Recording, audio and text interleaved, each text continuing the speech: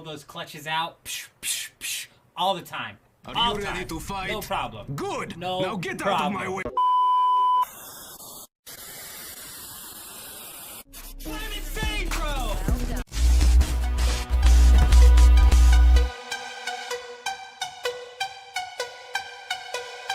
What am I saying, bro? I'm insane!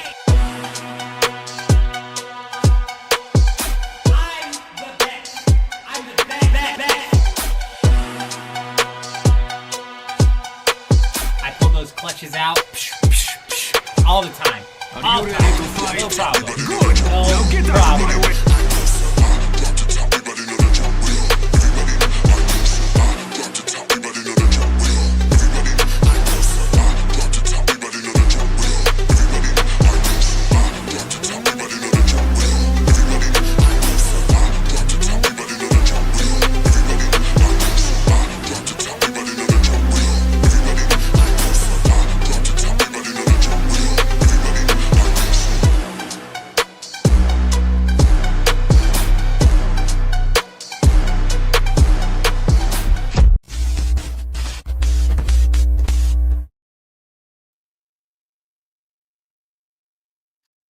Hello, hello, hello. We should be up and live and running on YouTube and on Twitch.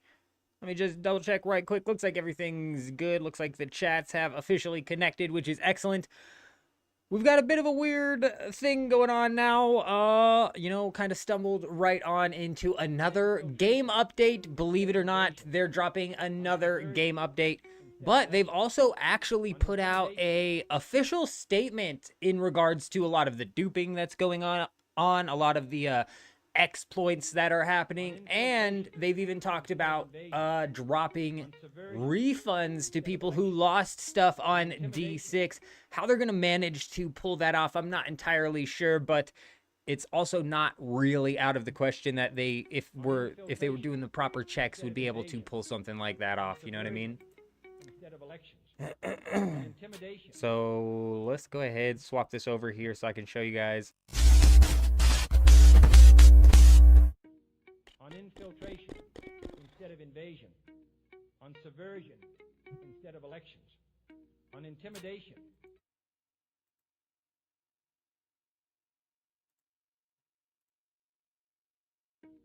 On infiltration. It won't let me move the chat. But it says here the servers are going to be offline for a game update starting at 8 a.m. UTC, which translates over to 4 a.m. Eastern or 2 a.m. my time, or like 2 hours and 10 minutes from now, with an expected downtime of an hour and a half. So we've kind of walked ourselves into a bit of a delay here. We're going to try and work around that, though. I've got a couple of ideas. Bear with me, though. All of the subs coming in from between last night's stream and today, we appreciate you being here. We appreciate you joining. Probably caught the video that we posted today. It's doing pretty decent. On infiltration instead of invasion. On subversion. But those should eventually cut off.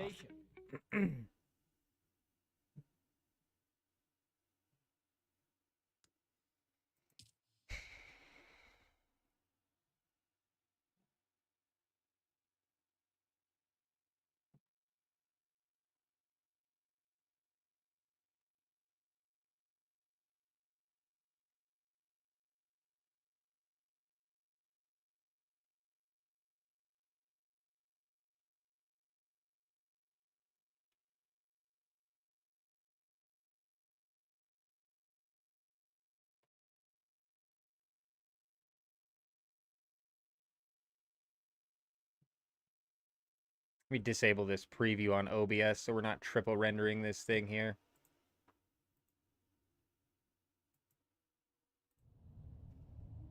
Alrighty, well, it is good to hear. We didn't read that thing. It came out like almost 24 hours ago, so chances are you've kind of heard about the letter, but let me know if you haven't, and we can definitely read over it. But they said some pretty good things inside of it, you know? a lot of stuff that you would expect, but they were fairly straightforward with what was going on and what they've done to address it and what they're planning on doing moving forward, which definitely gives me a bit of some hope. I forget exactly what we were doing out here. Hey, we had something sell inside of the auction house. We got 19,000 gold inside of that bad boy. I don't know if it was the fiber or possibly the thermoelectric coolers that we have in there, but I think what we're gonna head out and do is break into the deep desert here. We've got 2 hours until the downtime. Let's go see if we can locate any bases out there.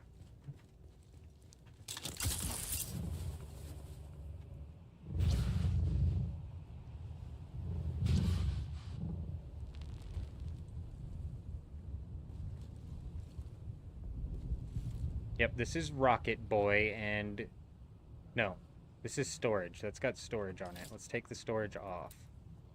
It should be empty.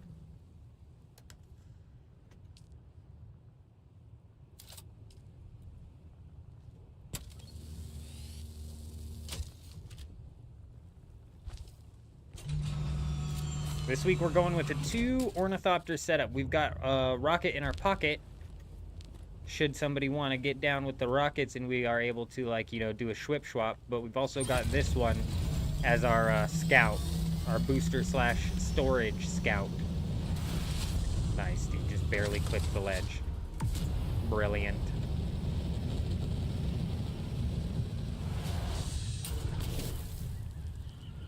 You know what I'm not 100% sure that I did was fill my leader John, which might be a bit of a problem. We haven't done anything to set up out in the deep desert. I basically recorded that video. Oh, and so we have 2 hours until the downtime. So it's like, we could do one of the two things here. It's like a bit of a weird situation we're in. I could go try and scout out some bases, which is what I want to do. But we could also set up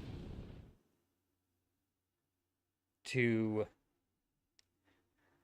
We could also set up to record... What was the idea for the video that we had yesterday? It had to do with the... Oh, yeah, the ultimate ability on the trooper class, or any class for that matter, that requires you to be spice prescience. Whatever the hell that... However they want to pronounce that. I don't really care. I always had assumed that that meant... I had always assumed that that meant you needed to literally have your purple eyes glowing for that ability to be taking place. But yesterday, we had people talking about how it's actually just when your purple bar is filled up all the way, and then you can have those, that's when those effects are, like, active. I've played for 250 hours, and I'm going to be real, I haven't really dug into the class system. So I'm not surprised that I don't know this information, but it's like, how many other people don't know this information? So would it be worth, you know, actually making a video about? And we didn't even do any testing on it, because what I wanted to do was test it. We were going to pick up this right here, and it was going to make it to where if we throw a grenade or drop a mine, we'll instantly reload our weapon. And that's a fairly easy one to check and, like, test to prove the fact that you don't actually have to be under the influence of the spice. What was that other one though? Because there was that other one that we could have done as well.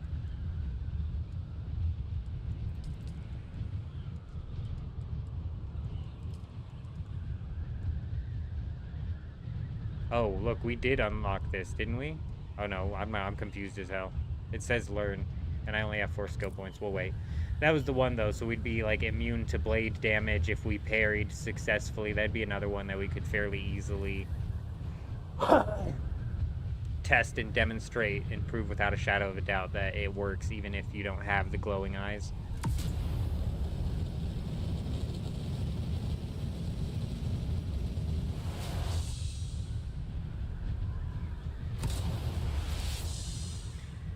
So the long train of thought there being is that we would, you know, record that video, and then during the downtime we would actually jump into the editing software, slap that thing together, throw up a thumbnail, and then, like, all live on stream and be putting that together.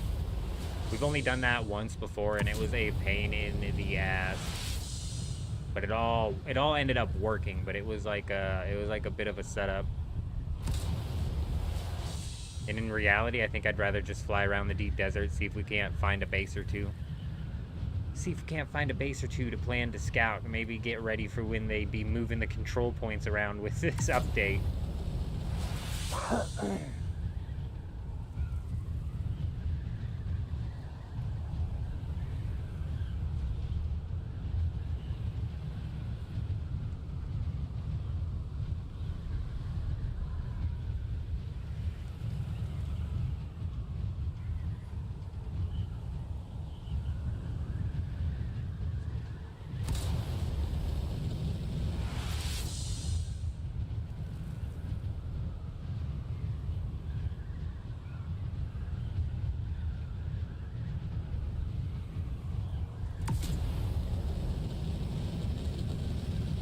I've only checked the deep desert map on the website that tracks it one time. I'm not sure where the spice fields are.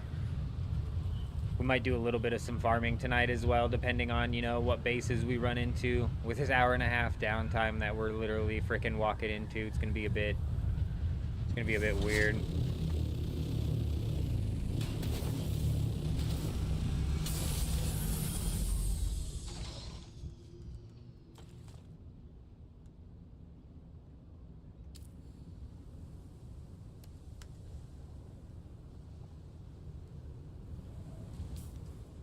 Craft up some welding wire just in case.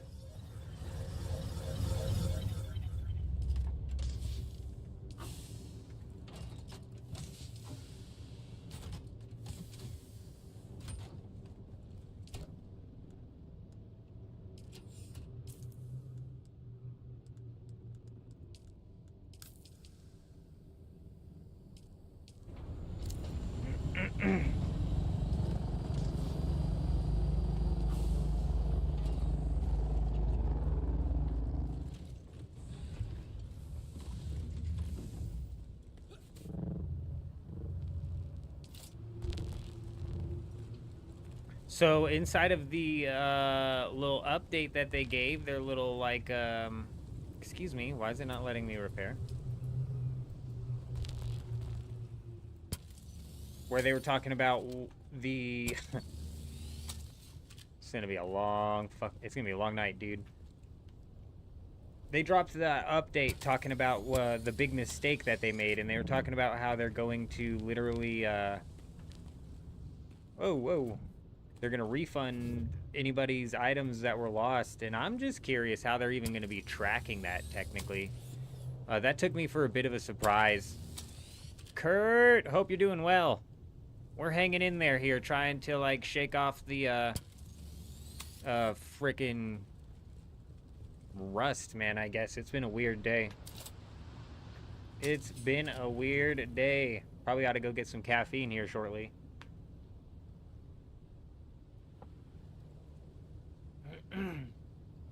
Hope you're doing well. We got an update dropping here in 2 hours. I wish they would put out patch notes pre-update, but you know.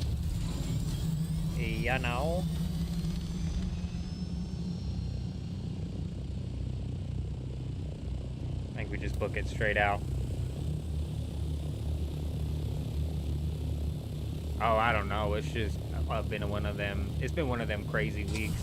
We're helping my wife's father and mother-in-law take care of their animals. It's like a mile walk there and a mile walk back. Freaking insanity. And it's actually not that bad typically, but it has been like desert heat out here lately, and just been a bit wild. Like on the way back, I saw a skunk today, dude. I've never seen a skunk in the wild before in my entire life, and we were walking down the road, and this thing goes like hopping across the road like a skunk walks, and I was like, I've never seen anything hop like that except for a skunk on the National Geographic channel. Is that a freaking skunk? And my wife's just like, like, oh, it says keep moving forward. I'm like, we need to cut to the right, because I'm like 80% certain that was a skunk. And then it turns and it looks at us, dude. It probably was only like 50 yards from us. It looks at us. Big old white line. I was like, no way. It is a skunk.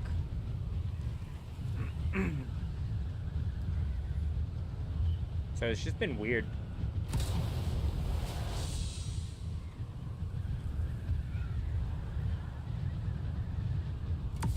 Just one of them weeks where you stumble upon a skunk, I suppose.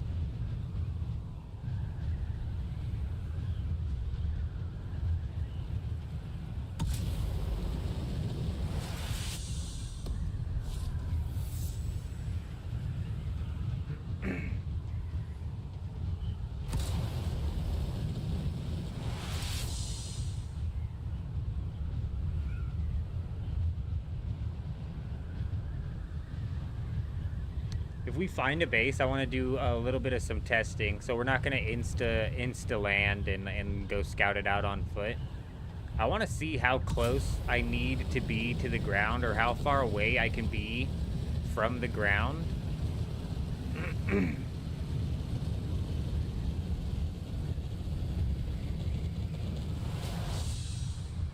Before they start popping in and out.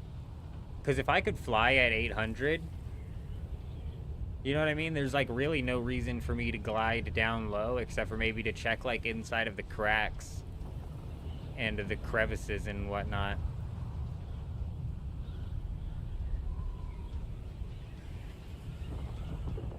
So yeah, did you read that statement that the devs put out? Getting in touch with your nature self. Yeah, you know, you always like see skunks on the side of the road run over, but you never see one alive. So you almost start to think like massive government conspiracy where like the city workers are going and throwing out dead skunks on the ground. Am I right? But no, they're real apparently. Who'da thunk it?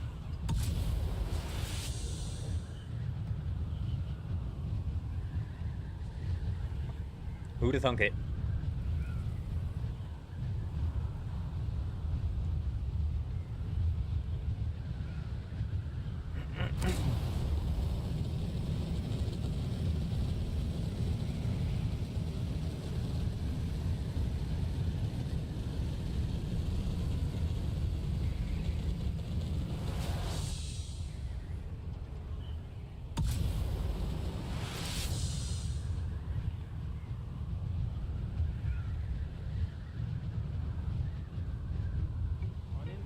Hey, the people soup day coming in with the follow over on Twitch. Welcome. Hope you're doing well.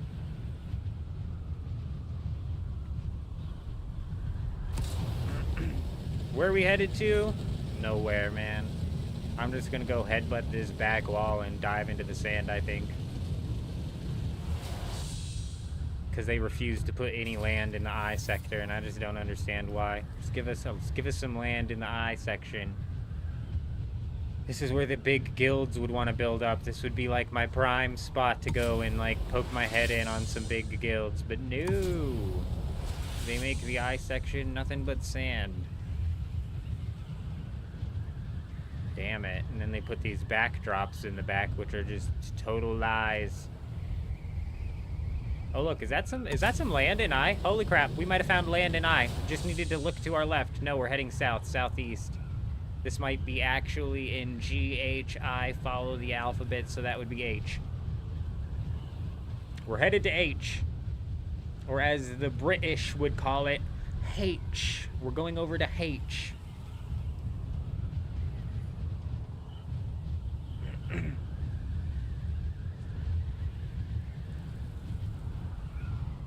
Son of a bitch. That was the sector change, wasn't it? Nope, we're still in I. Wow. We got a rare piece of land all the way out here in the I sector. It's beautiful. Problem is, if we get caught out here, man, I didn't fix my turbo. If we get caught out here, it should be fine. Let's go ahead and check it real quick. I can't put away, it's at 64, that's fine. I can't put away this ornithopter. And it actually looks like we did repair it. It's just low. Shit.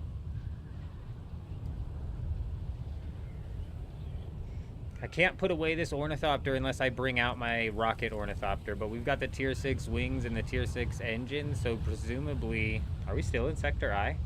Nope. We've made it over to the H section. So where can I find titanium without having to risk the possibility into running into some PvPers? So apparently, you know, they've spread the amount of titanium and stravidium in the safe zone. So anywhere like halfway up to the E section of the deep desert is all safe zone.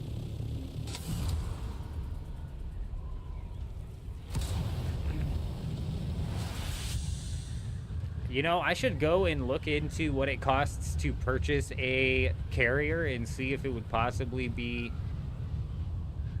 easier or faster to craft like the tier 4 or tier 5 rad suits up to having enough money in order to purchase a carrier rather than crafting one, just because I'd imagine it takes a lot of plutonium. A through E.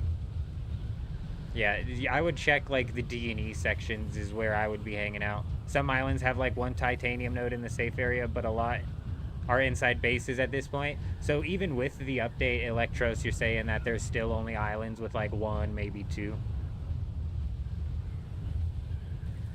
Yeah, no, it probably would, Kurt, but I need to double check that.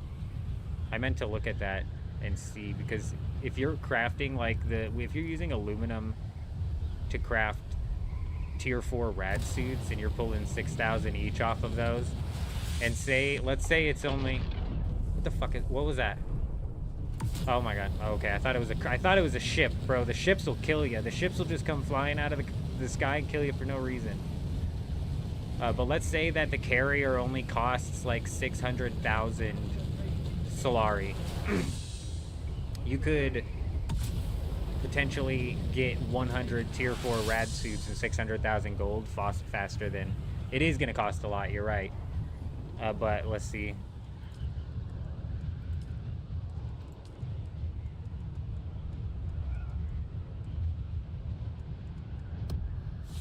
35 aluminum ingots, so you would need 3,500 aluminum ingots, 2,500 silicone blocks, and then 2,100 plasteel microfiber, and you'd be walking away with... Yeah, you'd be walking away with 100 of the tier 4 rad suits, which would be 600,000 gold. And so my question kind of turns into, like, is it faster to craft 100 tier 4 rad suits, or is it faster to mine out that much plastanium, especially if, like, Electros is saying there's only, like, 1 or 2 per node, and they're getting blocked off. Melange skills, we don't know about it because it's BS. Melange skills don't work if you're sober. Gamer49, I'm so glad you're talking about this. I don't know if you're delayed, because I was talking about that in the beginning of the stream. But let's pop back into it, bro, because that's the question of the day. I swear that's the question of the day. Kurt Anthony, I appreciate you being here, man. I appreciate you. I appreciate you. We'll eventually have to switch into a bit of a schedule here, but I don't know, maybe not. We've kind of worked into something here, but this right here activates when you're spice prescient. What does that mean? Does that mean that I have to have the purple eyes and I actually have to be under the influence of spice? There's a storm here. That's what we're gonna do. We're gonna go catch the backside of this storm. It's kind of a bitch because the front side of the storm is what actually disables the base's shields. So we'll kind of have a couple minutes cut off here. That's fine. All right, I got a bit distracted. What does spice prescient mean? You know what I mean? Like, do you have to be actually under the influence, or do you just have to have that bottom bar filled up? Because if it's just to where you have to have that bottom bar filled up, we could be in business. Schedules creates commitments. You're right, Kurt. But I'm saying we've fallen into a schedule almost where we go live right around at the same time, aside from like some, you know, niche situation, you know what I mean? Well, yeah, I feel ya. It's more so that people know, and you don't have to check when you come into the office. You'll just know, like, Tuesday, Thursdays, and Saturdays he's live, and Saturdays we're playing Apex Legends and playing with the viewers or something like that, you know what I'm saying? But they actually put a post out today for Dune Awakening that gives me some really high hopes for it. It actually sounded like they were being a bit more honest than you would expect. So it'll be interesting to see what sort of happens next. And they even talked about how they were going to be refunding. Oh my gosh, is that a base, dude? They also talked about how they were going to be refunding. It's not. People's stuff that got lost in the whole D6 incident. You made a carrier last night and carried your buggy to the Haga to get like 4,000 cobalt paste made, and then you carried it to the Sheol for Jasmium. That's the smartest way for a solo to use the buggy right now. Electros is inside of the Haga Basin, because inside of the deep desert, it's like you can't use it to carry an extra inventory load because you can't use it to carry an extra inventory load because you can't carry that load outside of the deep desert. You can't carry it to the wall. What is this thing's problem? Oh, it ate that ship. Somebody must have hit that ship.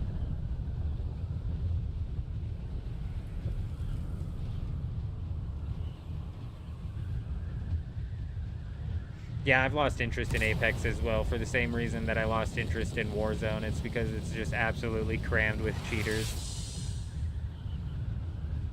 The whole FPS genre kind of kills me nowadays. Yeah, that's a whole topic in and of itself. Because the games have always had cheaters, and it was like always something that you had to deal with. But now it's transformed into like where people are cheating in games and hiding that shit, and then live streaming it and acting like they're good at games. So it's like it's easier to back out of a situation like that than to just work yourself up and get all sorts of pissed off and frustrated. And once I'm in a game and I start questioning each and every single like encounter that I get into, and I'm like, was that guy cheating? Was he not cheating? It's done. That's what happened in Warzone. It was like they were doing nothing with their anti-cheat, and it felt like every single encounter I was dealing with a cheater. Every single game there was multiple cheaters. It was like insanity. And so I went back to Apex, which was my original game, but then that kind of turned into the same thing. As soon as like Warzone started locking down on the cheating situation, they all migrated to Apex. And it's not like they weren't there to begin with. It's a nasty, nasty problem, bro. And I think cheaters should go to jail. Was it like Finland or Sweden or something like that said just the other day they came out with like a law where if you purchase OnlyFans or some other form of like content, that you're gonna be the one paying the consequences. You're gonna be the one going to jail. I'm almost positive it was one of those like northeasternly countries came out with some law like that. And that's hilarious, bro. And the same thing should happen for cheaters, because you can never crack down on the cheat developers because, oh, they're out of jurisdiction, they're not here, they're out of country, this, that, and the other. It's a whole, you know, go, we might be running. Damn it! I didn't know what sector we were in. Just walk away from it angrily.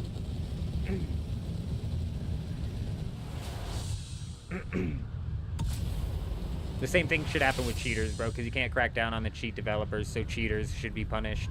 Big fines. Jail time, honestly, in my opinion. Lock them up. Put them on a list. Publicly name and shame them to where, like, all the cheaters have to sign up for a list, and then everybody can, like, flip them off as they walk past their house or something.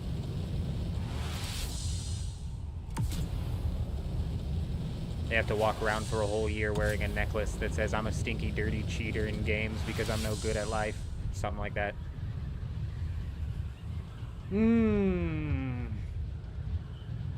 So, like I said, it's easier to back out of those situations once you start to get, like, super toxic about them. And Apex kind of did that for me.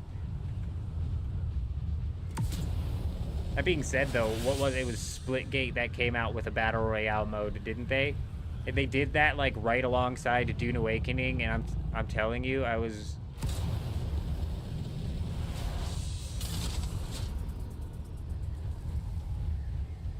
Go, go, go. Down, down, down. I don't know why I went up. Watch, this is how we do this.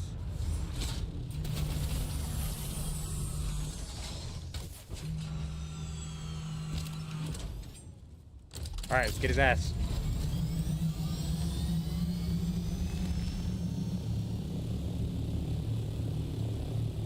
Which way do you think he went?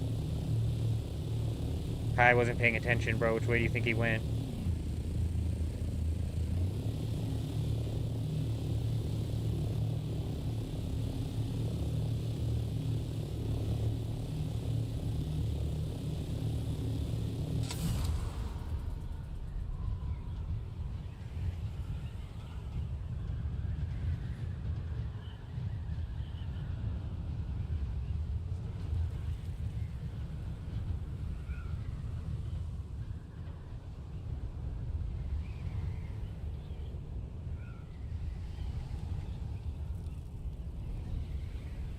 Oh, the PvE zone is so close, isn't it? Son of a bitch, dude. It's literally right here. Not just for a purple bar, but they don't always work regardless. Really? See, gamer, we gotta do some testing. I didn't realize we were this close to our base.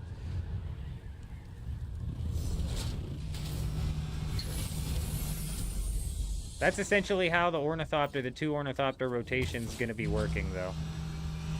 We've got Rocket in the pocket, and then Booster in the rooster. You know what I mean?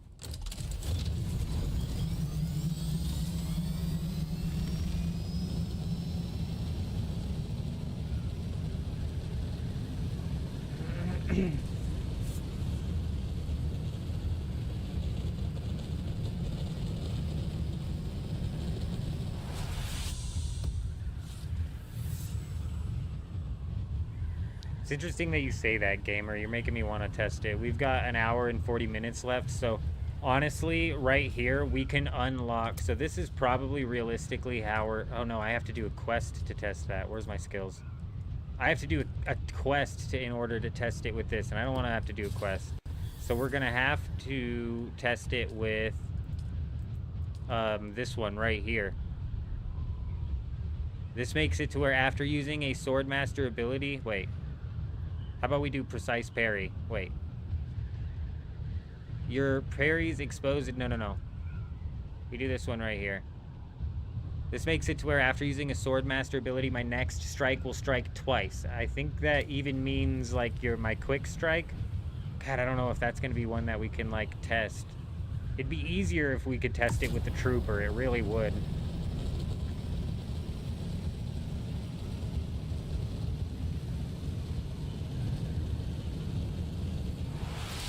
Because the Trooper one is, like, so straightforward, dude. It's like, oh, you know, you reload your weapons if you throw a thing. But I'd have to do quests for it. I don't want to quest.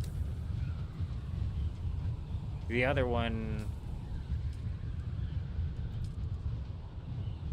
Reflecting 2 possible versions. Like, how am I going to know if it hits twice? Hypervision is a website where you buy a sub for 1 month at $29. Oh god, you shouldn't have named the website, bro.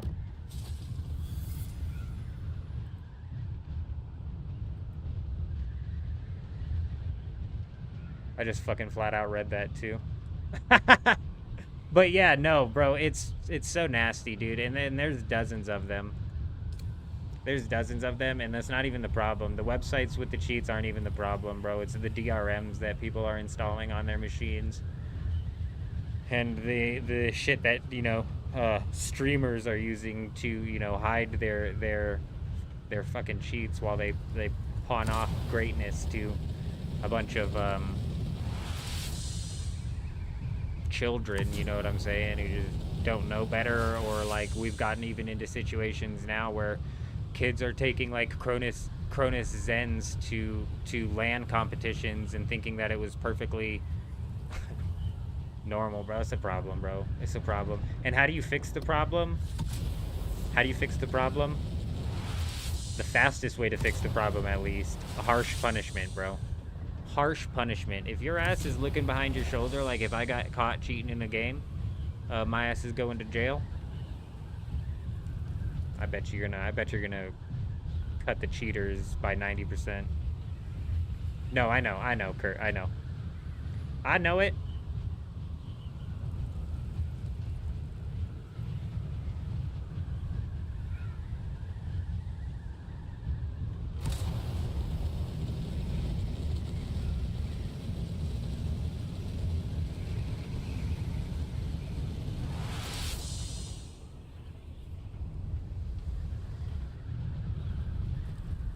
I think most of, yeah, no, I agree with you, Kurt, I do. Most of the COD streamers, probably most of the Apex streamers, probably. I've gotten so, I'm super cynical about it, which is why I'd rather just like pull off of playing the games rather than just sit there and continue to get more and more cynical. But,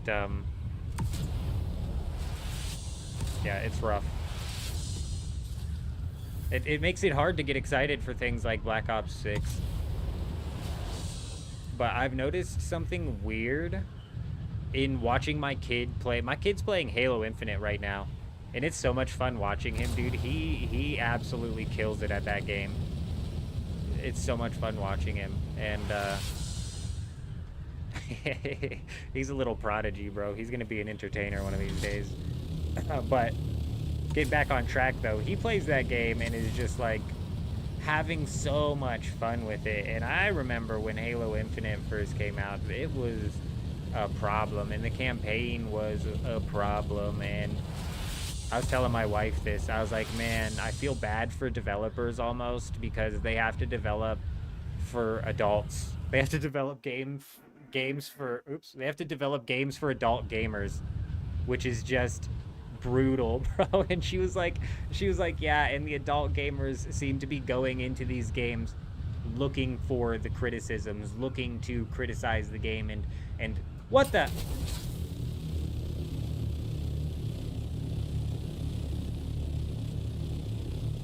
That absolutely comes out of nowhere, dude. I feel like a bird hitting a glass window, man. That's not cool.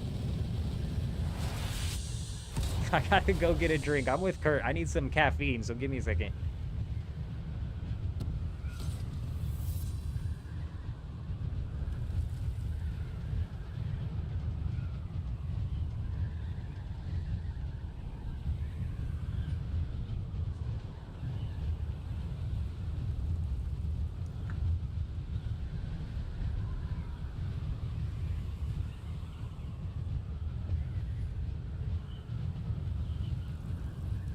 You were pissed today. The EU VR is actively denied by Dune Awakening anti-cheat. You can't run the engine mode to play the game in VR. Get banned for it.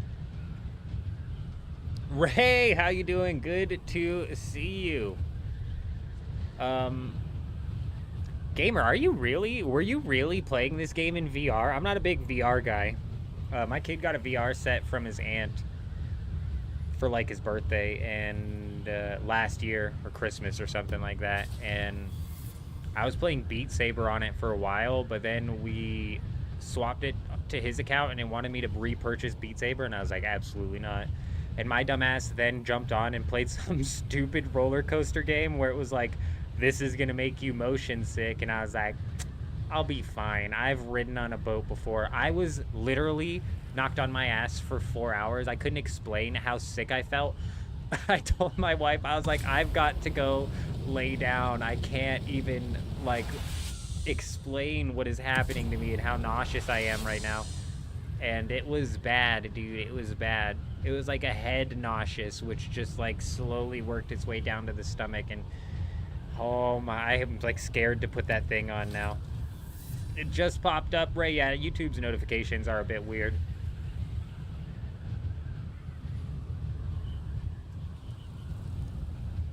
We've got an hour and a half until downtime.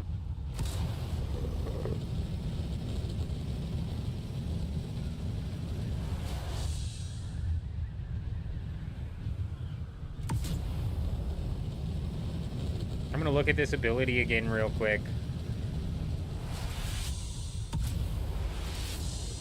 It says, After using any sword master ability, your next strike will strike twice. And I'm assuming by strike, they mean just your regular swing of the sword and not your next sword master ability, right?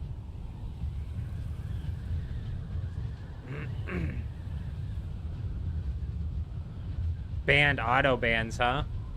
Man. They actually addressed inside of the, I don't know if anybody here saw what they posted. I don't know if they posted it on X. They posted it like yesterday when we were live, and I just completely missed it. I don't know if they posted it on X as well, so I don't know how many people like have actively read this, but they posted a bit of an update as to all of the situations that they have going on. And it was promising.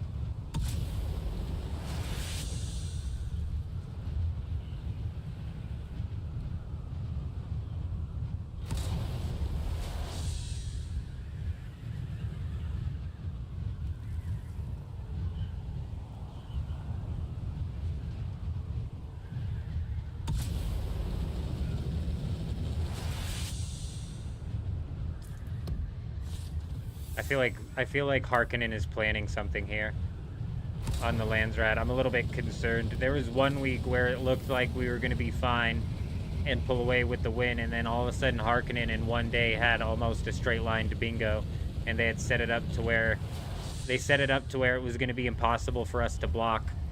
I was like, you sons of bitches, well played. Not that I'm partaking in the Landsrat at all anyways, but it was like, they had us locked in.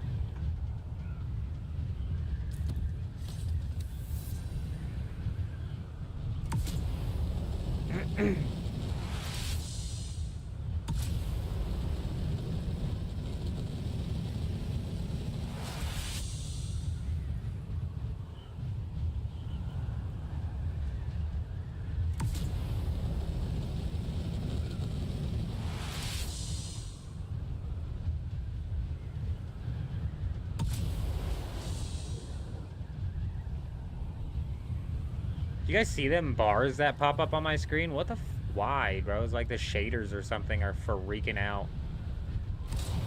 I never notice it when I'm playing, but then I go to record the video and I'm like, every time I turn, these bars pop up on the side of my screen. I have no idea why.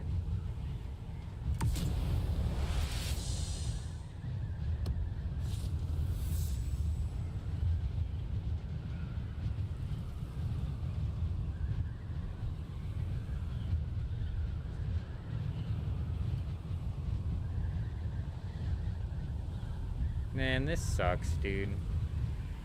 I almost wished that they would come out with an update that gave base builders some sort of like defenses, so they would be a little bit more encouraged to build out here. Because I'm just worried that this is going to be what it is.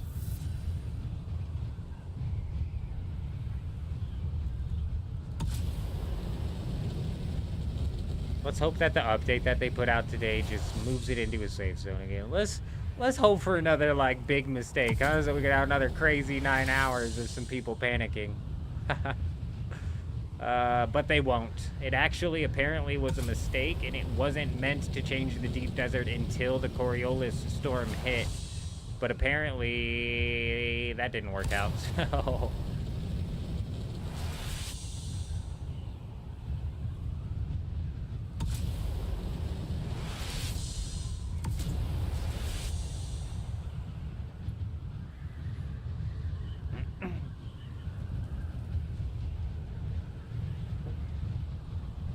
In the letter they put out, they had talked about how they had addressed like 2 or 3 different dupes, and one of them I hadn't even heard about. And so I was like, good on them for at least being honest. Finally, bro. Like, deadass. I don't know why it took so long. Just piss. I don't even know why we check the F section, because it's like, why would you build in the F section when the E section is safe? But You'd be surprised, man. I swear. We've run into some goofballs.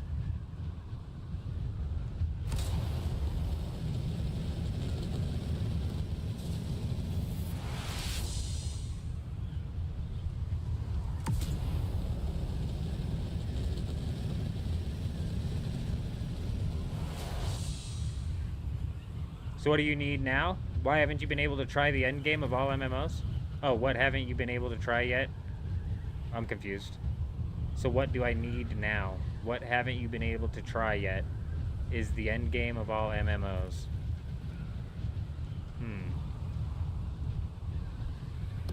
I mean, like, what to do now? We raid bases, bro. We farm up materials realistically. I still need to get a large spice refinery and all of the advanced stuff laid down at my Haga Basin base. And then once we have all the advanced stuff laid down at the Haga Basin base, and the Haga Basin base is fully decked out with tier 6, realistically at that point in time, it's just like, you know, grind for whatever materials to make whatever kits that I want to come out here and raid or PvP with is going to be safe zone. Sad, sad day.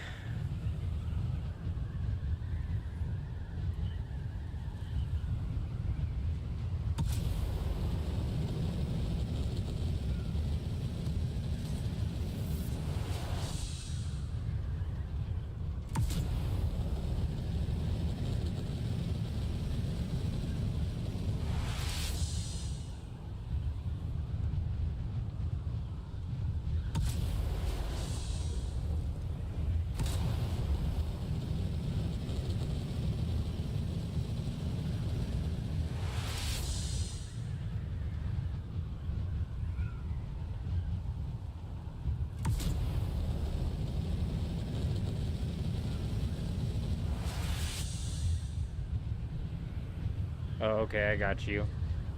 If you're looking for, like, tier 5 schematics and stuff, there's a couple of websites that actually have where you can find all of the tier 5 schematics. I don't know if they changed it and put them all into one big loot pool like they did.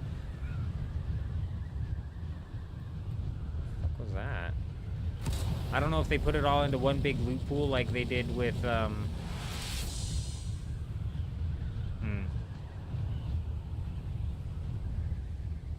Oh, without here in the PvP zone? But yeah. Schematic grind realistically. And you can't make your own tier 6 at the moment. Well, they've actually put out a bunch of titanium and stravidium. I'm not sure what's preventing you from making the tier 6. But even the tier 5, it's all out inside of the safe zone. The very beginning sector A of the Deep Desert. Chris, how you doing? Have I found any bases in the PvP Deep Desert? You've only found one base in the whole PvP Deep Desert on your server.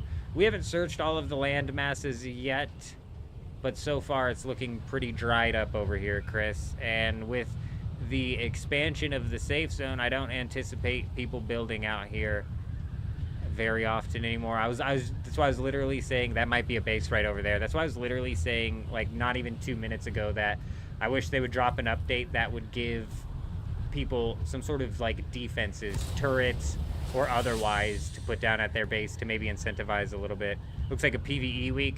So my server's weird, bro. Like, my server in the Deep Desert has always been, like, PvE.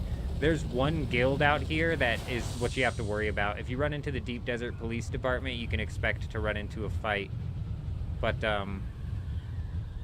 other than that, I swear it's a bunch of PvE players. So this server in itself is already strange.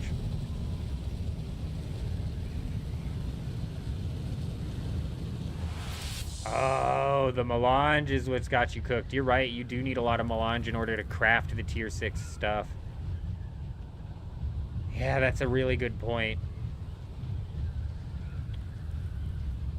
I don't know. I play at, like, the end of the day, and we just had a couple of spice blooms pop off, but I think they were small ones. So I kind of feel you on that. The end of the week last week, every time I went to go look for a spice field, there just was none.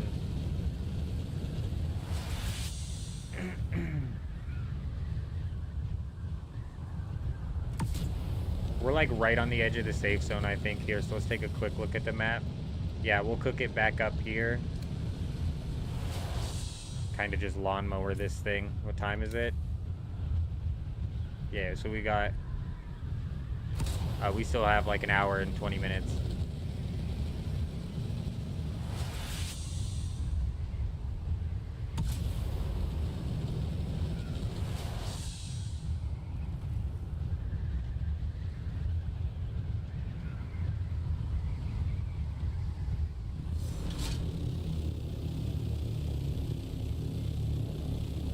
No, you're right. You're right. And that's why I was saying earlier... That's why I was saying earlier... you. I'm just gonna say you. My bad. That's what I was saying earlier is, when we find a base, I want to test out what the render distance on that base is. And if there's, like, a chance that I could possibly lose sight of a base if I'm too high in the air. And when I had brought that up, I had also mentioned, but then the only bases... But then I'd be at risk of missing bases hiding inside of the cracks. Because there are actually a lot of cracks and stuff that people could be hiding, and you're 100% right. 100%. Just a little, like, just a little, even just 1 by 1, you know what I mean? Just as a little, like, chest depot. But I anticipate if it's a little 1 by 1 or even, like, 2 by 1 type thing, that it's going to be a bit of a situation where... they just fill it up with chests while they're mining in that area, and they just take it out as they leave that area. Nothing that they actually genuinely keep in that base. Almost like one that they don't even put a generator on, so its shield never comes up, you know? Because they're right there anyways. But you'd also be surprised.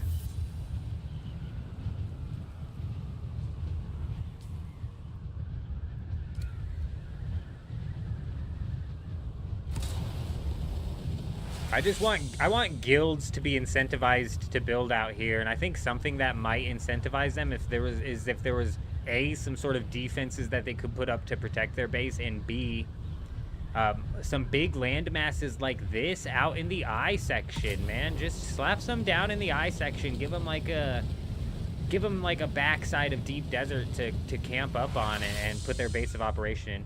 Top guild splinter officer here. Me and the guild were talking about how much respect we have for the solo players that base raid. Best way for you guys to get rich. Keep up the hustle. It really is the best way, bro.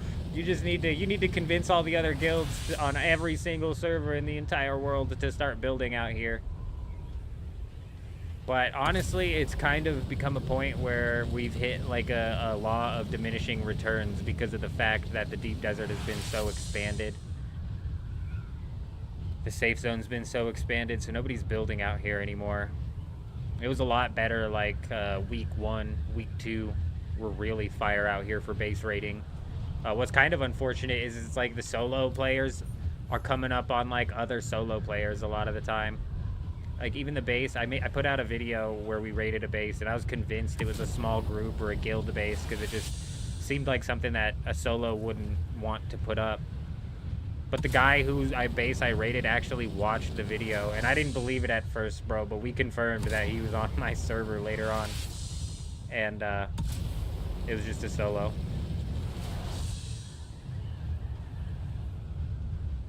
Man, I'm dying. See, I need them to come out with server transfers ASAP.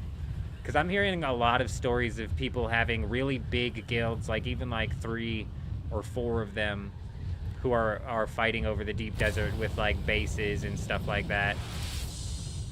I'm dying to go push into a guild's base. The Deep Desert Police Department, as much as they fly around and run the deep desert on this server, they're pussies. They don't build out here. But that's mainly because they don't need to. Render distance is a graphics option you changed, and the game still runs great. Not sure if it helps in the deep desert. Supposedly render distance isn't supposed to be different to prevent a PvP advantage. Yeah, I think like stuff like ornithopters and people are hard locked at a specific distance.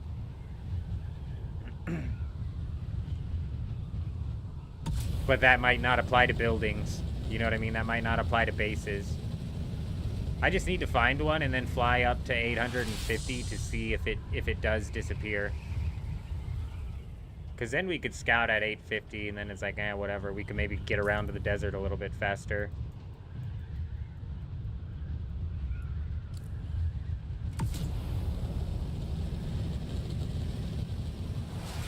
But yeah, we're hitting a bit of a law of diminishing returns because we can't find people out here.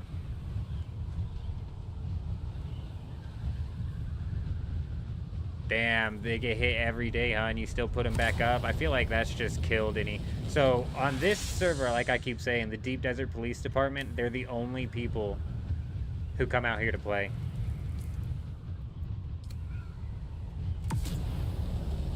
I actually raided a base with one of them. I need to grab that video from that live stream and edit it. Because during the D6 apocalypse, we'll call it over there, we actually raided a base with the Deep Desert Police Department, bro. And he said that he was even, like, on other Discords with other Atreides guilds on this server who were apparently trying to, like, establish themselves to be able to come out into the Deep Desert and compete. But he was saying they're just, like, a bunch of PvE bunnies is what he called them.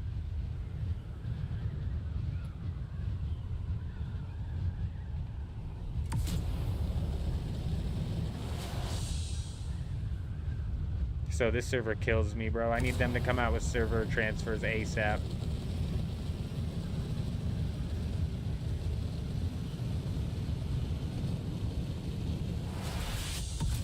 Even if it's an item loss server transfer and I literally just carry over my character's progression, bro, like we can regrind up to the point we're at now. Also, to be fair, like, right now is, like, dead zone time. So the weird schedule we've gotten into with these live streams puts us in, like, the dead zone time on our deep desert. And when I'm off stream and flying around and farming in the deep desert, there's people all over the place. But like I said, literally 85% of them are just farmers. They're just PvE farmers. And then if you get attacked, it's just, like, 99% certain it's from the Deep Desert Police Department. And they're gonna blow your ass up, not even loot you, and then just leave. Ruthless.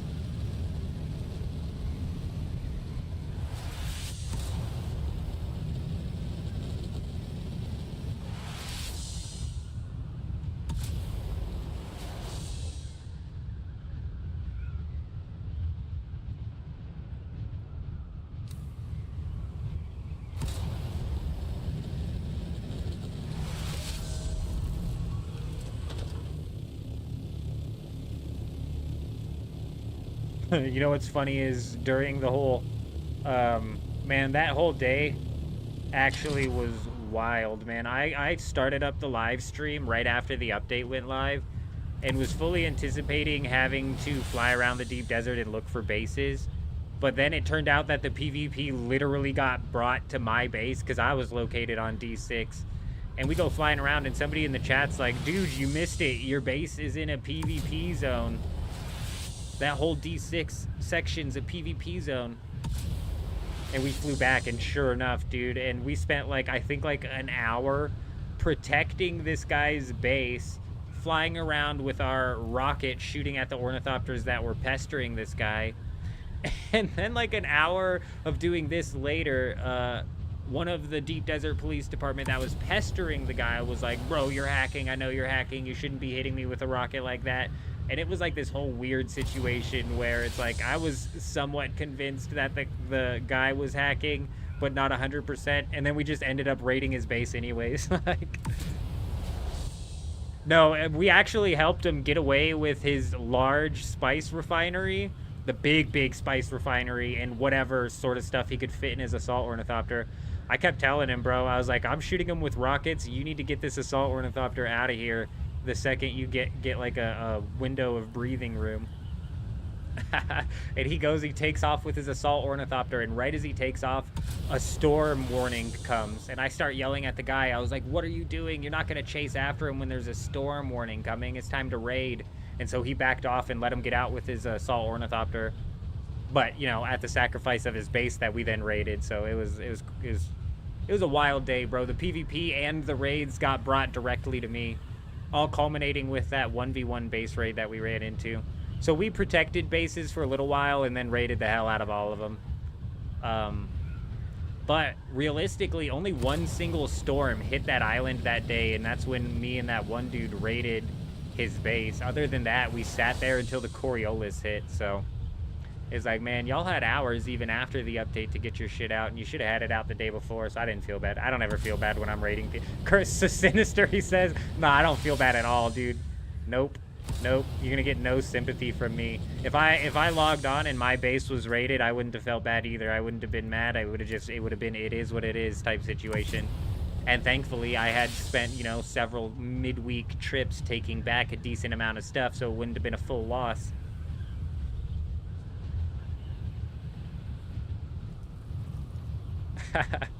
Yeah, that was quite the day. That was a fun live stream. Let's hope that here in an hour and 10 minutes, we've got another one of those popping off. But it's not gonna happen, dude. They actually came out and dropped that update post, and I thought it was actually pretty good. It was a pretty good update. Pretty good post. They addressed a lot of things straight head on. Finally, it was 100% the devs' fault. That's why I didn't feel bad. I felt bad a little bit because the guy was there while he was getting pestered by like 3 of the Deep Desert Police, so we were flying around shooting at them. And then it was a one-on-one turned into possible hacker situation / actually I don't care, I just want to raid. And he made it out with the big one. He got the big loot out. Oh, is that a base right there? It might be. It's a rock, bro. Do I not have headlights? There. It's just a rock.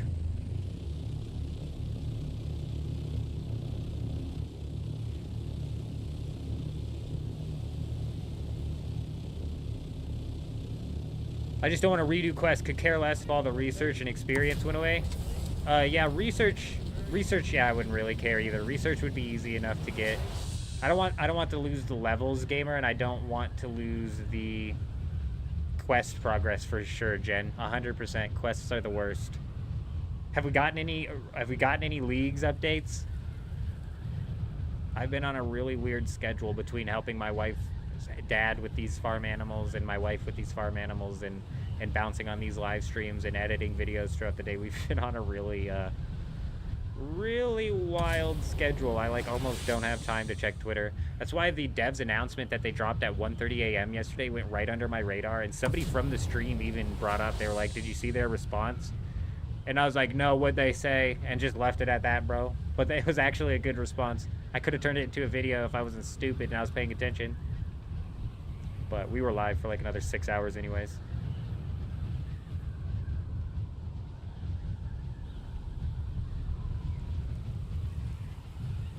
They've added engine support. Like, I don't even know what that could possibly mean, but aside from maybe they've transferred over, like, the tasks system and maybe, like, the relics system, like, the base functionality systems that actually make leagues function.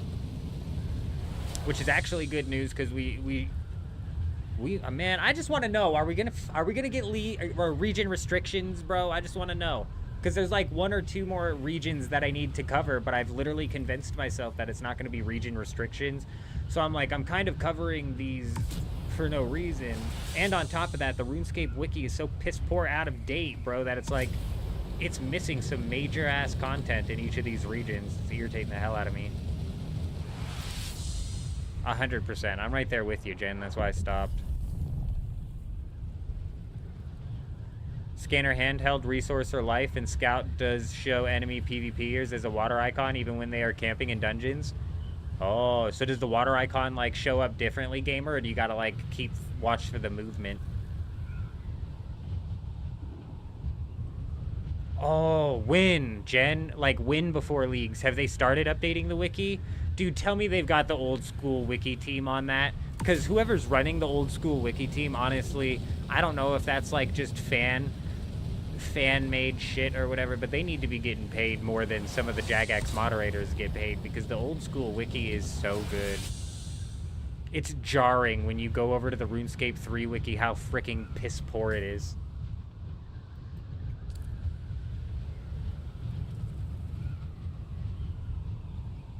They gotta get it way faster. They gotta get it like now, bro. It's so bad.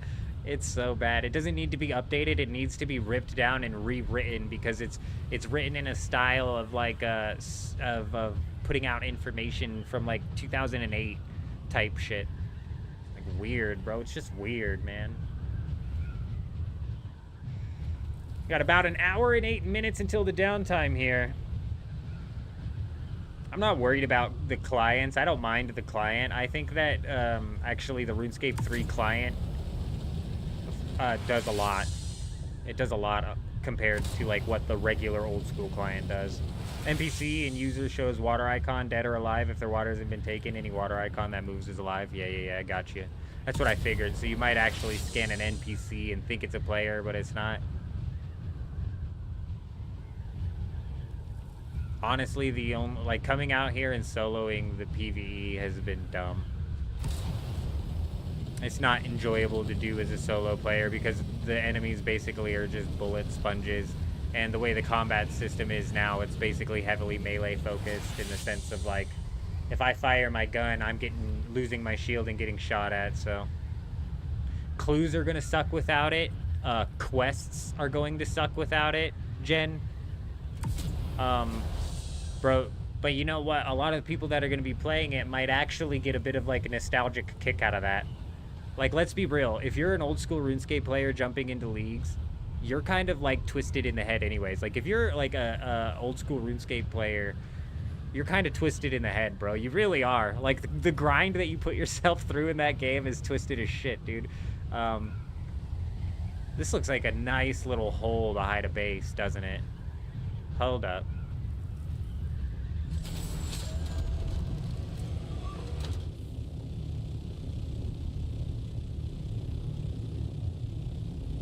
Look at that hole, man. Oh, that's a big spice bloom getting ready to pop off. Oh no, that's a worm. I don't know what that is. It's a worm. Players are 100% good. That's good to know. Oh, that's what I'm saying, Jen. So, like, if you're a concurrent old school player, you're crazy, bro. You're twisted in the head. So you might get a kick out of, like, having to do something like tab out of your game in order to go look at tip.it, let's say, to kind of, like, kick the nostalgia button, even though it'll realistically just be the wiki. But let's say tip.it or something like that. Rune HQ or something dumb. That'll hit that nostalgia button for these twisted bastards. I hate doing quests.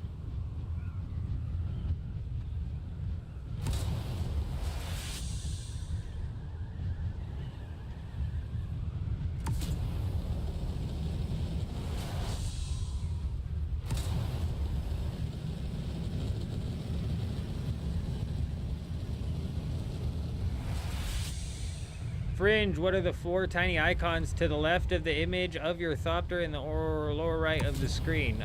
So the one on the very top left is the booster. The one to the right of that, so on the top right, is the engine. The one on the bottom left is the scanner. And then the one on the bottom right is the, what's it called? Oh, look. Generator.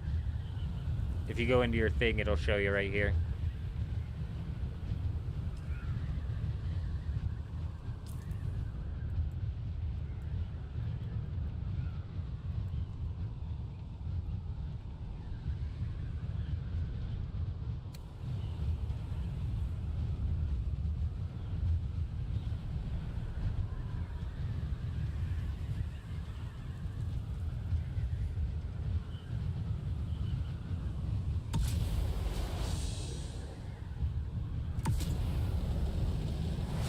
Alblushi, hi, how you doing? Good to see you again. Hope you're doing well. Hope you're having a good night.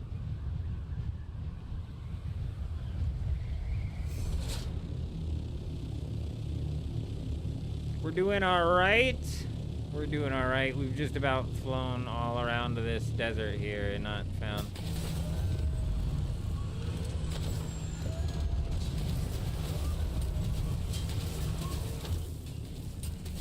Excuse me, coming through. Don't mind me. Come on now. Dude, that is a beautiful spot for a base. How many spots are like this, dude? We're gonna have to start actually diving down into these, aren't we? What the hell was that, bro? That was actually so good. I did not realize that it could be that big.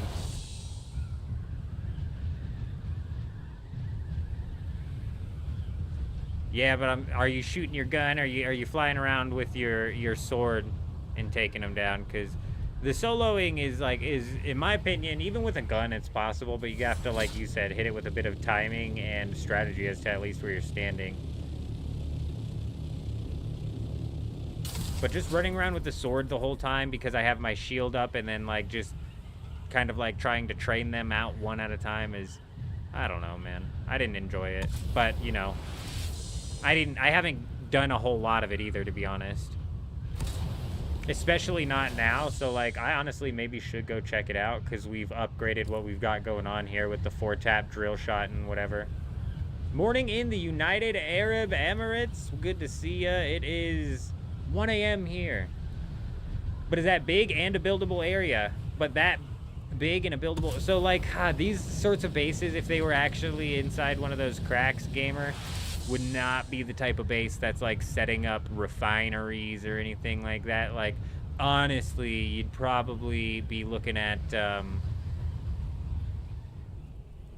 you'd probably be looking at it just being, like, a dump spot to where they can, like, put their ores before they take them back, and it'd realistically be empty. Melee and sniper and a lot of grenades, that's actually how I liked to do the PvE inside of the Haga Basin, was with the sniper. It's just frustrating, the whole shield mechanic, the way your shield drops the second you shoot a shot and they're firing at you. So it's like, if you're shooting shots, you're taking damage, but you could just run straight melee and then you'll never be taking damage unless they actually drop your shield by firing at you enough. So it's like it's just, you know, I think what pisses me off the most about it, because the melee combat's actually really fun, so I'm not complaining about the melee combat. But when I was theory crafting before heading into this game, I was planning on setting up a sniper / SMG build, and that's just not relevant in PvP or PvE. You know what I mean? So it's like, you stupid bastards putting a 75-meter limit on the sniper. There's not that long of a render distance though, so watch that be like max render. I don't know.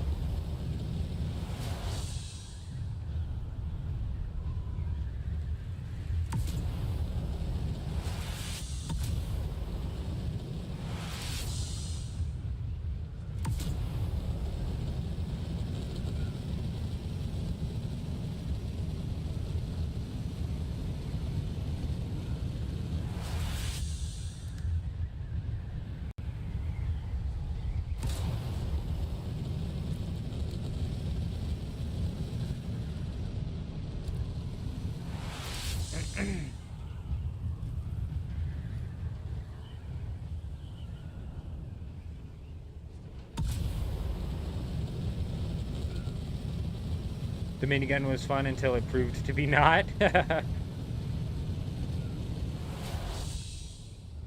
feel like, yeah. Yeah, same with the flamethrower. I liked the flamethrower until I didn't like the flamethrower anymore, so yeah.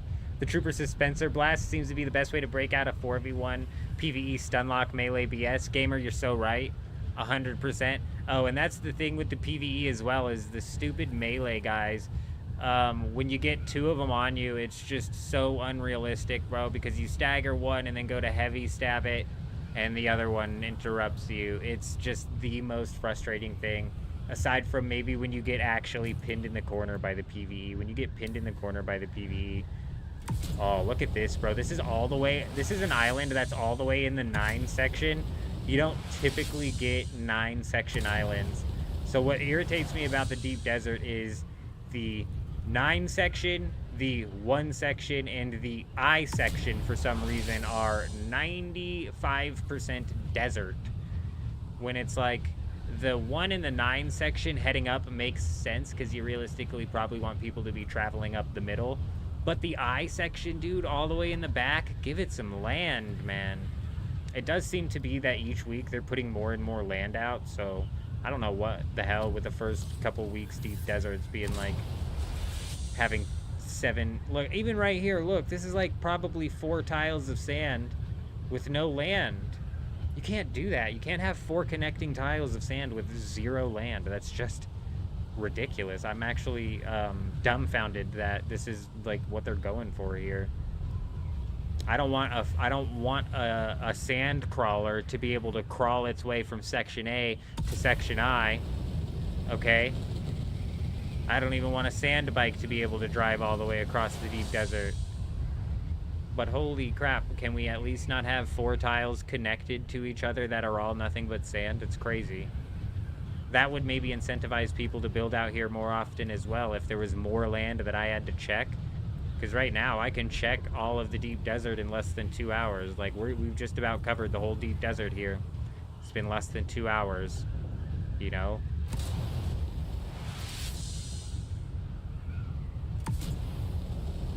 Though I do want to go back and see if there's any, like, cave spots that I might have missed. Hopefully we get a countdown until the countdown to the update here.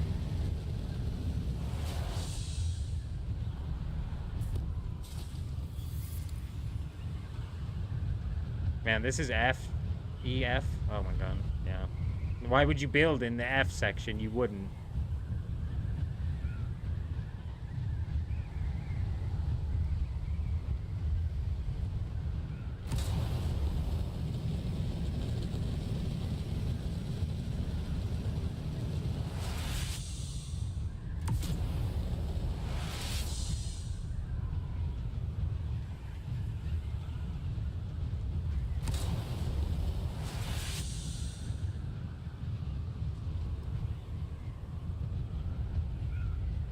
I don't understand, too. Why do they drop patch notes? Damn it, this is going to be safe zone.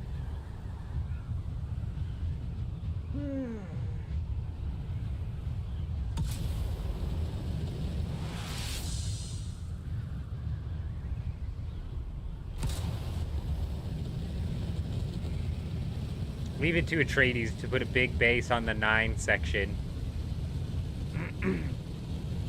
Though, to be fair, there's some islands right out there, so it's not completely a waste. Some spice right there. Nice.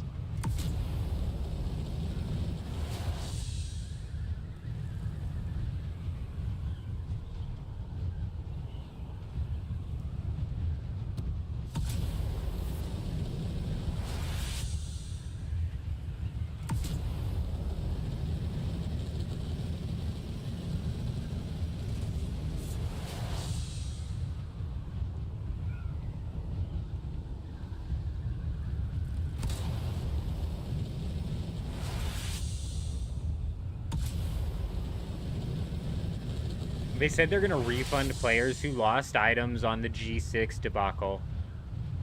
This is going to be PvE.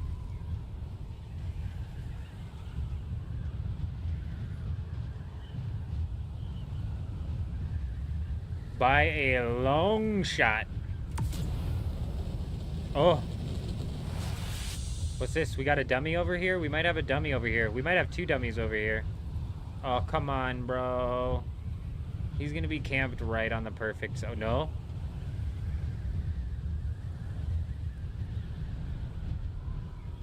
It's literally a nothing base. Nope, he's safe.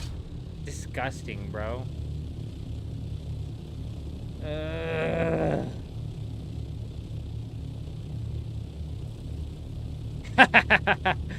That's what I'm saying, Kurt. How are they gonna moderate that? Were they genuinely tracking that? Like...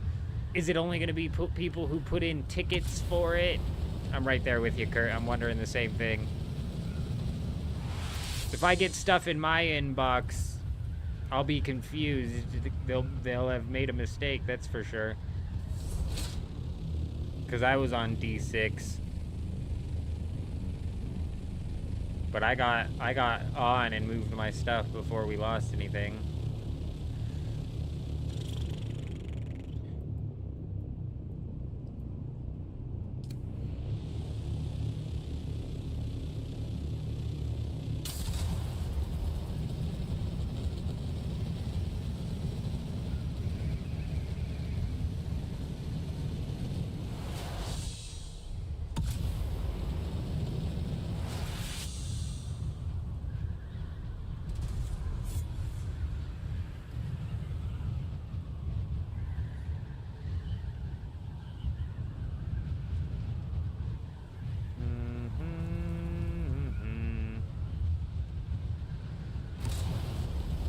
My question is, how would they actually know who all players were affected? See a log ticket and they will have no means to verify if you're actually lying or not. I'm wondering the same thing. They would have to, it had been previously tracking all of this information, which they very well could have been. I don't want to, like, put it past him because they had a whole lot of duping going on, and they actually did mention that they are going to... I mean, I don't remember what words they used exactly, but they were going to take action against the people who were abusing the duping. So not only have they, like, come out and knocked off a couple of the dupes, one that I didn't even know about and they mentioned, which I was like, respect, dude. At least they're facing it head on and they're not, like, obfuscating or, like, hiding specific dupes, bro. Because they brought up one I didn't even know. Shit, bro.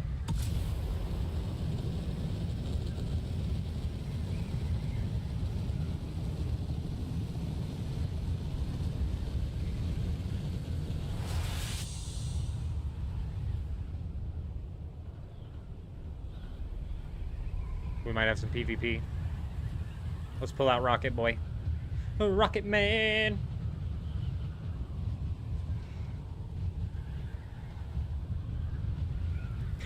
They're trying to train the AI systems. OMC, I don't know, man. I doubt it. If Funcom came out and said, like, this is not what we're doing, I'd almost be more suspicious of them, to be honest, but... Alright, let's go. I don't know where these guys were heading, but they were heading in this direction. So maybe up here. I think there's a, there's something up here. A lab. They may mess up again and move the PvP zones. I so highly doubt that they'll do that twice in a row. Holy shit, the rockets absolutely, like, nerfed this thing's movement. Well, that's what I'm saying, gamers, is if, or that's what I'm saying, Kurt, is they might have already been tracking all of the, they might have been tracking or keeping track of all of the items information to try and suss out the dupers. So they might actually be able to see, like, yo, this base was on D6, this base didn't, this base lost their shit. But they might also just be like, this base... That's why I'm saying if I get stuff, then what they did was just refund everybody's base on D6, which just basically just duplicated their items. So that means that I'll have walked out with everything I raided, and then everything from my base doubled.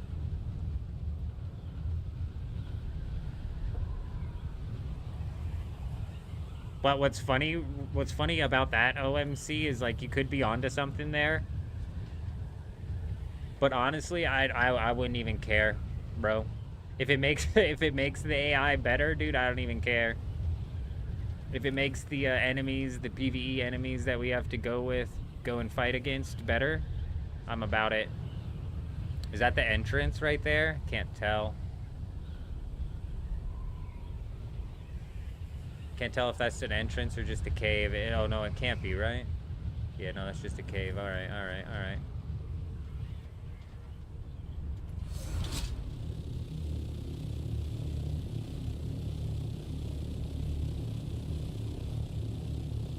Yeah, but are they tracking it? Is that? That is an ornithopter. I don't know how to use the rockets. Clearly not that way. Why the fuck is it shooting there?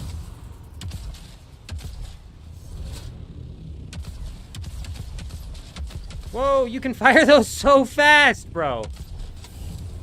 Here we go, here we go. This guy right here.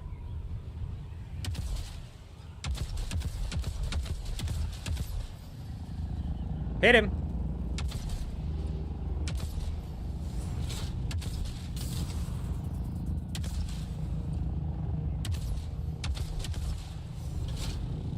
Almost, almost. He's trying to get height. I think he has rockets.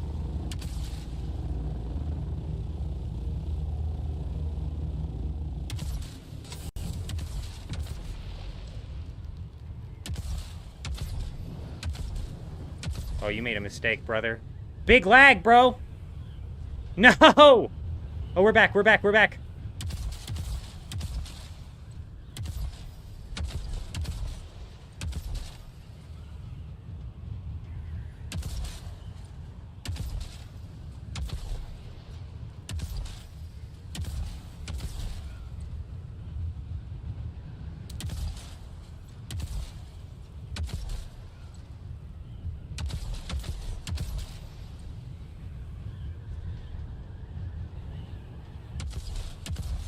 How many do I got? 240? That's not counting right. It's just keeping my rockets the same.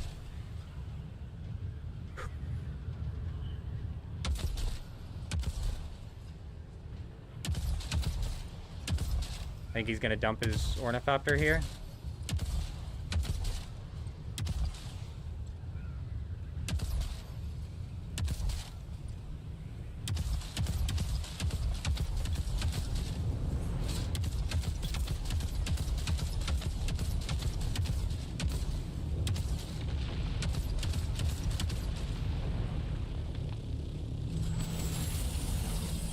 Got him!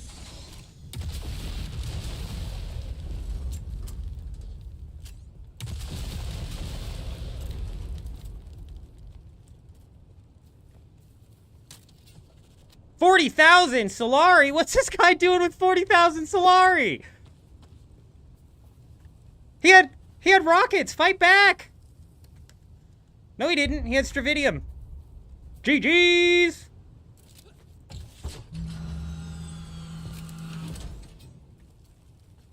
Here, hold on. Hold on, because I feel a little bit bad here. Oh shit, oh shit, oh shit! We've got company, we've got company!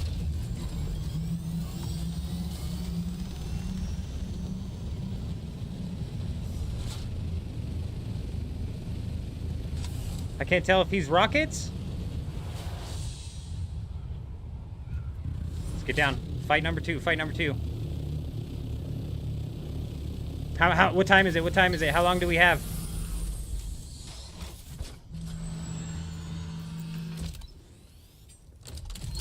"45 minutes, plenty."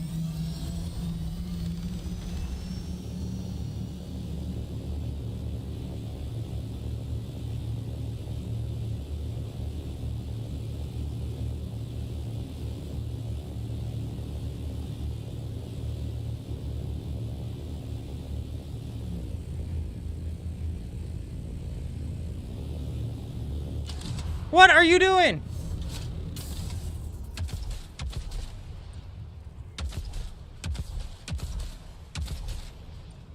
Fuck. It's alright, it's alright, it's alright. We'll catch a little bit of slow here, but surely we catch him. He's heading northeast, so he's not running away. He's running in, which is strange. I don't need the 40,000 Solari, bro. I can make 40,000 Solari in minutes.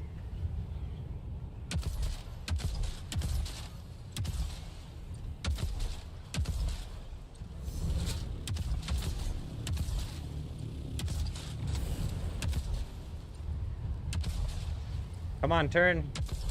I'm just not sure how these rockets work, bro.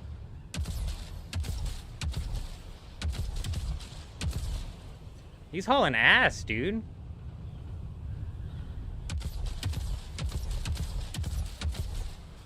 I'm fucking going really slow, but he's hauling ass. Let's try and catch up here.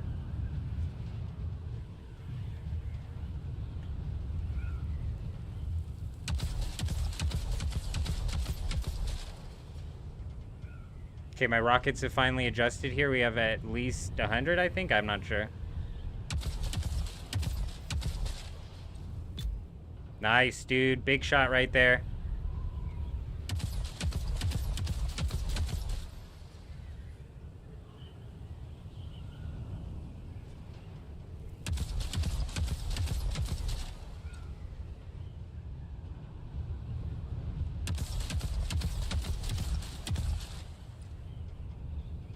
Way off, way off, way off. He's about to catch safe zone, but I got 30 seconds, but I've got, like, no damage put off on this guy. I fucking dropped the ball on this one. What did they do? They left the security zone? That's right. Nah, Kurt, we'll get it down.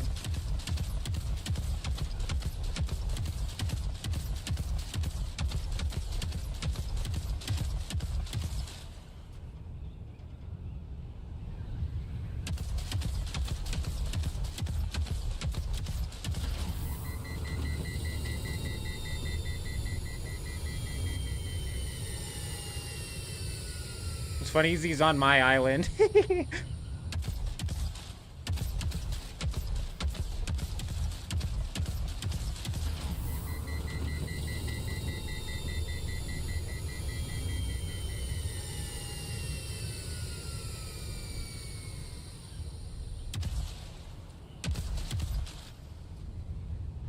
Damn, we got one of his wings.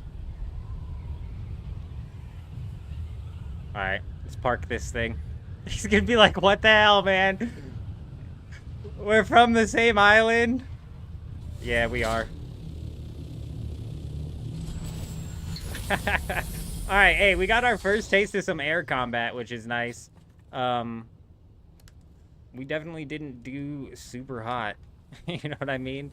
But that guy was carrying 149. I was gonna repair his ornithopter too, but then that guy came up, spooked me. I was gonna repair his chassis to see if he could, yeah, he doesn't know how to fly defensively, but I don't know how to fly offensively, bro. But you're right, he was just standing there. Realistically, give it like, you know, give it a few more fights for us to, get the hang of things here, and, surely we'll be taking that one down easy peasy. You know what I mean? 40,000 Solari. What is that guy doing?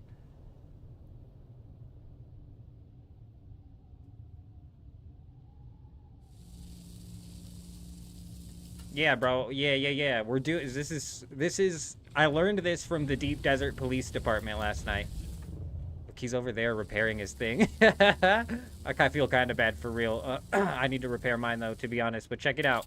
So in our pocket, we're always going to have our rocket ornithopter.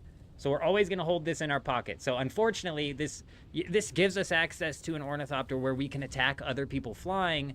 But what it also does is it forces us, it makes it to where one of our ornithopters is going to have to be out at all times. So I can no longer jump out of my ornithopter and pocket it. Right? So I'm always risking an ornithopter when I'm out there. But yeah. Yeah, so it's a quick swap. So if I wanted to swap, I put this one away. This one sits in my pocket most of the time. And then this one is going to be the booster. This is the booster in the storage. This is what we, you know, we do our scouting with, our farming with. But yeah, marshmallow rockets. We missed. I don't know if marshmallowing is a new term for missing all of your shots with your ornithopter, but if it's not, it should be, and that's what we did exactly, was we marshmallowed it. Marshmallowed the shit out of that situation. Hold up, because I need to repair my rockets, maybe? I'm not sure. Let's do a repair real quick.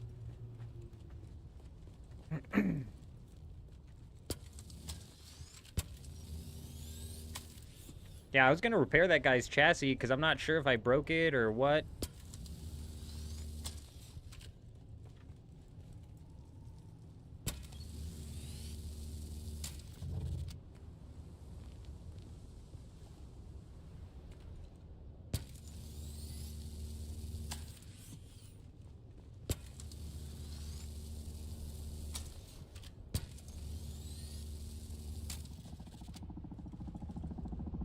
No way he goes back out, right?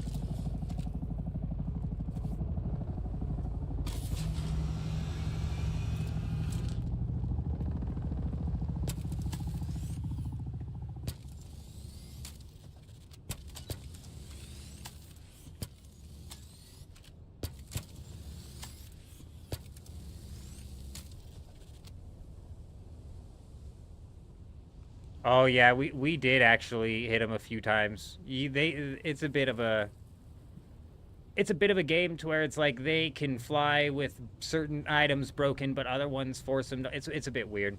In the ornithopter, you saw one of his wings was busted, but he was still able to fly and glide for as long as he needed to. We would have had to like shut down his engine or some shit, or his chassis, for it to like actually fall out of the sky. I don't think they fall out of the sky very often.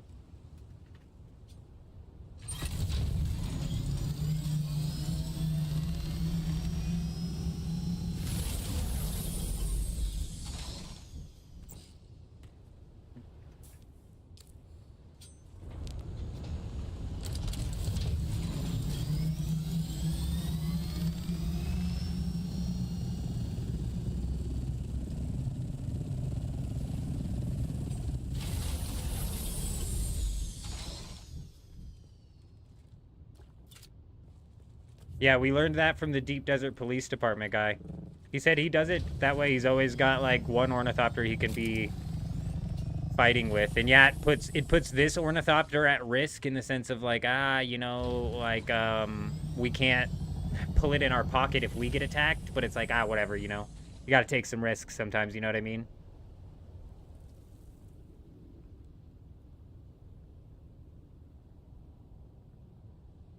It is a bit of a double jeopardy, but you know, you got to take the risks sometimes to reap the rewards. Actually, what do I need to craft those? I'm gonna need a weapons. I think it's weapon.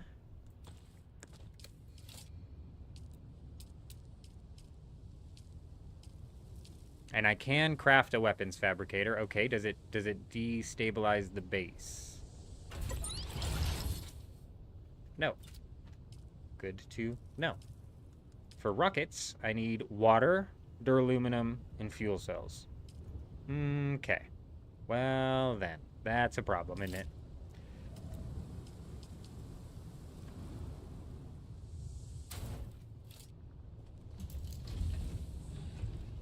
How much time we got? Time is it?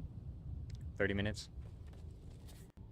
Water, duraluminum, and fuel cells. I can get fuel cells. I can't get water out here without bringing out death stills, and I'm not trying to do that. We ain't doing the death stills today. Not today! So, we leave Boosty Boy here, and let's take this. Let's go pull water. Let's go, first off, you know, craft a bunch of rockets at our other base, and then we'll pull water from that base to bring out here in Leader John's. It's no big deal. Piece of cake.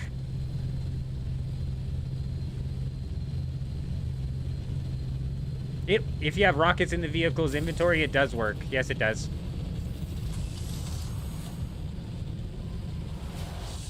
It works. We tested it. It holds onto the rockets. Right when you pull it out, if you check the inventory, it looks like the rockets disappear. But they're just really shy. If you turn around and then turn back and check the inventory again, they'll be there.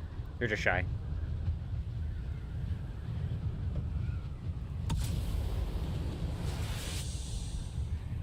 But, like, realistically, I should betray the Atreides faction and join Harkonnen and just deadass join the Deep Desert Police Department.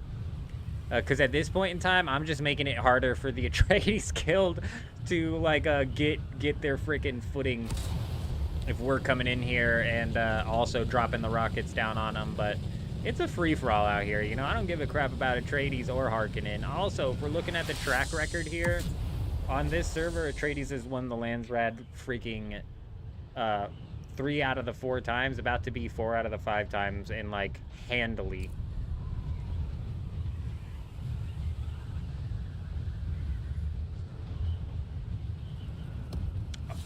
Oh, sorry. Vehicle inventory, it doesn't work. Yes, sorry, my bad. Correct. Correct. If I'm, like, out... Say I'm out farming with my scout ornithopter with the booster in the storage, and I fill the storage up, I can't pocket that ornithopter to pull out a rocket ornithopter. But if I'm out farming, like, realistically, I'm not there to pull out the rocket ornithopter anyways. So that's kind of a situation where it's like, damn, I hope I can make it back in time.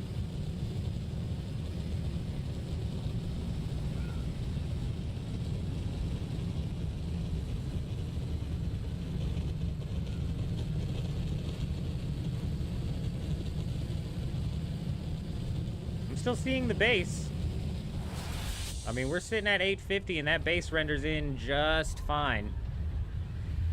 So that's good to know, but it's like something in a crack right there. I'd miss it.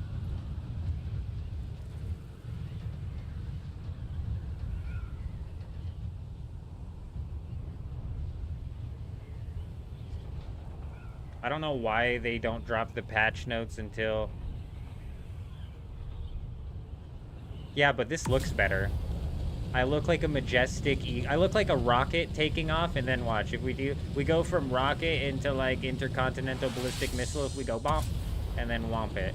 It's all about the style, Drob. Where's, damn it. I don't have his name. His name's on the freaking tip of my tongue. Sketchy. Huh? Where's Sketchy? So you and Sketchy would get along, man. You guys have no style. We're not flying. We're falling with style, and you gotta do it. You gotta hit this style. You know what I mean? Style. You give it a little twist too. I mean, it's hard to do in this stupid thing. Oh my God, we're going backwards. Reverse progress. This is not what you want actually here. Just like Sketchy, you've come in and you've thrown off our style. You've thrown off the stee. Come on, get up there, baby. There you go. Oh, I knew you wanted to pull up. I knew it. All right, back to missile style here. Beautiful. Everybody around sees this going up and they're like, wow. They're like, that guy knows how to fly.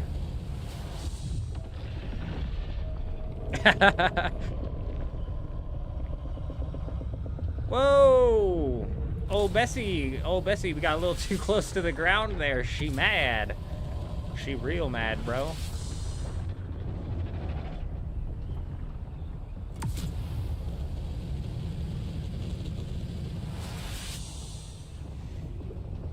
"30 minutes until the downtime here." I don't understand why they don't drop the patch notes beforehand. It's so weird.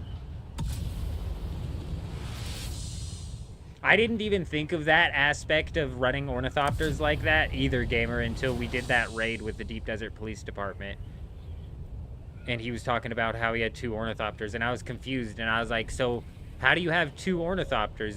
How can you pocket 2 ornithopters? He's like, I don't. One's out all the time. And I was like, I just didn't even think about it, dude. Just total expansion of the of the how we can run this thing. It was eating the crashed ship. Oh, you're right. It comes up before it goes and eats that ship, huh? I was wondering, dude. I was like, I've never summoned one of those by just flying too close to the ground.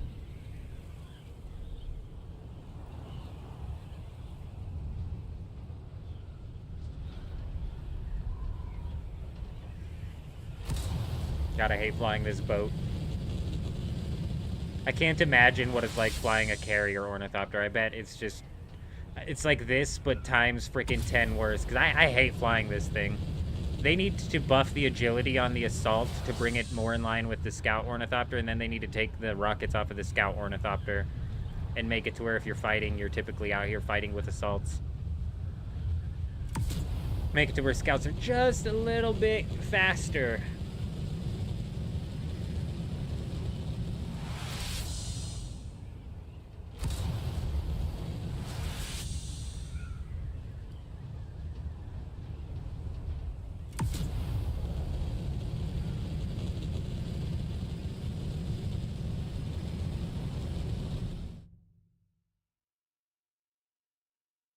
Forget what we're coming out here for. We need to craft some rockets for our ornithopter, as many as I can. And I'm gonna have to go, like, do, like, some fuel cell harvesting with my buggy. And we also need to pull out liter-johns of water, because we're gonna need the water also to refine the stravidium into fibers. That's about all we're gonna be refining in the deep desert this week. I'm not worried about setting anything else up. I saw a clip of somebody who loaded into the Haga Basin and had a worm. The worm didn't kill him, but the worm was rolling underground right by their stuff. And I was like, that's so crazy, dude. I don't know how or what they could do to prevent that sort of thing, but could you imagine you're like doo-doo-doo spawning in and then boom, worm death where you lose all of your gear and all of your ship, just boom, because you spawned in the wrong spot? Wow, that would be insane.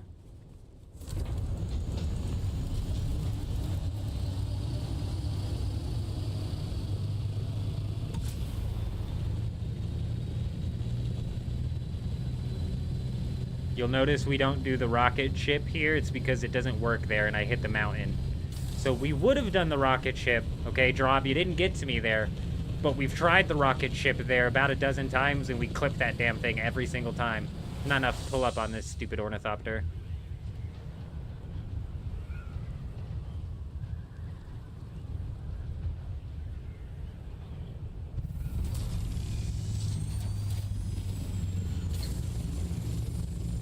Pros and cons for a scout versus assault. You're new to Dune PvP and you're wondering.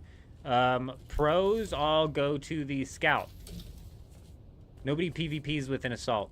The only thing people are using an assault ornithopter for is to transport things, or if they're just freaking absolutely out of their minds, because the assault ornithopter is like seriously 50% slower than. But you just saw that one assault ornithopter actually smooth dusted my ass. So maybe I'm a little bit harsh, because they did recently nerf the scouts with the rockets on them, bringing their speed down a little bit. So maybe I'm a little bit harsh, but in reality, I'm not an air PvP person. That was our first air PvP fight, so I would probably chalk that up to user error.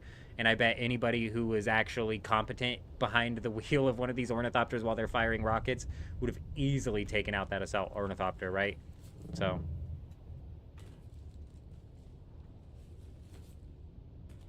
the assault rocket damage is 390-ish, but the maneuverability to get a hit in the first place. Yeah, Gamer's right. So if you're in a big guild, Zed, you might actually find a bit of a use case using the assault rocket. If he's correct in saying that the assault rocket does more damage. I don't know that for certain.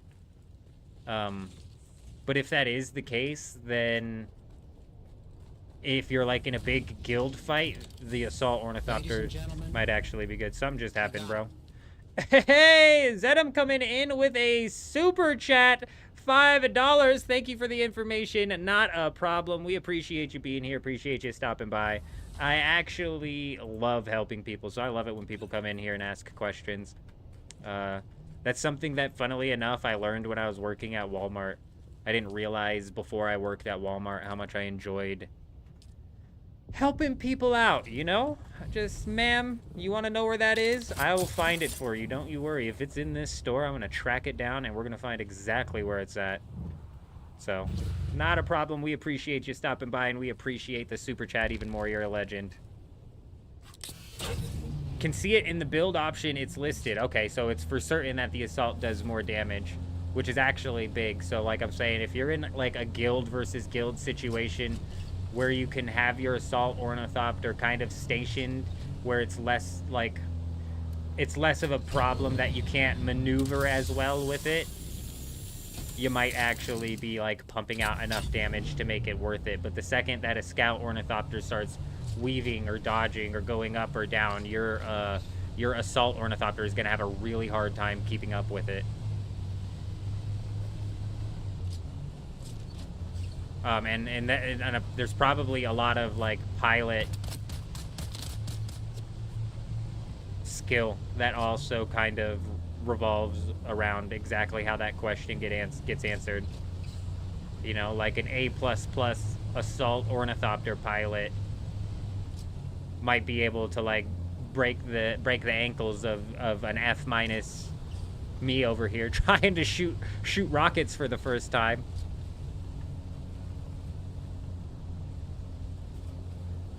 OMC, I appreciate you. That's sweet.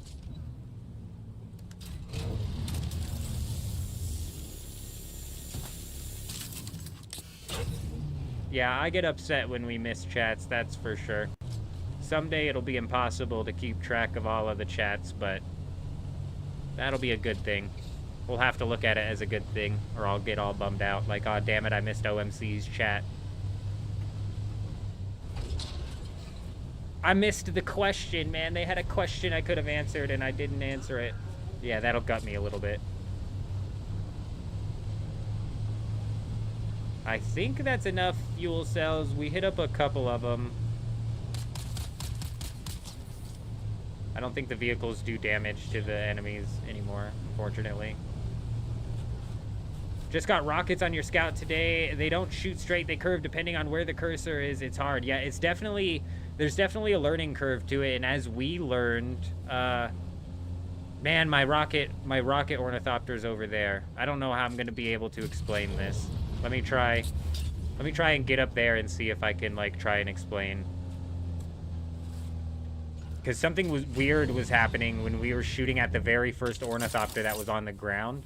So there was an ornithopter that was like, let's say it was like right there, tucked between a cave, and I was up so high above it. I was like directly above it almost. Like, so let's say it was like right there and I'm up this high and I'm aiming down, and I would shoot my rocket and it would go up and then it would curve down, but it would curve down and it wouldn't be able to curve down fast enough, so the rocket was landing way past this guy.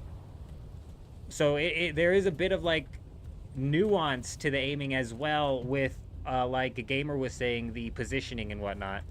The spawn location is broken, located in you have to load in a new siege to get back into the game.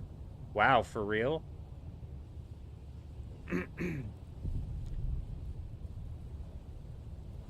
I'm confused as to how you found the exact XY coordinates of where you spawned. And I'm also wondering why exactly you had to spawn there.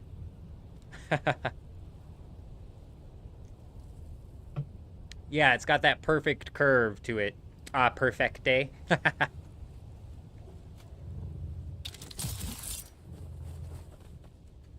Classic.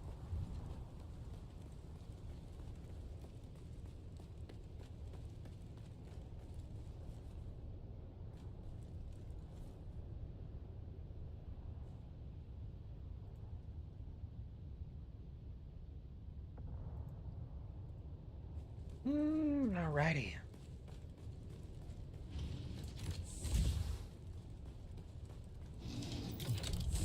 Oh, so it is a POI. Interesting. Oh, that's not it, is it?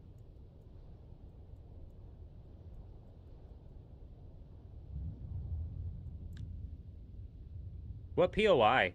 Man, how are you catching the XY coordinates? Did spawning into a siege work? A new siege actually allow you to, like, reload? Because that's weird, because you'd think if it's a broken, bugged spawn location that it'd be broken and bugged everywhere, but just affecting your siege was a bit crazy.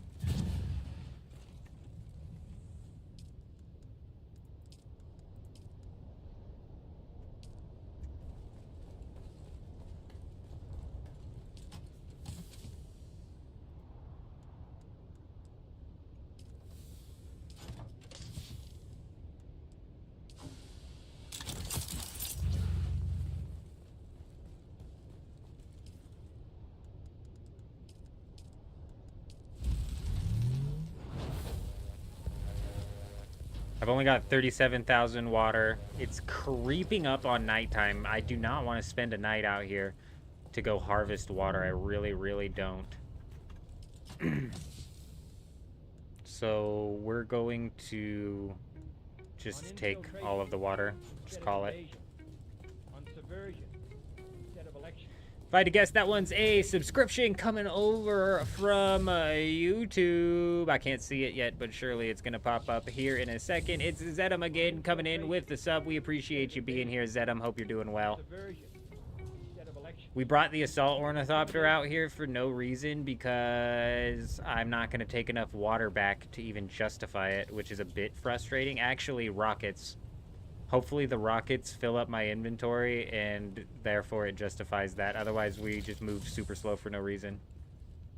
The game spawns you in at Griffin's Reach trade post also every time. Oh, so when you spawn, so when you swap sieges, it just slaps you in Griffin's Reach. Interesting.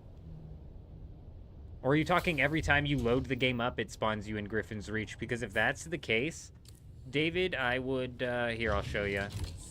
I'll show you what might be causing that. Like, if you load into the game and it spawns you at Griffin's Reach instead of your base, you should come over here. I actually need to do this anyways because my other spawn location is set. You should come over to your sub-fief, and it's in right here. You want to set it as your respawn location. But honestly, you should be spawning into the game where you logged out of the game. So I'm assuming now that you're talking about when you swap sieges, it spawns you in Griffin's Reach.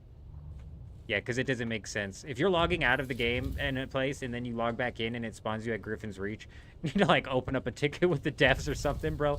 Your thing's broken, dude. Where's my water barrels? We got water barrels around here somewhere.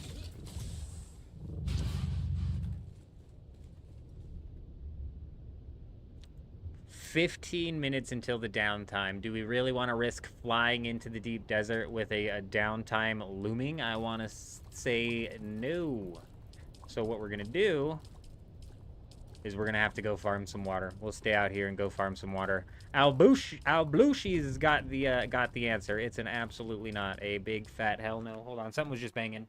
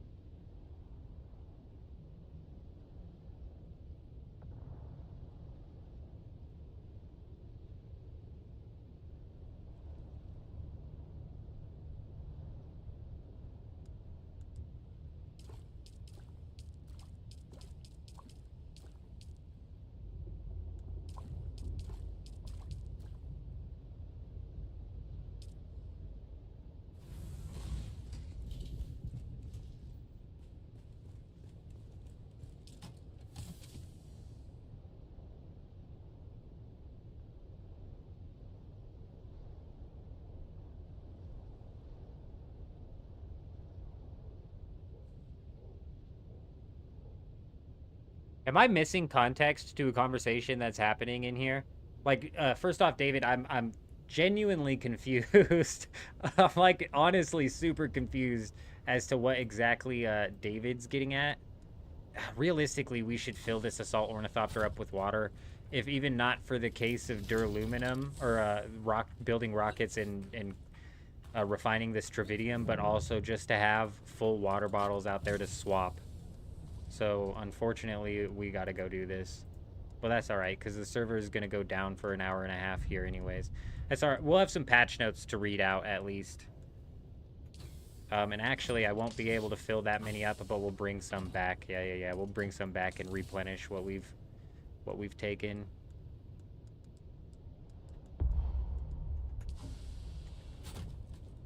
But you're saying that's like a guaranteed respawn at the fast travel hub without a death penalty? I feel like I'm missing context on that statement. Something about that makes no sense.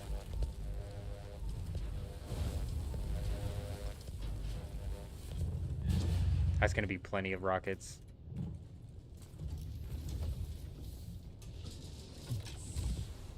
And when you log into the new siege, it puts you at Griffin's trade post.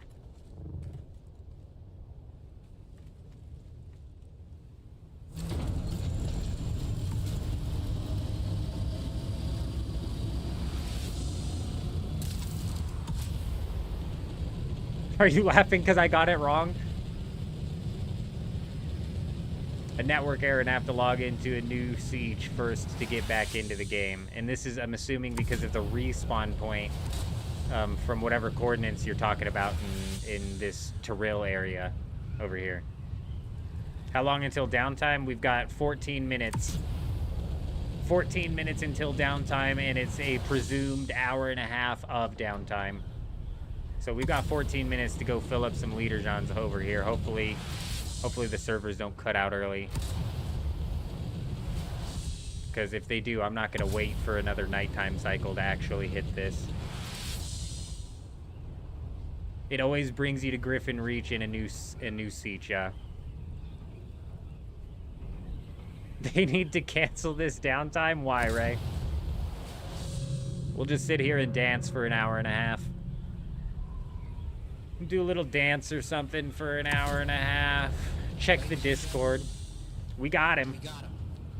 We got Alblushi coming in with the super chat. You guys are insane. AED, I don't even know what that is. 25 of it, though. I'm assuming Australian dollars? That's like AUD, isn't it? Either way, we appreciate you. No, Alblushi said he's coming from the United Arab Emirates, so it's something from over there. We appreciate you being here, Alblushi. You didn't say nothing with the super chat, but regardless, we appreciate you. United Arab Emirates. Yeah, I remembered. It took me a second, but I remembered. Yeah, with the weird times that we get into here, we end up getting a lot of, oops. No. I just lost my dashboard, dude. Shit. I just lost my YouTube dashboard. There we go. No, that ain't it. Oh, dear. Give me a minute here. I just totally dropped the frickin' ball. Oh, there we go. Yeah, because I need the dashboard, otherwise this whole thing gets jacked. Did I just end the stream? Are we back? We're back, right? Did we just blip this whole thing out because I kicked off the dashboard? We should be back. I remembered, though, and I remembered where you were from, and like I was saying, we get a lot of Eastern Hemisphere viewers over here. Norbert, for example, my Austrian brother, I'll never forget Norbert. He'll pop in here one of these days, and we can all be like, Norbert, because he's OG. He used to watch back when we very first started picking up streaming the whole Rogue Company days and the Apex Legend days. You can't get back into your live still? That's good, that's good, that's good. Beautiful. It happens every day? Yeah, but the downtime doesn't happen every day, thankfully. Typically, the servers restart, and it's like a quick 10-minute thing. Alblushi coming in with another super chat. Does this one say something? It doesn't, Alblushi. Or is that just... That might be the same notification, but either way, you're freaking insane. We appreciate you. We hope you're doing well out there.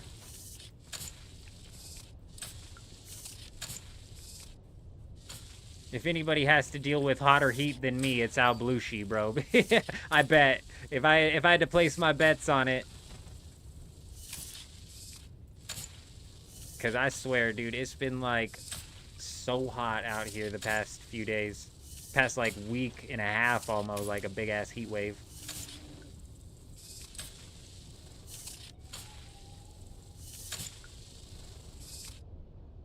You can't get back into your game until you first go to a new siege. But then after you go to a new siege, are you able to get back into your game? Are you able to move back into your siege, David?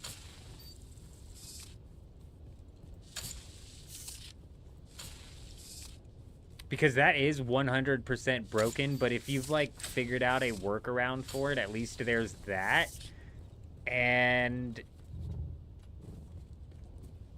You had mentioned it had to do with the respawn point in Tyrell. Is that where your base is? So it's like just that region maybe? I'm just confused and I'm trying to like troubleshoot what exactly is causing the respawn problem in the first place, you know? And if there's something that can be done to avoid that. Because there's a workaround for it, obviously, in you know, resetting sieges. So yeah, you can get back. That's good. That is good. Alright, big.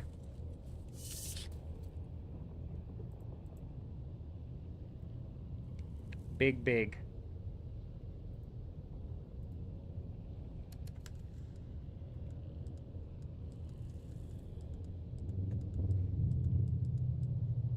We'll have some patch notes to read out here in about an hour and a half. I wish they would drop them earlier. That I do.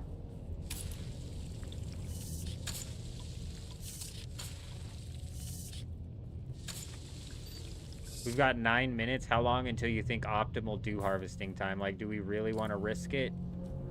We'd get more filled up if we did. Big lag over here.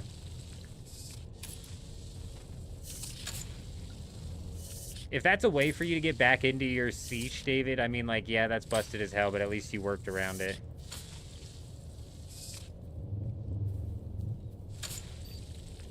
Oh, you're trying to get in on a respawn beacon. Oh, I see. That makes me wonder.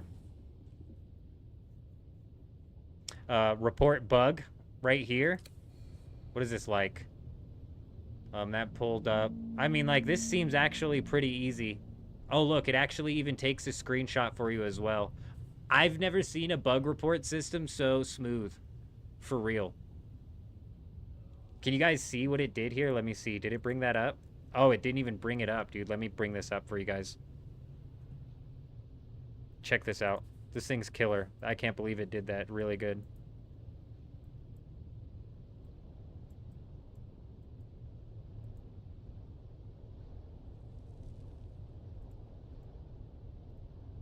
Okay, well, obviously not that. You guys can't even see because it's all jacked up. Give me a second here.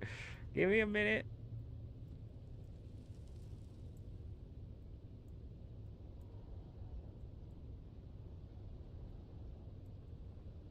Like, check that out, bro. You could put in the summary, actually fill in the details, and then it gives a quick screenshot. That's good, dude. That's really good. Typically, it's a pain in the ass to report bugs in games, and that's actually why if I run into a bug, I almost never report it, bro. I'm not your, like, testing dummy, dude. You know what I'm saying? Like, I'm not here to fix your game for you. And in reality, if I run into a bug, I assume somebody else has also run into that bug, and they'll report it, bro. Like, meh, not my job. But with how actually good that system is, for real, we might if we run into one. Destroy out down a new sub-fief. Ensure you have set it as a spawn point. Sounds like you need to clear whatever old respawn that got bugged. It sounds to me like it's a it's not a sub-fief. It sounds to me like it's his respawn beacon, correct? You have a respawn beacon out there that's just you can't respawn at? I'm assuming it's next to or around that electric worm somewhere, because that's like the biggest POI in the Toril region. The most dangerous one, too.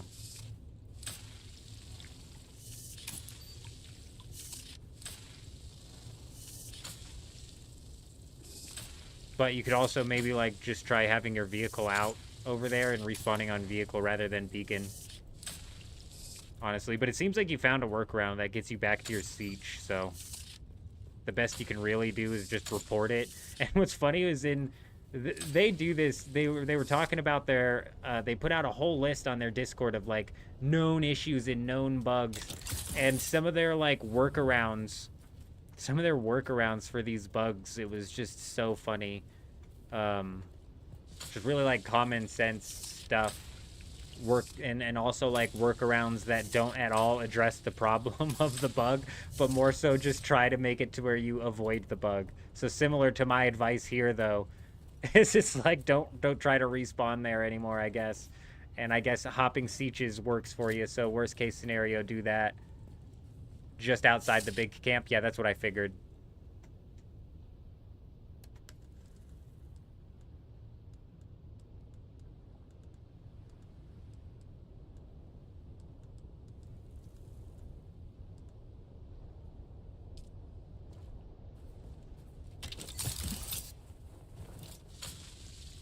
Bro, it keeps saying 10 minutes, but it's 5 minutes. Like, what is going on with this thing? It doesn't know how to count anymore.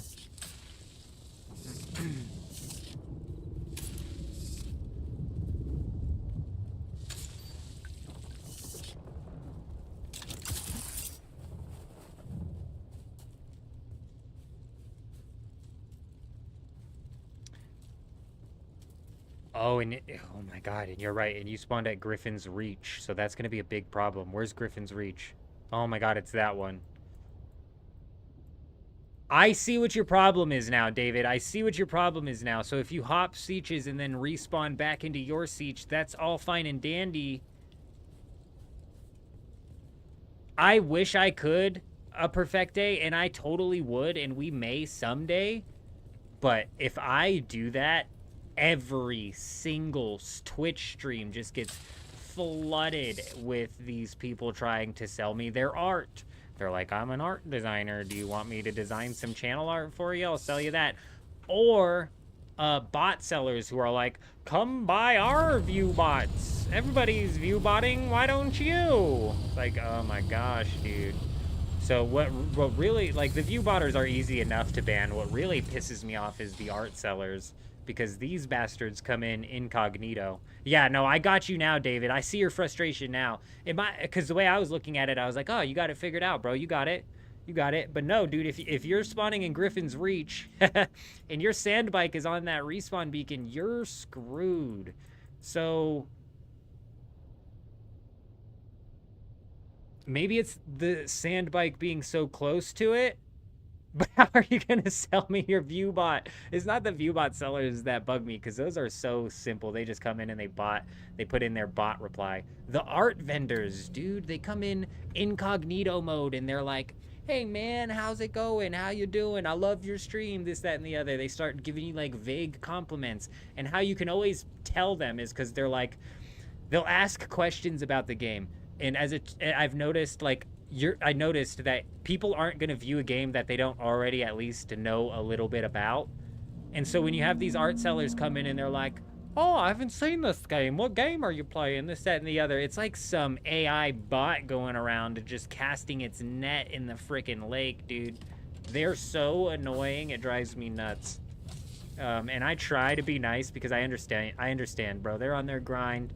They're trying to sell their art. Let's just assume that they're not bots, they're not AI, and that they're real people. You know, they're on that grind trying to sell their art to whoever they can. So it's like, I get it. I get there. I get the hustle, which is why typically I tell them, I'm like, yo, if you're an art, they start talking to me and asking generic questions, and I'm like, if you're an art guy, I've already got one on standby is what I say. And technically I do, but I don't remember the guy's name because realistically I'm never going to use an art person. But somebody came in and he was an art seller, but he was actually genuine AF, like for real. He was super, super down to earth and a super legit guy. And I was like, man, all of the art sellers haven't had a pitch as good of yours. They just haven't been as real as you are. So we actually took his information down, but only in jest, because in reality, it's like, I'm just never going to. Did you set your new sub thief as a respawn? It's only by default on your first base. Are we talking about David Flanagan? It's not a sub thief. He's trying to, but yeah, I changed mine. It's not a sub thief. He's trying to spawn on. So David has David probably has a respawn beacon, let's say right here, and his bike is also parked right here. And then he rolled into the snake and got taken down. And when he tried to respawn on the beacon, it hit him with an error. And the only way he was able to fix that error was by spawning in on a new siege. Well, when he spawned in on a new siege, it took him to Griffin's Reach. And I'm assuming that when he swaps sieges from Griffin's Reach back over to his siege, that he's also still at Griffin's Reach. There's a big problem, because if he doesn't have his sand bike on him, he is in massive trouble. So he can't get across this gap at that point in time. So actually, David, my next bit of advice for something for you to try out, there it goes, we got kicked off, for something for you to try out might be to, obviously, I'm assuming you just got kicked off, so maybe this whole problem fixes itself, but I would switch sieges to get you like actually logged in, and then hop back to your siege. If you're still at Griffin's Reach, is it even giving you the option to spawn on your bike rather than the respawn beacon? Because I would like fly up in the air and crash down, or I guess you could just hit the respawn button. I forgot about that. You hit the respawn button and you try and go on your bike rather than the respawn beacon, you know?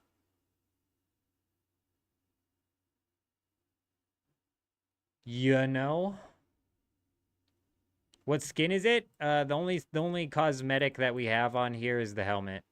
Other than that, this is just the regular gear and the way the regular gear where it looks. I wish I could turn them around, but that's just the Atreides helmet as well. Regular old Atreides helmet.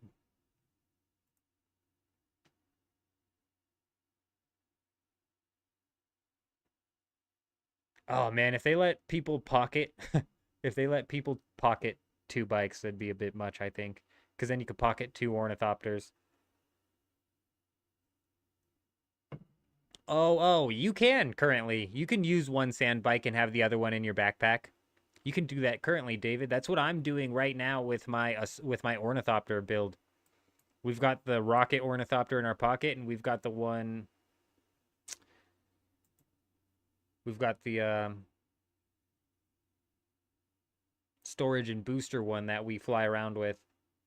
What is the difference between the big one refinery and the middle one? Does the half what's the difference between the big one? Oh my god, that is so tiny. I can read it better over here. What's the difference between the big ore refinery and the middle one? Does it half the cost? I don't know if it halves the cost, but it for sure reduces the cost.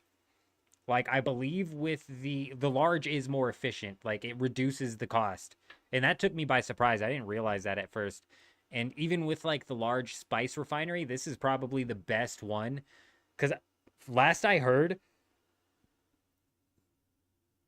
it made it to where the spice to melange ratio was 2-to-1. So 2 spice to 1 melange. That might have been having to do with also being paired with like the 25% lands rad reduction thing. Like I haven't built a big spice refinery yet. I did not know that it increases yield, but it definitely lowers the cost, which also like in part increases yield. Talk, how you doing? Talk, you. we were I was in my office here with my wife, and I was setting up the live stream the other day, and then literally out of nowhere, because of this OBS in the Botrix is constantly connected to Twitch, literally out of nowhere a notification went off. So I was watching when you followed, even though I wasn't online. I was at my computer when you followed, and I saw it. That's why on my OBS I have to record on this screen right here. That's why on OBS I have to record on this screen right here, because all of my alerts and all of the chat and everything is shut off. Because I've had it to where I'm like in the middle of recording a video and I didn't even notice, and like a sub came in and just completely interrupted the thing. I didn't notice until I'm editing it.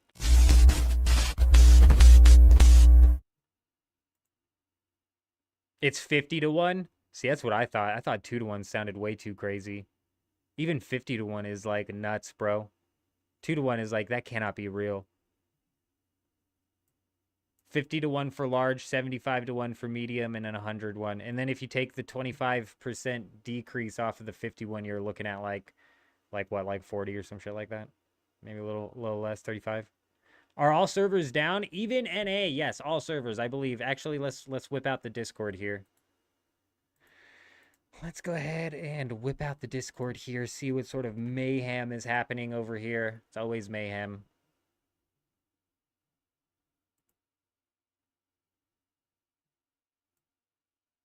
Give me a minute, let me pull that up.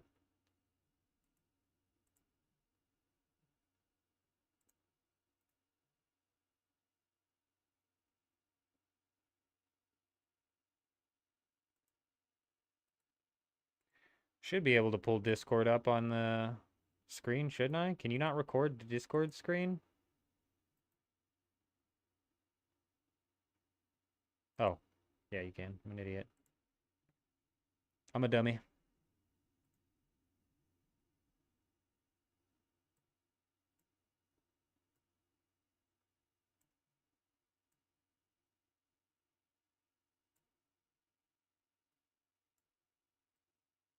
God, I cannot see. Let me pull this OBS over here. Looking over to the left there is throwing me off.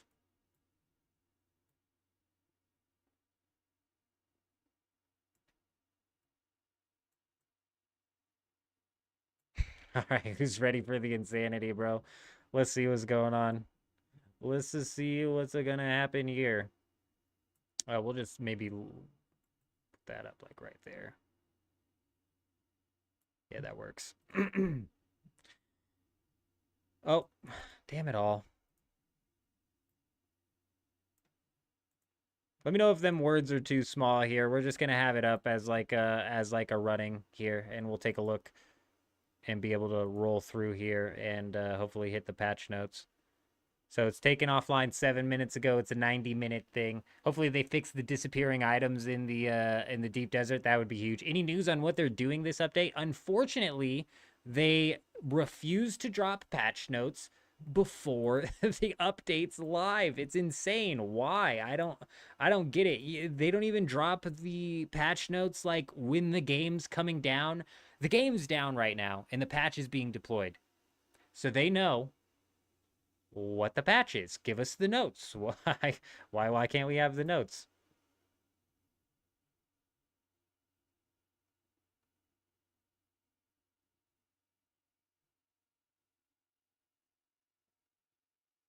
Your biggest makes 200 melange for 10k spice. That's really good. And then if you pair that with like a what the hell is it called? Like I said, the 25% reduction, that's really big.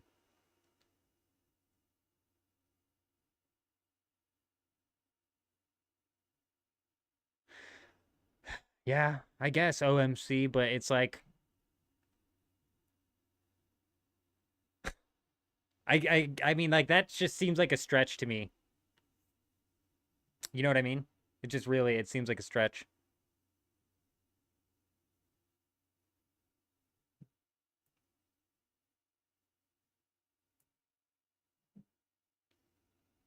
See, no lag, no hackers. So not everybody experiences the hackers. And then this guy says, yeah, the exploit, not the hack. And as far as I see, we still have the hackers flying in our servers, still killing people with invisible rockets, speed hacks, and just being a local menace. I haven't been running into any blatant, like, insane hackers either, to be honest, you know? Ah, that's a good point. That's a good point. And in my PC's literally at 75% right now. But I can see all of the messages that are on right here, you know what I'm saying? So but you're not wrong at all, gamer. You're right. You're right. And YouTube's picky as hell, bro. I was thinking about this the other day. I was like, YouTube be a little bit more strict than the other platforms. And if we were to catch something on our YouTube channel, it would hurt. Rather than like if we caught like a Twitch ban or something stupid like that, it wouldn't really do anything. But if we caught like a guideline strike on YouTube, I'd be fucking pissed, bro. I'd be fuming mad, dude.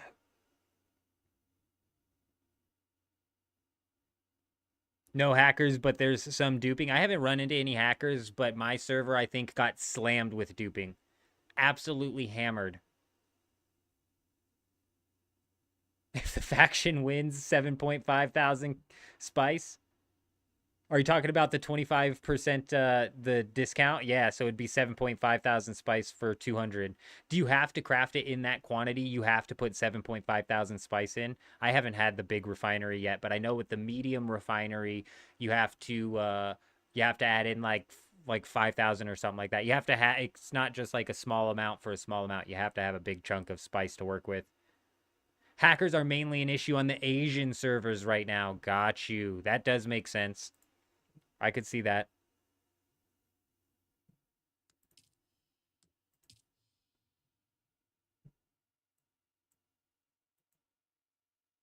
Like, man, sitting here on the main menu right now is for some reason just absolutely brutalizing the stream here. Let's go ahead and back out, and then we'll bounce over to the big screen janitor closet. I don't know if actually my mic's coming through, especially considering that all makes a noise as we transition. But it doesn't matter because here we are in the janitor's closet, getting ready to mop up some of the competition when we get back in there because we've got the rocket launchers, tons of them being crafted, ready to go. I've got my first taste of some air combat, and now I just want to go hunt people down in the air. It was fun. I felt like a bully. Felt like a bully because they didn't turn around and fight, but you know, we got 40,000 Solari out of it, so what else can we get, possibly? You have to do 10,000 for large? Yeah, so you have to have a 10,000 chunk to get it rolling. That's good. It's good to know. Oh, my mic just sent through a lot of static. Is it still coming through? Oh. It wasn't the mic. It wasn't the mic. It's the transition. Watch, I'll be quiet. The transition makes noise. It's not the mic.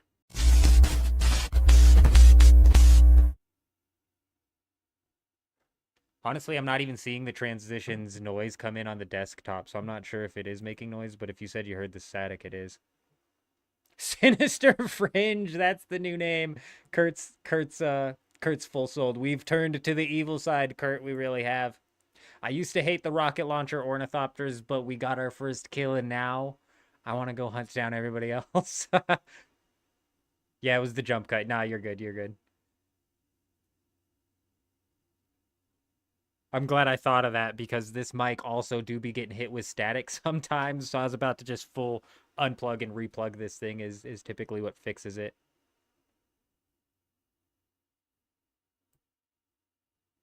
Issues from the Twitch streamers is where you're hearing, gamer, actually. Oh, wow.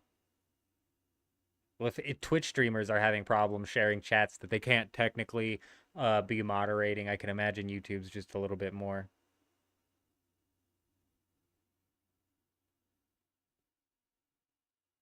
The transition looks like a TV problem in the 70s. That's kind of the vibe we were going for. The Ancient Way is so broken, 2 or 3 good shots, and you have to leave with the Ornithopter. Ooh, that has me excited.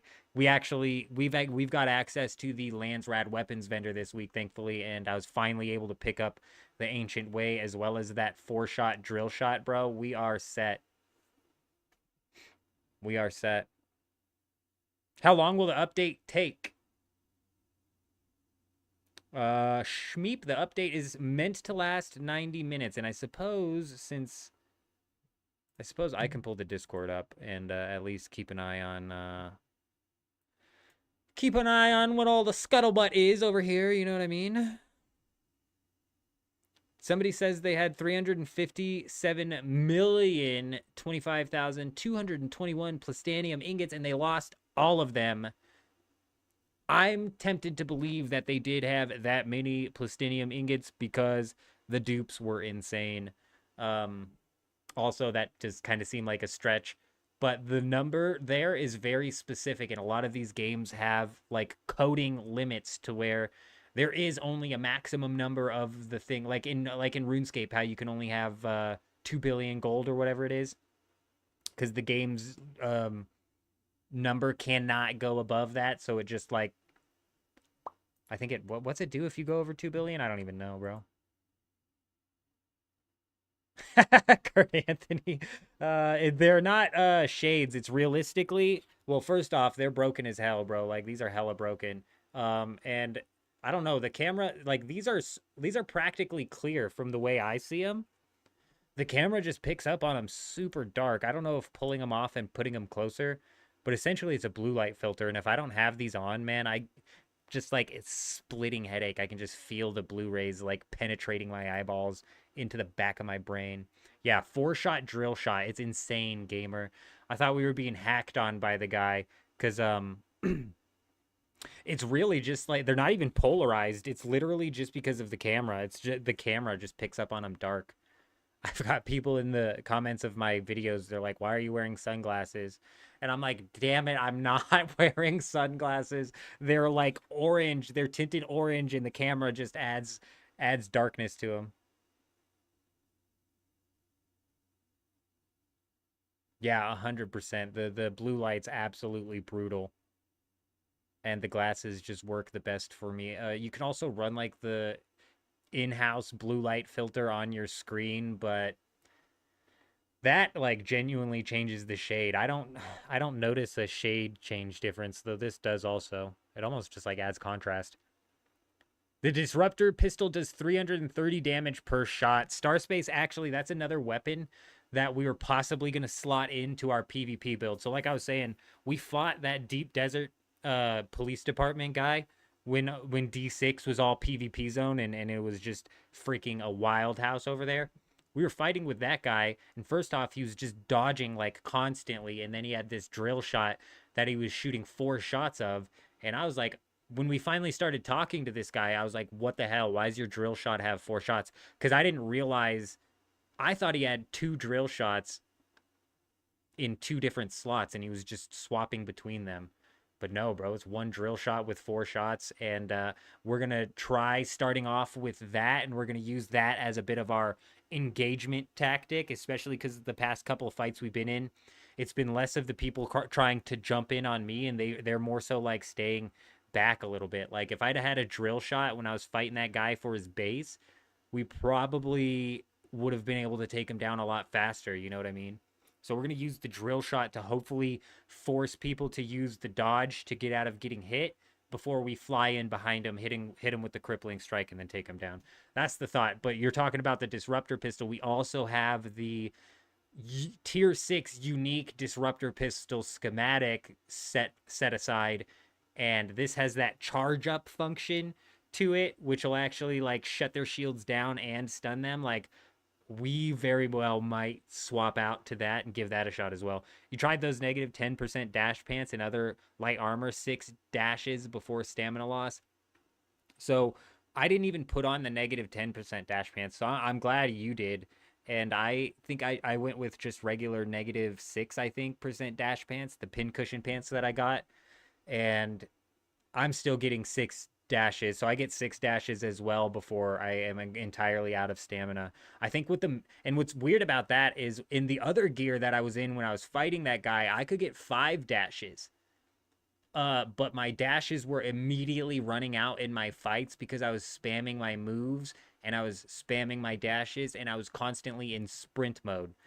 So I wasn't even like fully fighting tactically, you know what I mean? I was way over abusing sprint. Like on ground combat, walk, bro, walk, regain your stamina. Only sprint if you're running and trying to get away. I need to respec. That's something that we actually need to do probably when the server pops back up. You think the only place you can actually find the house burst drill shot is in Sentinel City?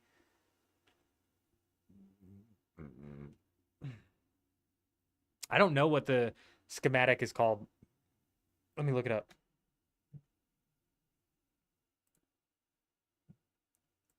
Because it's inside of the weapons, the Landsrad weapons vendor. I don't know what Sentinel City is.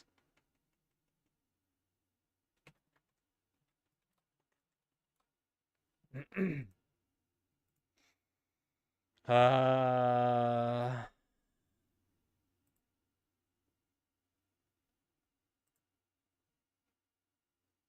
It's the ambition. It's the ambition schematic. It's a unique shotgun with an ambition design that holds 2 slugs in each barrel. It's a scattergun. Why does it say scattergun? I'm fairly certain it's a drill shot.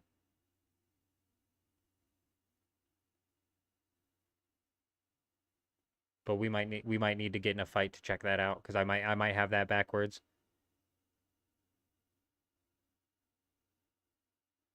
Yeah, house burst drill shot is a, I believe, MK4 loot.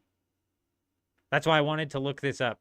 That's why I wanted to look up what it was called because it's called the ambition shotgun, that 4 shot. I think the house burst drill shot has 2, but I could be wrong. If that has 4 as well, then things have just been completely flying under my radar. So sprint is either when you hold shift, toggle, or locked unless you stop moving. It's in gameplay options at the top. You had to turn the lock off because even hitting shift would set me to walk again. Oh, hitting shift wouldn't set you to walk again. Yeah, you're right. I should set it to toggle off. That's a really good point, gamers, because that's what happened too. It's like I'm trying to reset my sprint and stop sprinting, but my guys still toggled sprint on. That's a good point.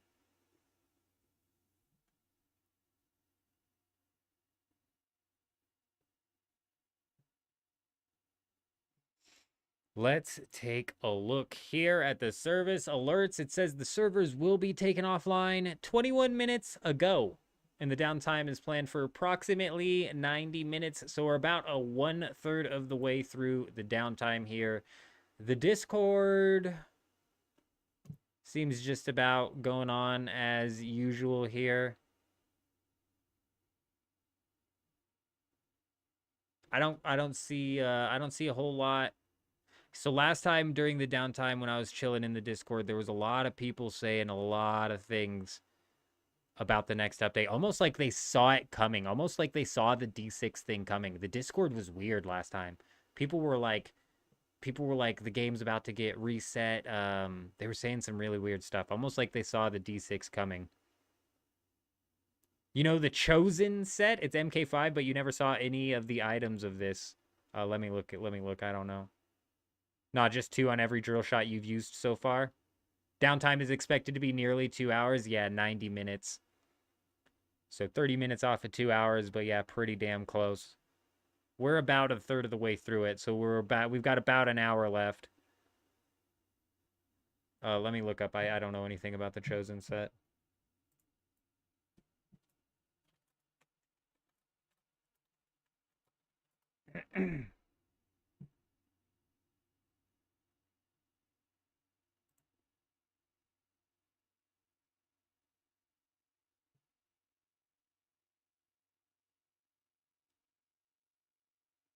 Oh, it's light armor. This is light armor that actually gives you light dart mitigation and heavy dart mitigation?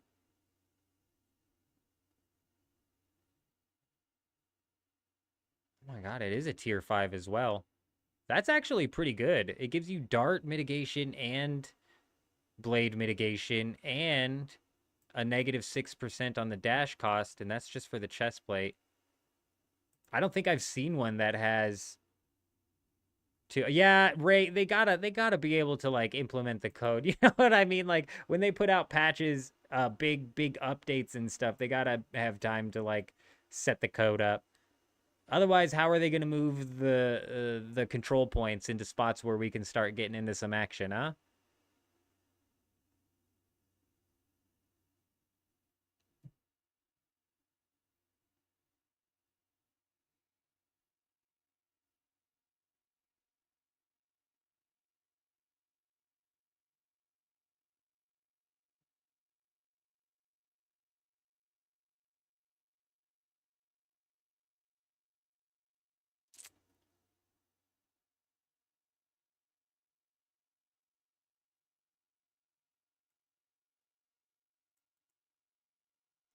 NA will be back for maximum of 1 hour, and then it's going to go down for 5 minutes for its daily restart. So, Ray, not only do we have this downtime, but then it's going to come in with a daily restart after that.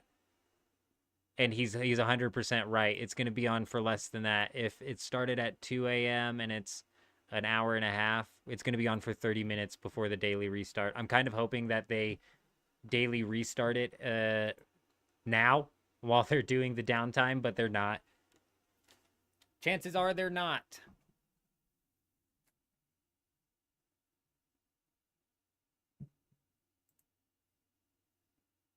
They should cancel the daily restart. Ray says absolutely zero downtime. Don't you take this game down even for a second. Enough of the restarts.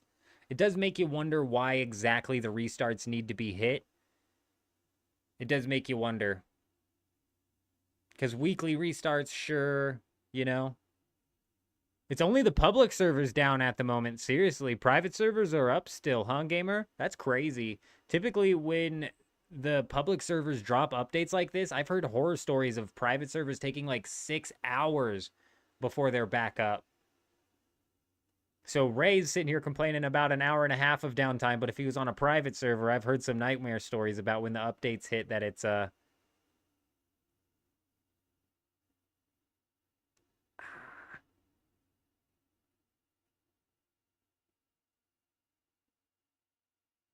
I don't even know what I was talking about. A dart for every man. Let's go ahead and look it up. It's a gun that the name sounds familiar, but I don't think I actually, like, read into it. Ooh, it's a disruptor.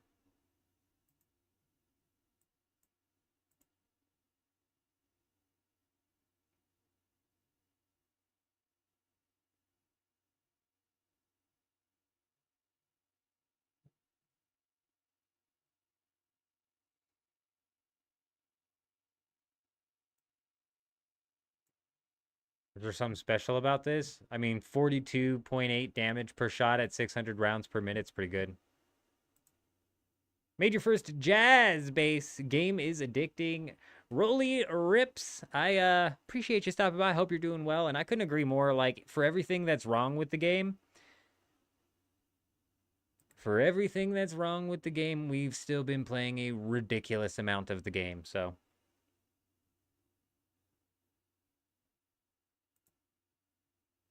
yours was down for 2 days. You couldn't use chess and manually rebooted it. Didn't come back until after the next patch. That is sickening, gamer. That sucks. Especially considering that people are paying for these private servers. So that is insanity. Shield melting with that? Yeah. Yeah, I see that. The disruptors are actually really good.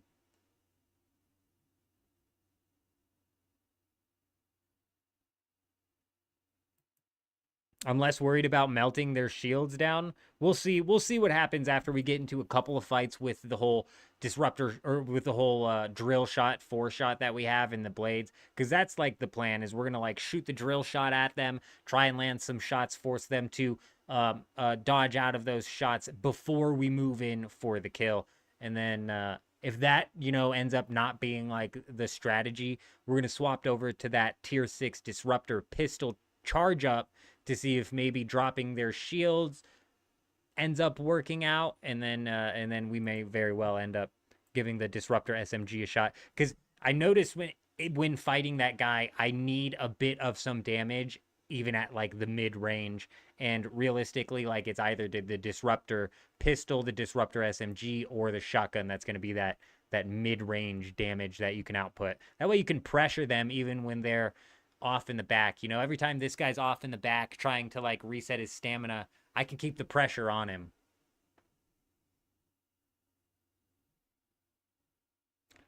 Gamer, I thought the same thing. I'm telling you, I thought the same thing. I said this guy's either cheating, he's got this shit auto reloading, or he's got 2 drill shots set up in his hotbar.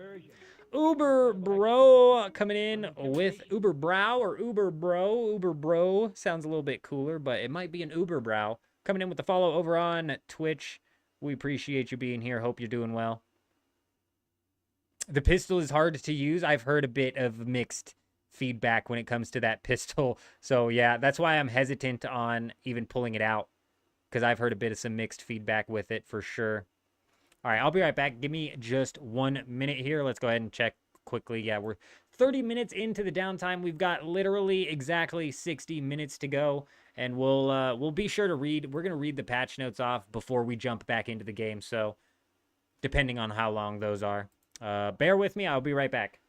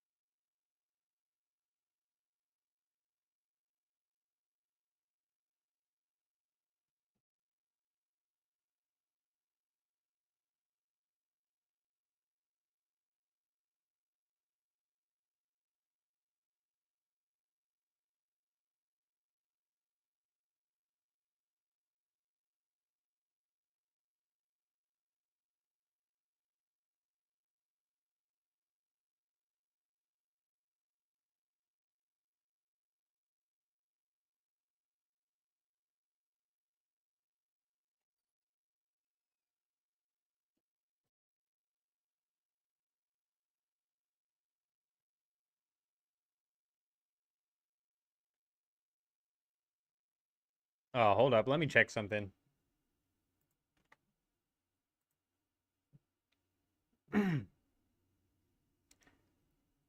One, two. All right, not quite. Not quite. If I took the verified to chat off, we'd probably hit that 5 chatters over on Twitch a little bit faster. I don't know why exactly I want it. I just want to be able to access the VIP badges. I don't know even how those work, but anyone knows how to connect bases between 2 guild members, or is it not possible? That's a good question, Reaper. I've been playing solo, so I haven't run into a situation where I need to connect bases, but I'd imagine you guys can't literally connect bases, but you might be able to claim a piece of land to where it makes it look like the bases are connected, or even like to where they're close enough where they like are. You might have to do a bit of a jump to get between the two, but there might actually be a system where you can connect a guild member's base. Let me look.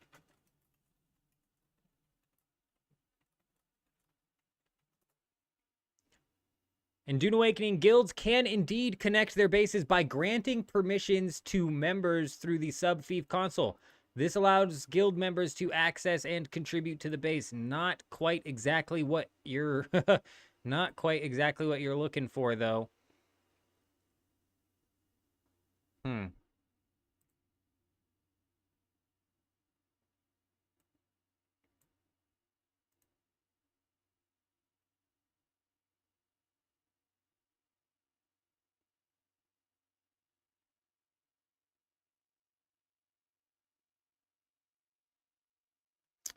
You put down the sub-fief land claim thing and it's your base. You can add your whole guild to the allowed list and then it can act as a guild base, but that doesn't quite connect to separate bases together. On the fief, you can set the permissions to 2 and then a co-owner can use it. Yeah, so you can like give somebody access to your sub-fief so they can add to your base, but I don't think that's going to actually allow them to. Because the way I'm picturing it is like you're built up right here and he's built up right here and you guys want to meet in the middle. That's the way I'm picturing what you're talking about. And I don't think there is a way that you can meet in the middle realistically. He could, however, one of you guys could take the base replicator, replicate your base, and then in your base, you can extend out to where you can put his base in. Does that make sense? Like, with a replicator, you might be able to connect them a little bit. Or at least move his base from his area into the guild's area. Does that make sense?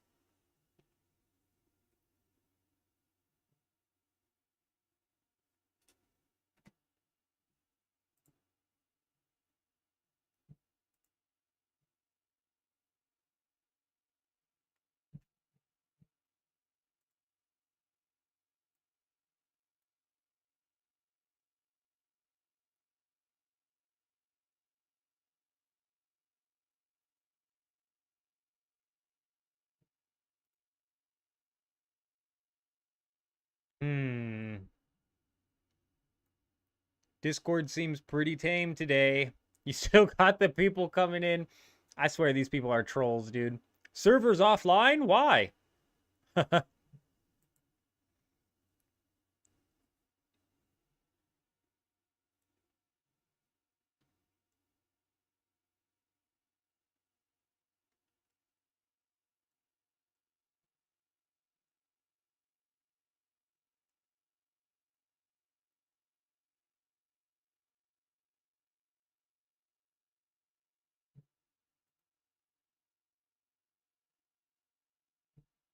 Yeah, meeting in the middle I think would just be a pain. And I did this with my main base. I set foundations up.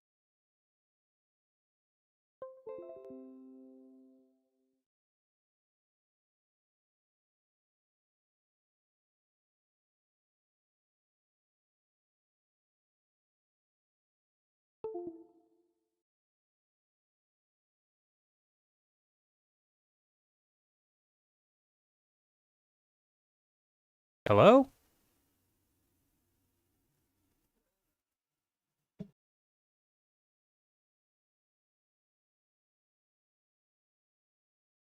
Back. Are we back? Do we have the static going on? Let me know if the static goes on. Staking is 5x5. How could you use anything bigger? I've got 6 claims horizontally and then 3 vertically, I believe. I don't remember where I was at Reaper, or if like if all of that got cut off. But I was talking about how when I was building my main base, I was trying to like connect the foundations from the top to the foundations to the bottom, and it just did not work.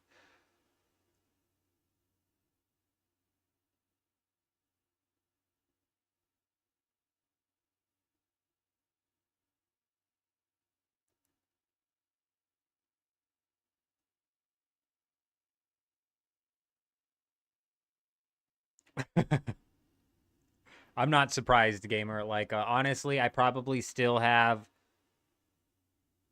12 to 24 hours left of build time that I need to put into my main base. It is so far from being completed, and I've literally just been neglecting it, like, honestly.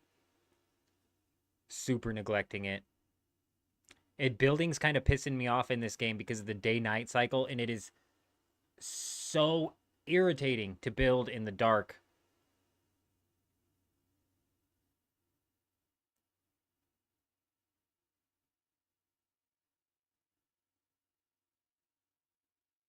But it could be a 5x5, or like you can only claim a total of like, it might just be like a total thing, because I claimed 6 horizontal and then 3 vertical.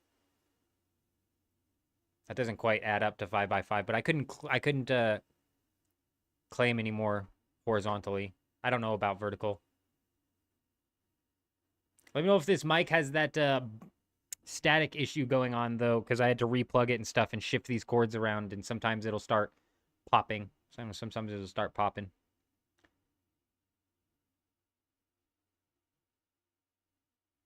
You heard if you make vertical bigger, it goes down bigger as well. Oh, like it goes up and down further than it goes vertically? I'm not 100% sure. Oh, yeah, no, right. Vertical does include up and down. It is up and down. Correct. Sorry. I know what you meant. Yeah, it's not just up. It is also down. So if like you're up like on a cliff or something and you go vertical, you will get able to go down. That's kind of the problem we kept running into. Is I started in the middle, and then I claimed a stake up on top of the cliff, and then I claimed a stake down below the cliff, and it's like we started building in these different sections at different times, and then when it came to connecting the foundations, they were off by just like inches and would not connect to each other. So I had to like wipe my middle foundation, and then when I finally got up to the top foundation, I had to do the same thing because they wouldn't connect. It was frustrating. Which is why I'm saying with Reaper, like just connecting the bases, is the chances of them being lined up properly is practically 0.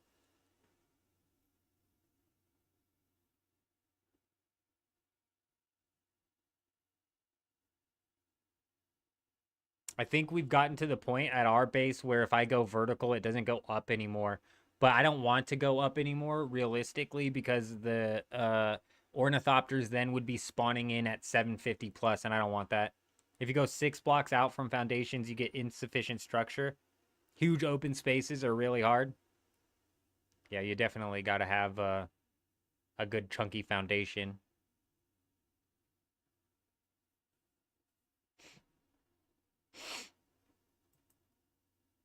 So who's stoked for this new patch? Somebody says over on Discord, they look forward to PvE players getting more handouts and less exposure to PvP. Opt-in PvP only hype. We got a PvP player who's salty and upset. And what's funny to me is like the hardcore PvP players, which I would consider myself, typically the majority of them think, for some reason, they think that they're the majority, but they're not. They're just not, bro. They're not, dude. Sorry.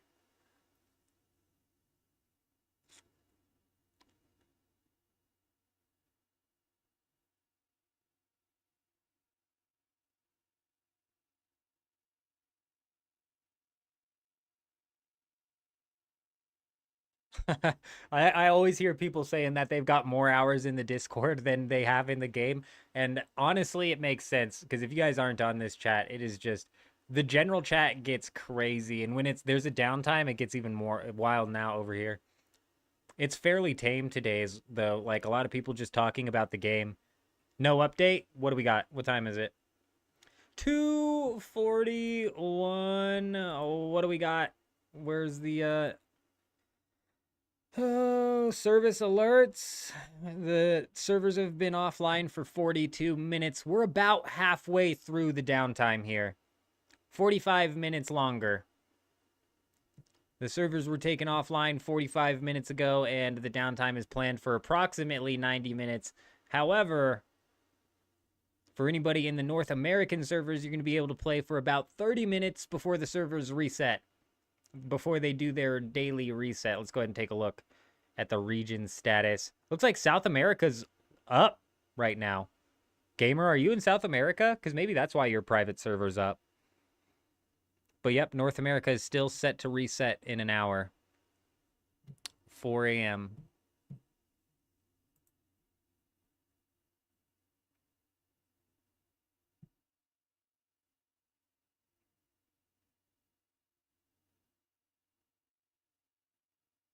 EU's knocked down. Europe, North America, Asia, and Oceania are knocked. South America, for some reason, is online.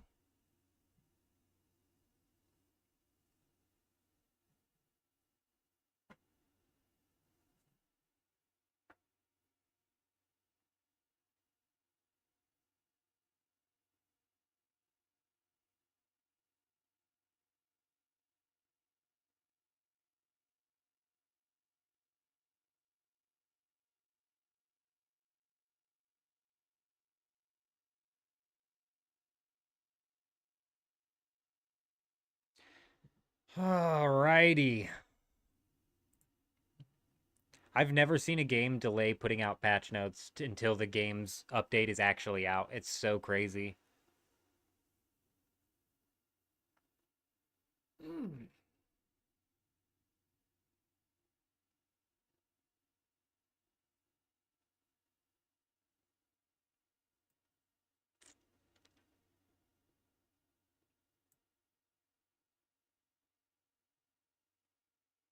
Central U.S., Texas? Ah. I'm surprised you're on then, for real.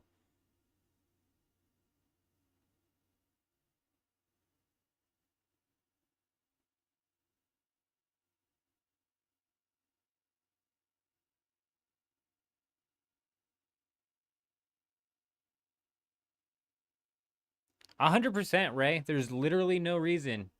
Patch notes released, actually. Somebody says... Oh, God. It's a troll. We got trolled, bro. Guy says, patch notes released. PvP in the deep desert will be in Sector H8 only. More precisely, it will be at the back door of the shipwreck, directly underneath the door frame. Everything else will be a PvE zone.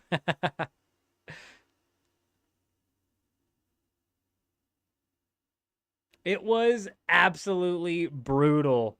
The D6 debacle, we'll call it. Yeah, D6 D-Day was quite a day. I thought I was gonna log on and have to search the entire deep desert for bases. Little did I know I was gonna log on and figure out that Funcom decided to bring the PvP right to where my base was, and yeah, we had a hell of a day that day. That was wild. From initially fighting with the Deep Desert Police Department when there was 3 of them picking on that one base to eventually teaming up with one of them to raid that base. It was wild. It's down now? Gotcha. Ray, they don't ever drop the patch notes until literally the update is live. It's the strangest thing. I've never seen a game do this before. Every single game that I've covered literally has always dropped patch notes, even before the downtime. Like, even before the downtime, patch notes will come out.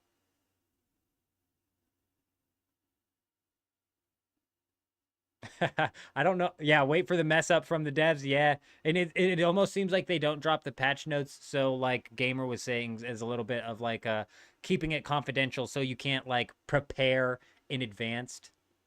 For example, like I always jump to old school RuneScape, but it's just mainly because I have the most experience over there. But it's like if they're getting ready to come out with an update that's going to all of the sudden increase the price of or make more useful like air orbs, for example, before the patch even goes live, you're going to see the market for air orbs absolutely go insane just to have the patch go live and people to realize it wasn't actually that big of a buff and have them crash right back down. You know what I mean? Like, whoops, we moved the PvP zone to your base. Oh my God, what a day. We can only have our fingers crossed that something like that'll happen, Ray. We could only have our fingers crossed that we get to fly back into the deep desert and and get in on some stuff. But they had posted in their update. Actually, we can read that. Let's go ahead and read that. I don't know if you guys have read this yet. It came out yesterday. Let me see if I can find it again.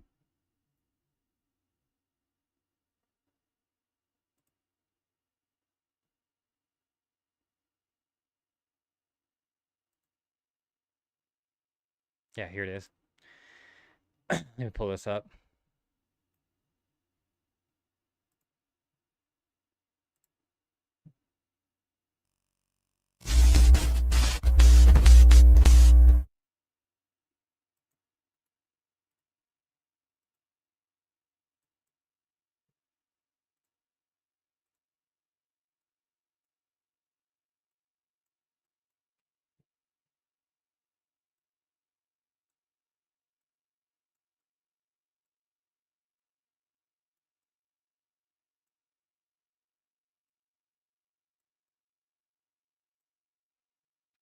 So check it out. They dropped this like big statement here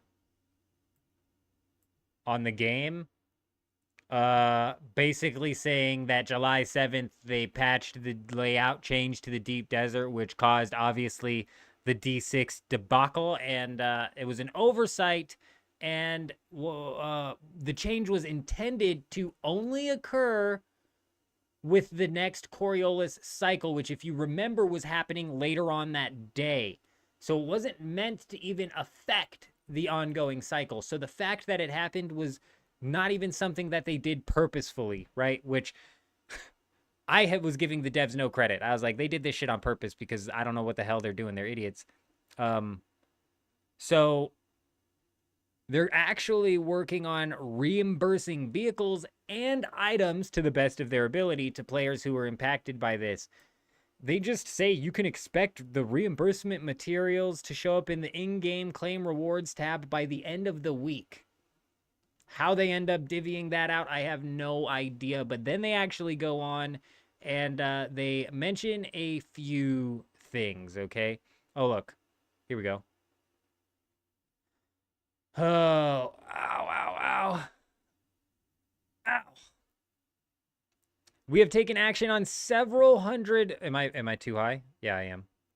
We've taken action on several hundred players who have abused exploits, cheats, and hacks, and there will be more waves of bans coming as we identify further exploits. So this is... Further culprits, sorry. This is good to hear that they are actually dishing out some punishments, bro. They need to be dishing out punishments. Really, really big right there.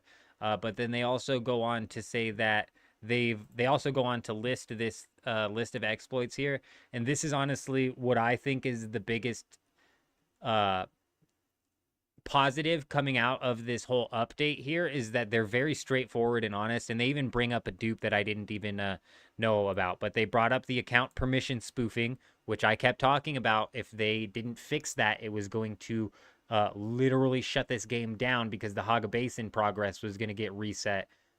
But they've apparently, this is all allegedly, according to them, they've affixed the account and permission spoofing. They've fixed the building dismantle item duplication. This is one I hadn't even heard of. But they've also they've increased damage and insta-kill attacks. I think that they mean that they've addressed the damage and insta-kill attacks there. That I don't think is worded right. But then they've also fixed the vehicle inventory item duplication, which is the one that I was aware about. It was too easy for these people to be pulling off, bro, and it absolutely thrashed servers. My server got trashed by this, bro, and I hope that anybody who did it genuinely just gets absolutely yeeted. No refunds, no second chances, you done type shit, because duplicating inside of a multiplayer game is just trashy in my opinion. Like, you're cheating. Duplicating in a game like Dragon Wilds or Pal World when you're not on the official online servers, entirely different, bro. It's a single player game. It's like playing with the GTA 6 Infinite Bullet or the GTA Infinite Bullet cheats back in the day. You're playing a single player game, dude. Like, this shit's multiplayer and people deserve to get punished for it. Projectile weapon rapid fire rockets from ornithopters. So We got into a fight with our ornithopter today, and I didn't think it was an exploit. I was rapid fire. That shit was firing though. So maybe the rapid fire is even faster than what I was doing. I don't know. And then they fixed the durability repair. So that's actually really good to see that they seem to be being very upfront with what was going on. Whereas in my complaint yesterday was like they're shit under the rug. Yeah, my complaint yesterday was they're just sweeping it under the rug, you know?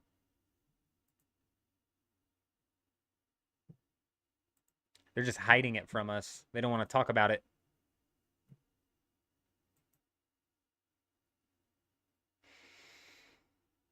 We're now 53 minutes into the downtime. We've got 37 minutes remaining.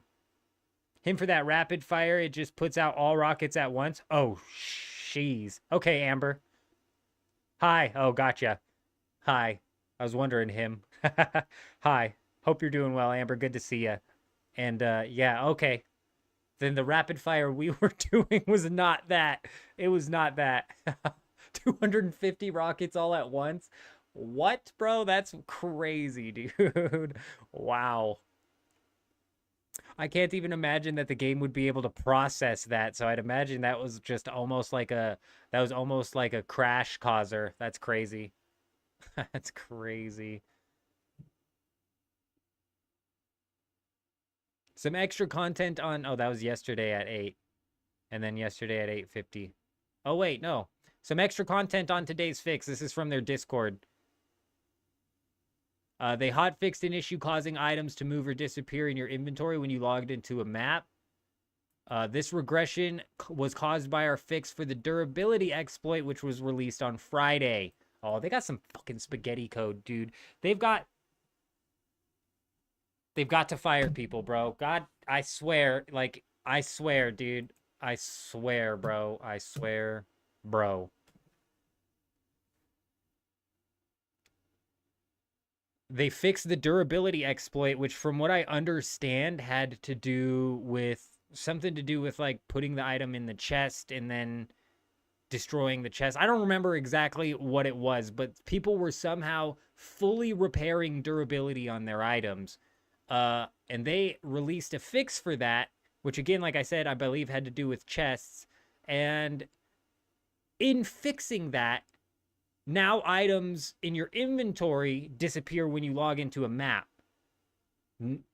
Those two things don't, I don't know how those cross in the code if we're not dealing with like some spaghetti code here. You hope they one day add sandworm riding. Shmeep, that's so funny. I hear my kid says that all the time. He's like, I want to see you ride a sandworm. And I always just laugh. And I'm like, I'm not getting anywhere near one of those things. You've lost it, kid. You've lost your mind. You get back over there to Halo Infinite and start killing it because you done lost your mind.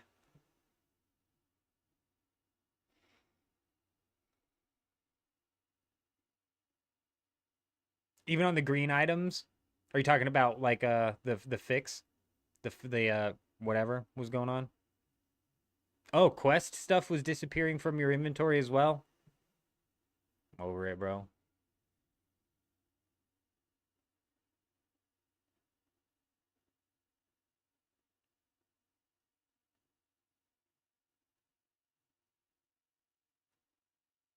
It's in reality, it's not that big of a deal.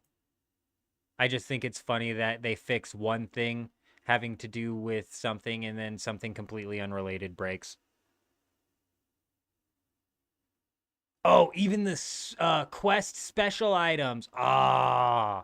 So even the items that you can never end up like crafting again because you don't get the schematic for them. Oh.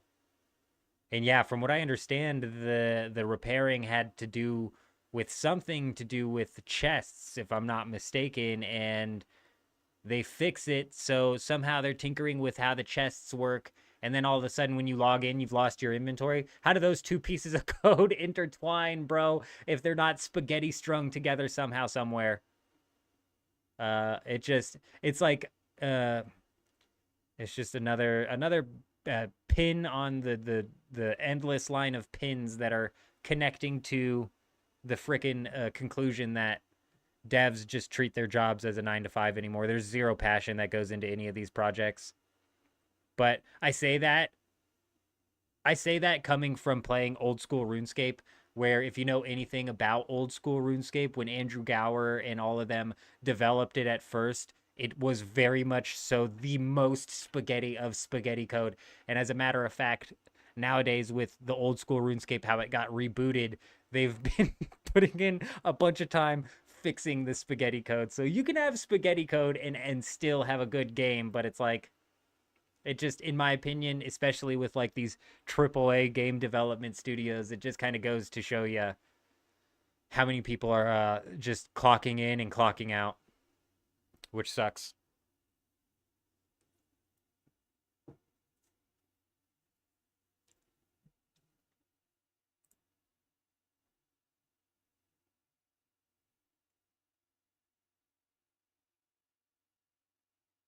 $1,500 melange while you transfer stuff from the Haga to the deep desert. Man, that absolutely sucks, Stoner. That is brutal. I don't even know what to tell you. Like they keep saying that they're like addressing that and they're fixing that, but I hear people complaining about that every day, which is why when I read out that whole list of changes that they are making and that post that they made yesterday, I said that's all allegedly, bro. This is just what they're saying that they've fixed. Who knows if it's really fixed?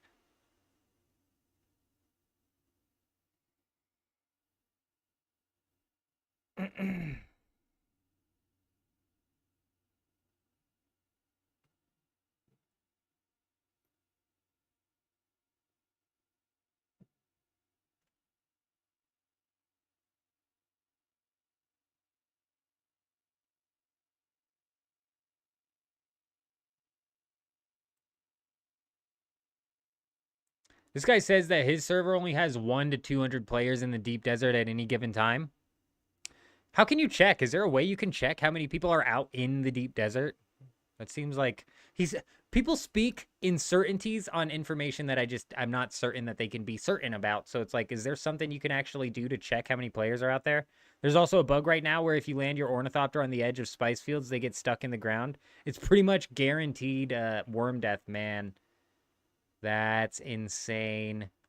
I saw a clip. I saw a clip. It was hilarious, bro. They pointed to a portion of the patch notes, whatever patch notes it was, I don't know, where it had said they had adjusted the Ornithopters to make it to where you can get in them at different angles better. And this guy's Ornithopter was like on a hill and he goes to get in it from below and he just starts crawling on it in the most insane ways, dude. Ends up getting taken out by the worm. I swear, like some stuff like that, that'll get me pushed over the edge real quick.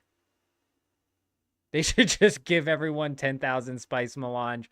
Yeah, let's go ahead and add to the whole duping problem that we had here and just fill up spice melange. Imagine being a 32-player guild and everybody just got 10,000 spice melange. Fucking 320,000 melange in the bag, bro. You'll never need it again.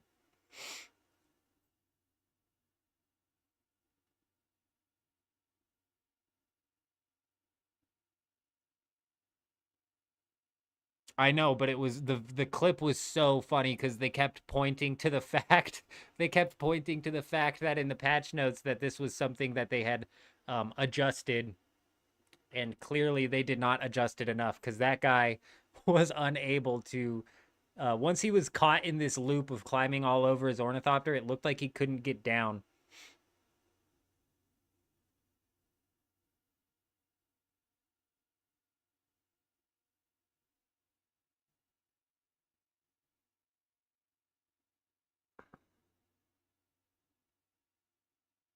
Your guild base was in the PvP zone in the mid PvP point. Everyone got raided. No, Stoner, that sucks. My guild, or not my guild, my base was in the PvP zone as well. We just happened to log in fast enough to be able to get our stuff out, thankfully. But they dropped it in the middle of the day, NA, like right when people were going to work. Right when people were taking off to work, dude, is when that update came out. show the clip. I don't know where it is, bro, and I tend to stay away from dropping anybody else's content. Like I was gonna, well, there was a downtime that happened about like 2 weeks ago, and I was like, we'll watch like God, there was an Asmongold video that I was like, oh, we'll react to that. But then I was like, he's reacting to somebody else's video, and it's like I don't want to dip my toes into that, especially with how easy. And this was like leading into Dune Awakening. We had used somebody's photo on Reddit in a video for 4 seconds, and instead of copyright claiming the video, they actually hit the video with a strike. We got the whole thing resolved, but it was like, first off, it was fair use, and it's just like this shit. YouTube's just so automatic about it, bro. It's like I'd prefer to stay away from it. Yeah, waiting for the servers to come back. Yeah, we're waiting for some patch notes to drop, which honestly, I'm just dumbfounded that they wait for the servers to come back for the patch notes to drop. It's crazy. But yeah, we had a crazy day that day, Stoner. I thought I was gonna have to search the entire deep desert to look for bases to raid and for some PvP to get into, but they brought it to me. They brought it straight directly to me. Joseph Russo coming in with the sub over on YouTube. We appreciate you being here. Hope you're doing well.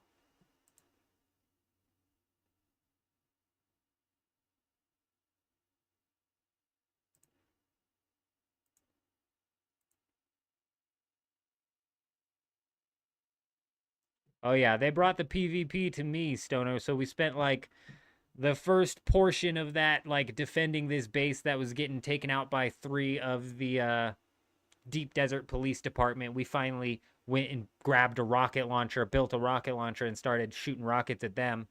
And then we ended up working with one of the Deep Desert Police Department to raid the base that we were initially defending. It was a bit wild. Like I wasn't even gonna raid it, but then I was half convinced the guy might be hacking.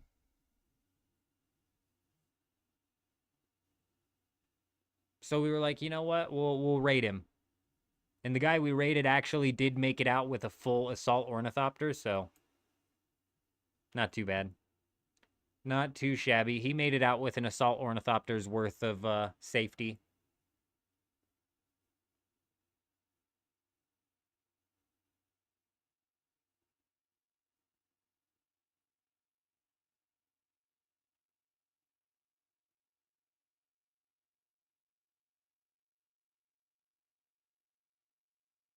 It was a fun day. I still need to go and grab that video. I still need to go and duping? What about duping? I still need to go grab the video of me and that guy raiding the base and turn it into a video. And I might have to go all the way back to the point where we're initially shooting rockets at their ornithopter, though that mainly was just kind of a waste of time. It was kind of me just flying around shooting rockets at the people.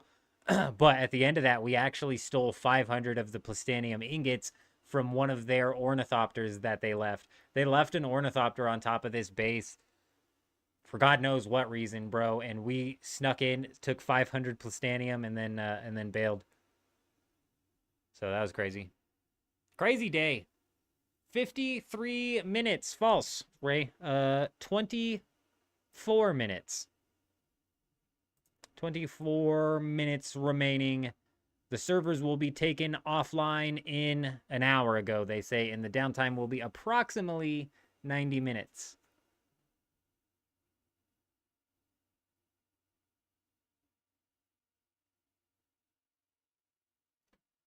What dude thought I was hacking? And no, we don't partake in dupes over here. Oh. I know about the dupes, and I knew how at least one of them functioned and how bad it thrashed some of these servers.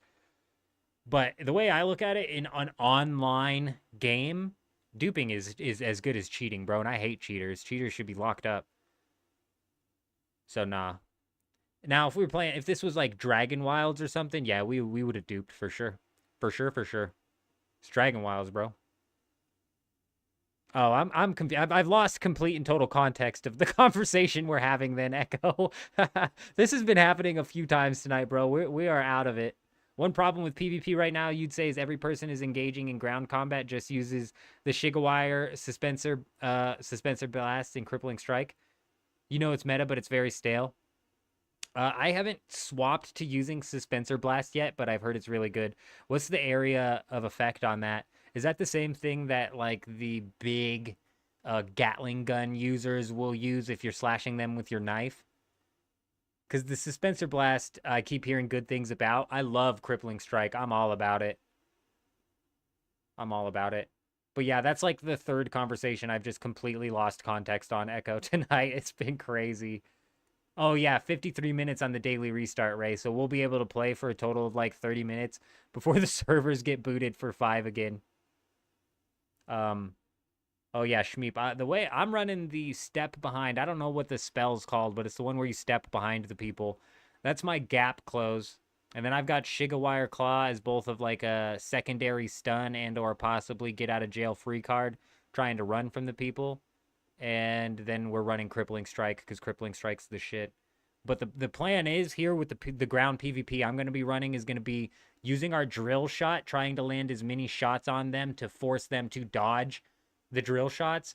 And then we do the step behind Crippling Strike. At this point in time, they should be low on stamina, probably panicking because they got hit with the Crippling Strike. So they're doing this.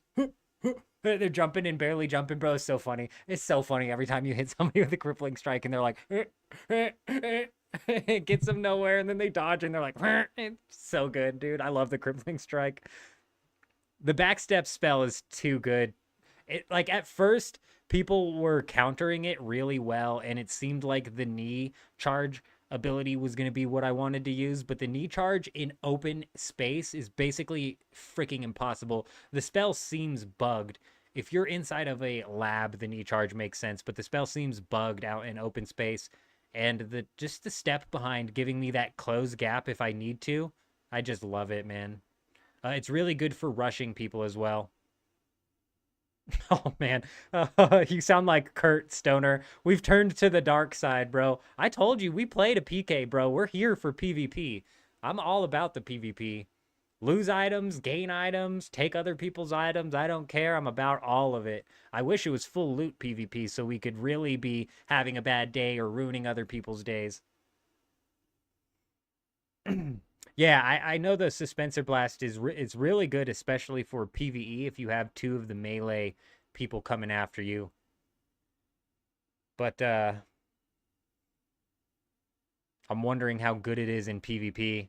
The way you're making it sound like is it's meta, so it's probably that good, especially if you end up in a situation where you've got multiple people on you. But honestly, that step behind being the close gap, I'm not sure I want to swap that out.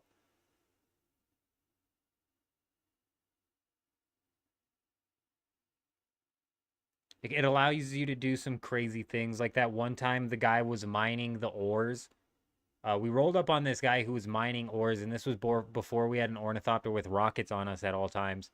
And we jumped out of our ornithopter, and then we grappled towards him, and then with our suspensor belt, we're gliding towards him. And then eventually, when we got close enough to him while we were gliding through the air, we were able to use that step behind ability to close gap on him immediately. So it was like we were flying through the air, and here he is, and then it's like, boom, we're on his ass, bro. And it was like, game on. So it's like, from his perspective, he's safe. Out of nowhere, I don't know how much he could have heard the suspensor belt, especially considering he's like shooting his laser. So he might have heard me coming with the suspensor belt, but other than that, literally out of nowhere, here we come flying in and we're on him. So I really like that close gap.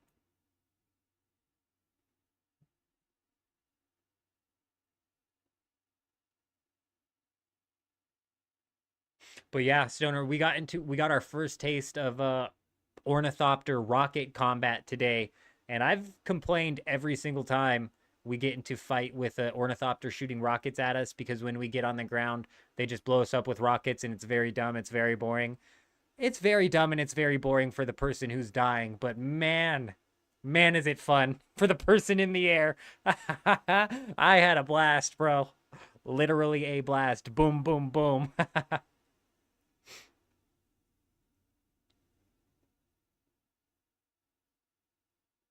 And you can in-stand do this charged attack. You don't know what it's called? Oh, you also play with the backstab spell? Is that one? I think I know what charge spell you're talking about. You hold it down and it causes that's the blast. The suspensor blast. You can hold that down and charge that, can't you? Which I'm assuming makes it even bigger and or cause more damage.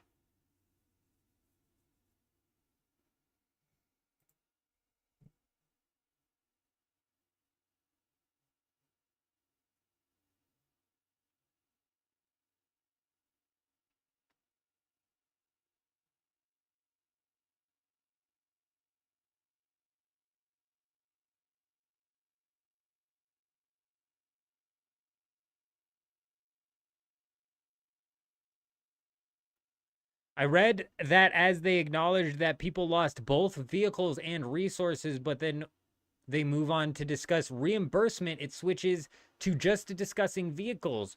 I read that as they will replace. I read that as that's all that they will replace. I hope for the sake of everyone who lost large amounts of resources, that's wrong, but I'm not holding out hope. They even mention how reimbursement will arrive as vehicle parts that need to be rebuilt, but don't mention anything about resources. So I still think that they will, that's all that they will replace. Interesting. I actually would probably tend to agree with that just because that's probably the easiest thing that they're tracking. You know, they could probably look up on any account and figure out if it lost a vehicle inside of the deep desert and just send them the parts.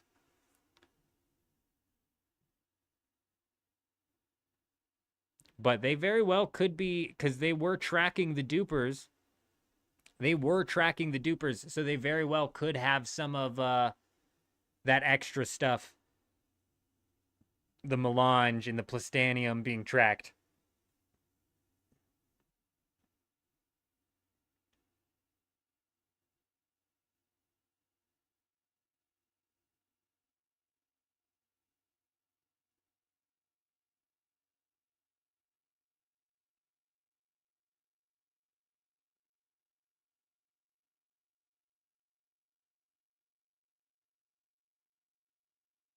It's the normal attack that goes through the shield. Is that a question? Because I thought it was the heavy blade. I thought you have to use the heavy attack to break shield. Oh my god, this guy says, with all the security exploits, I wonder if Funcom used ChatGPT to make the client-side codes. Oh, got him, bro. He got him. That's a good one. That's a good one. Somebody's blaming it on Unreal Engine. What's my in-game name? Old Man Jenkins.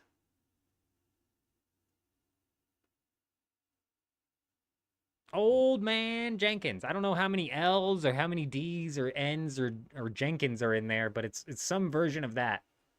It's like OLLD, so it's Old Man, maybe 3 N's there, and Jenkins. And I think I spelled Jenkins just normally, but maybe I threw some extra N's in there as well. I have no idea. Patch notes are a joke. Did we get patch notes? No, we did not.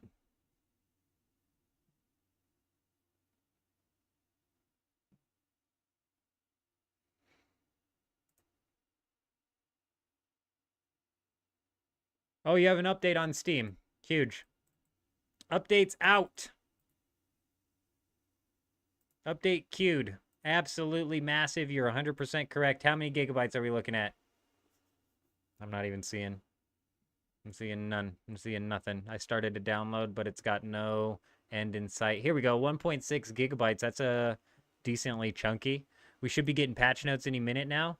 Somebody said patch notes are a joke inside of the Discord, so it's like They need to consolidate where they're putting their information out on.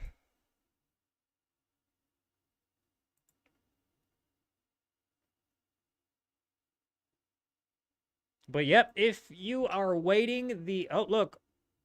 If you go to region status, it says all of the servers are currently up. It looks like we are getting ready to get some sort of patch notes. Presumably, they're going to be dropping anytime now. Somebody said the patch notes are a joke, so I'm guessing it's not a whole lot. I'll be right back. I'm going to hit the bathroom real quick.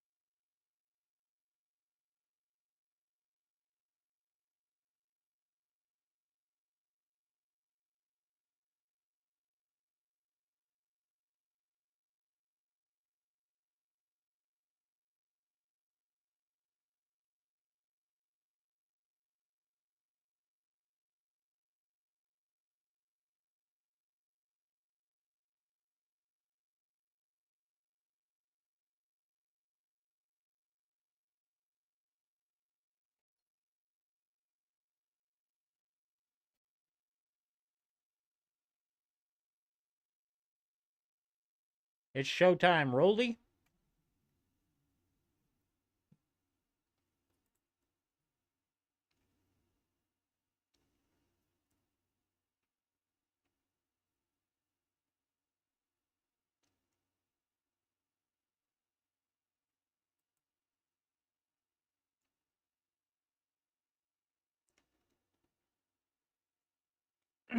Interesting. We got some information here. This is just, Discord chatter, so realistically, take it all with a grain of salt. But this guy says that support has said absolutely no reimbursements are to be allowed because they are physically unable to reimburse any in-game items. Yeah, Rolly, the update is out. We're currently patching the files right now. Still no patch notes.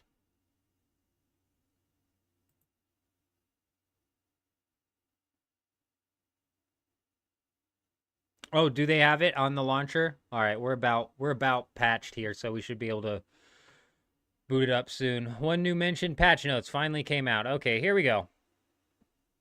Here we go. Let's go ahead and whip these things out and read through them real quick while we finish patching this update here.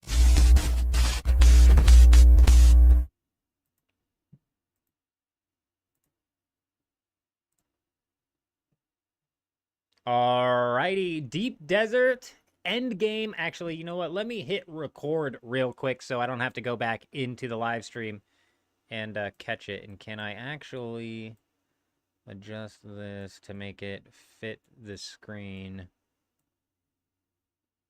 Okay. Yes, we can. All right, I don't need to do the intro. We'll slap out an intro later. But let's go ahead and jump on into this thing. Starting off here, we've got some Deep Desert Endgame and Lands Rad changes. They say that Tier 6 resources can now be collected across wider areas in the PvE part of the Deep Desert. This was already an update that they had talked about before the whole D6 debacle, but it's now confirmed, I guess, inside of these patch notes. They also say they've added an element of randomization to the respawn timer of unique loot containers in the Deep Desert. Again, I thought this had already happened. The Plastanium tier crafting components were split up to drop We've read these patch notes. Oh, shit. Let's go ahead and get on into it here. It's not going to turn into a video because look at this here. We've got fixes and then we've got a list of 5 things that got fixed inside of these patch notes. So let's go ahead and jump on into it. They have improved the client and server stability. They have fixed an issue where players who disconnected or crashed during a respawn on a different map or server would get a timeout error preventing them from accessing the game. This might actually been what David was dealing with, so maybe he got that fixed. They fixed a rare issue where using the vulture mode to cross sector borders in the deep desert could cause the ornithopter to fall beneath the train. Oh, they fixed, just in case we do turn this into a video, let's go ahead and rerun that, and read a sentence properly this time. They fixed a rare issue where using vulture mode to cross sector borders inside of the deep desert could cause the ornithopter to fall beneath the terrain and be lost. They also fixed an issue where sometimes components could fail to spawn in deep desert loot containers. And then finally, they fixed an issue allowing rockets to target players that are out of sight.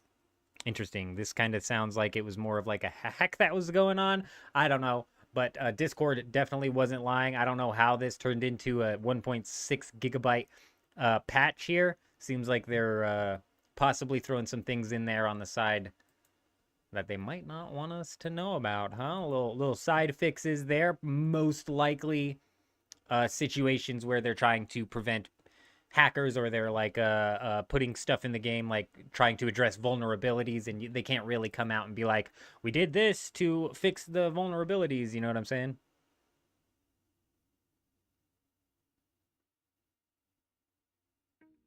On infiltration instead of invasion. Yeah, not a whole lot coming in those patch notes. Surprised that it's a 1.6 gigabyte update, but like with the post that they put out yesterday, it kind of actually makes sense. I'd imagine that a lot of that 1.6 gigabytes was addressing some vulnerabilities in the game, dupes that are in the game, shutting those down, maybe adding in some extra security measures to track certain things. Who knows? Who knows? But the game is currently back up. Let's go ahead and jump on into it here.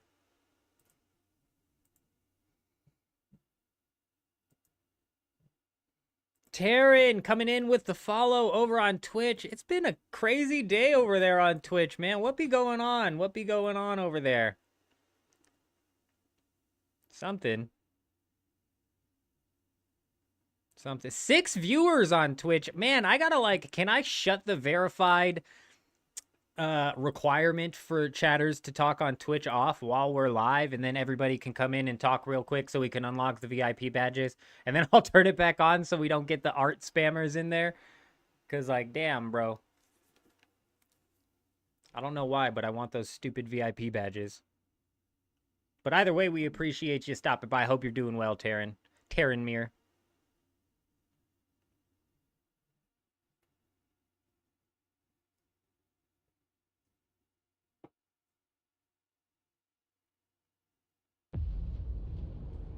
I dream of it. He dreams of it.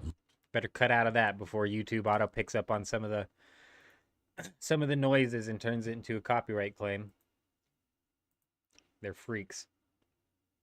You need to make Twitch bigger so you can donate some bits. Yeah, I need. No, that's too. We're close, actually. Not really, to be honest. This stream might help us out a bit. We need to hit 3 average viewers, and I could potentially like help boost that if I would just go and open up the live stream on like my phone or something, but it's whatever, bro. Like realistically, I don't care, to be honest. But yeah, this run at streaming over on Twitch this time has been our most successful yet. It's been quite crazy, to be honest. So we appreciate the support. We appreciate everybody stopping by. We're going to continue to grind it out, but it is what it is, and it'll happen when it happens. You know what I'm saying? On infiltration instead of invasion. Something just happened. What's it going to be? To me, it sounded like a YouTube subscription, but I'm not seeing it over on the YouTube dashboard. So watch it be from Twitch. It is, can you believe it, Mordred XY coming in with the follow over on Twitch. We appreciate you. We appreciate you being here. We hope you're doing well. Give me a minute. Something just happened in my bathroom. I'm going to go check on that real quick. What's up? What's up, Mordred? Hope you're doing well. Welcome. All right, so what time is it? Oh dear. Go, go, go. Quickly. Quickly, let's fill these up quickly. Oh yeah, because we're taking all of this out to the deep desert. We got to go grab rockets. We got to go grab the rockets that we crafted. And it's already pour time. Absolutely kicked in the nuts on that one. That's fine, because we already had this filled up. Alright, give me a minute. I got to go check at whatever just fell in my bathroom. Cats, probably. How many of us need to talk here at the same time? 5. I need 5. It's 5. And let's see. I think we have like 3 currently, but I kind of chokehold myself because I've got it on verified only, like I said. But I honestly, dude, honestly, it beats the art spammers for real. And then the bots somehow who offer their view bots come in with verified accounts, like crazy insanity.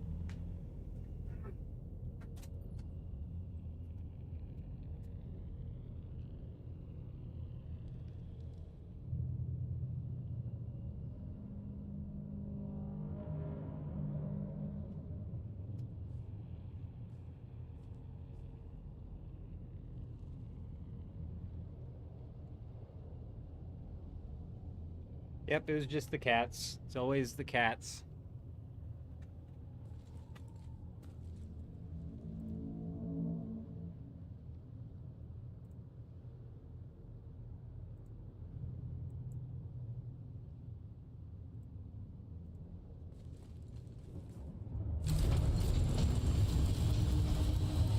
Alright, we're ready. That wasn't it.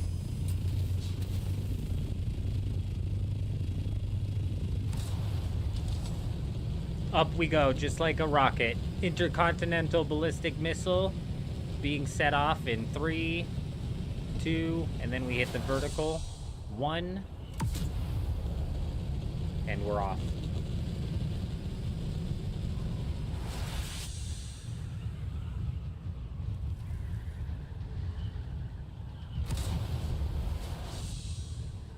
God, the base is over here, man. I don't know how they play over here, dude.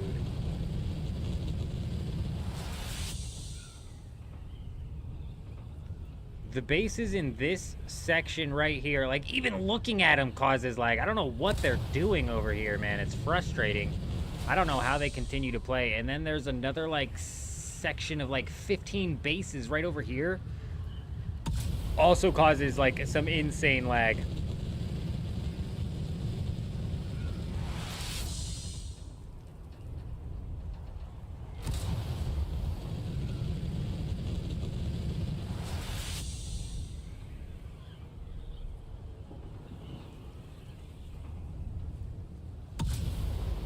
Anybody got any confirmation on the control points all being in the same spot this week?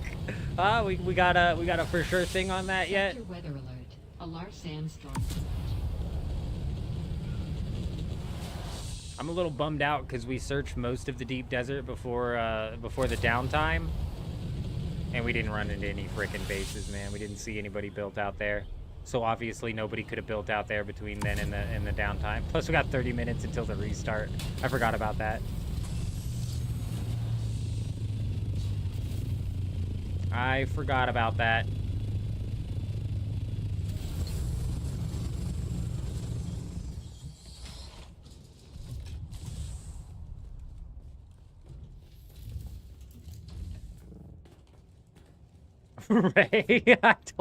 I told you when we were sitting in there during the downtime that this was gonna happen, Ray. I said it. I said, Ray, you know that there's a there's a server restart that's gonna happen right as these come back online. Why would they spin up the server after the patch just for half an hour? Yeah. I was actually hoping that what they would have ended up doing was doing the daily reset. I was hoping that they were going to end up doing the daily reset at the same time as the downtime in the patch. but they did not. They need to cancel that, Ray says. Ray says cancel the patch notes, cancel the downtimes, and cancel these stupid daily restarts. He's got to get some Dune in. They're making it hard. Thankfully, the daily restarts are like 5 minutes down. 5 minutes down is not that big of a deal.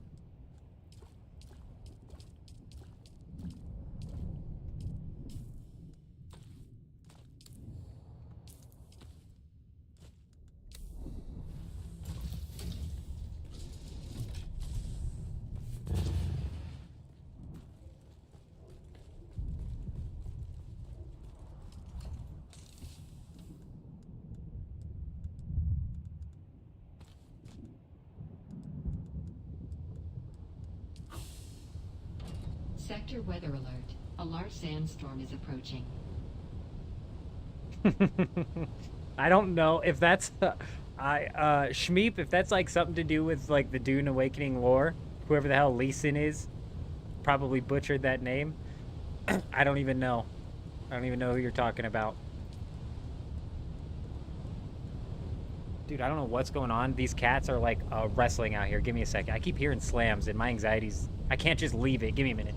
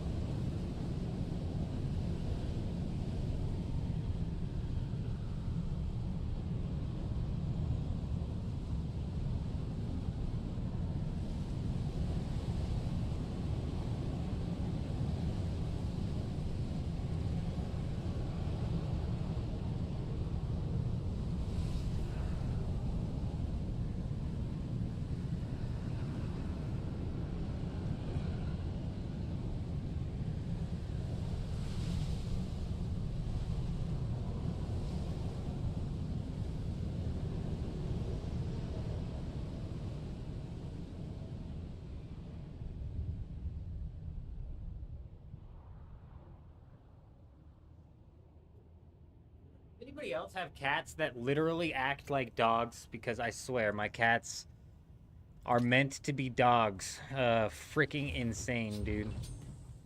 Like, flat out knocking over trash cans. If I leave pizza out on the counter, they'll come down and eat the pizza. It's insane. The fiber spot is from this week, right? Yes. If you're talking about the video that we put out. But the fiber shouldn't change, actually. That's a good question. I'm glad you brought that up. Do I have one of my fast ornithopters on me? Yeah.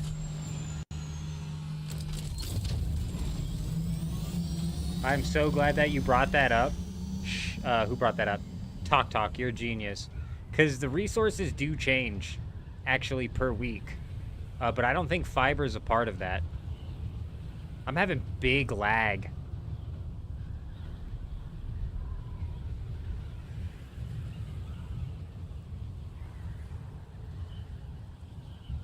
Yeah, no, see, those are still there. Yeah, no, all the fiber spawns are the same. So week to week, that'll be the same. Yeah, the patch notes were terrible this week. The 1.6 gigabyte update with that little of patch notes tells me that they were closing some back doors and possibly throwing in some extra security. Oh, yours do act like dogs as well? Good. I'm glad I'm not alone. Mine, I've always had lazy cats. I've never had, like, mousing cats. These cats are hunters, bro. They hunt all the time. That's all they do is hunt. There will be a gnat flying around the house. And it's just do-do-do-do-do-do. They're chasing a little gnat down, and they won't leave it alone until they get it. If they have a gnat or any sort of bug in their sights, they're gonna take it out. And thankfully, it's actually been really beneficial because when we first moved here, I had encountered a spider that I did not know existed, especially not out where I live. I thought this was a spider only native to desert lands of frickin', I don't know, monster spiders. Basically, they're camel spiders, and they look like scorpions to me. They got big fat ass fangs that look like big old scorpion. They got long butts, bro. And these are mutant spiders, and they weren't constant, but they would it would be at least like once a week that this big ass camel spider's running around. And I hate spiders. I cannot handle spiders, dude. And this mutant spider would actually like shut my body down. I had to get my wife. I'm ashamed to admit this, dude. I had to get my wife to handle multiple of these things because I know Mordred. I'm so dead ass. So dead ass. I thought the same thing.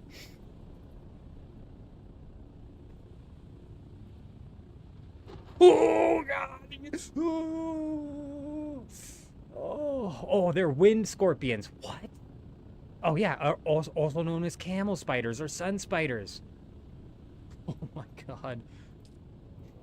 Oh god, just seeing a picture of that thing makes me sick, bro. Oh god, it makes me sick.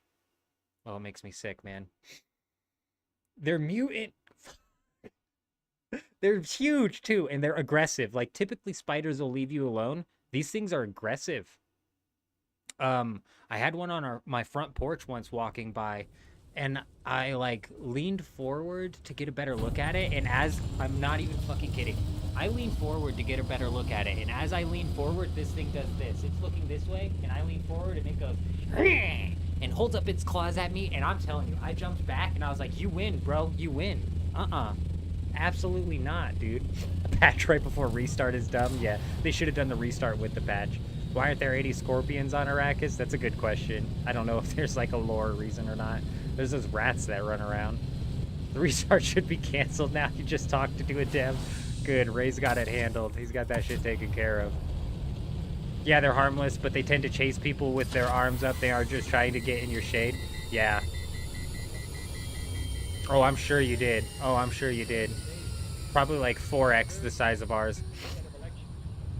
Something just happened. I'm assuming it's a YouTube subscription. Let's go ahead and wait for it to come through. It is Red Wolf coming in with the sub over on YouTube. Hope you're doing well.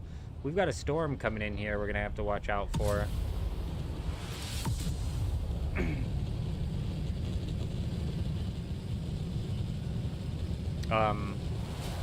But thankfully, ever since I got these cats, they've taken care of the camel spider problem. They've taken care of it entirely, so thank God, because I couldn't handle those spiders anymore. They freaked me out. There was one time, actually, this was the last time I seen one, and now I'm like nervous talking about them, bro. I'm like honestly nervous. The last time I seen one, my cats were chasing it down. And I'm like, oh my god. So there's a hallway before my kitchen, and I'm like standing behind the wall, peeking my head out, watching them like chase this thing down, and I'm like screaming at them. I'm like, kill it, and they're just chasing it down, swatting at it, you know, fucking just playing with this thing. And I'm like, kill it, please, as I'm just peeking across this corner like this. And then one of their paws catches it, and it must have turned around and bit them, because the cat then went like this, and that spider went flying across the room towards me, bro. I ran so fast, dude. I was out of there, bro. Absolutely not, dude. Oh, and like I was saying, I've had to have my wife take care of those things multiple times, and I'll never forget this. This is when I actually became scared of my wife. I was like, she'd kill me if she needed to. We didn't have anything like a shoe or anything to hit the spider with, and these things, once they notice that you notice them, they are still trying to get away. Like, they're aggressive and they'll turn on you, but like Mordred said, they are still harmless and they are still trying to get away. So if you don't get them fast enough, they end up disappearing on your ass. Well, so she grabs a plastic baggie and dives on the ground and is holding this thing in the plastic bag. And it's just in the plastic bag, wiggling and like squirming and like suffocating essentially. And then she takes her fist and she goes boom, boom, boom, and punches this thing. And I'm just like, oh, I don't know what's going on, bro. Like, absolutely not, dude. Absolutely not. I like that too as well. It's fun to hunt bases that way, is following on the tail side of a storm.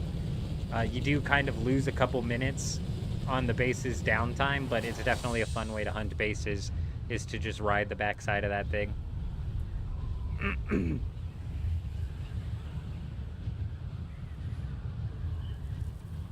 Ah, see, I figured there was some sort of lore reason to it.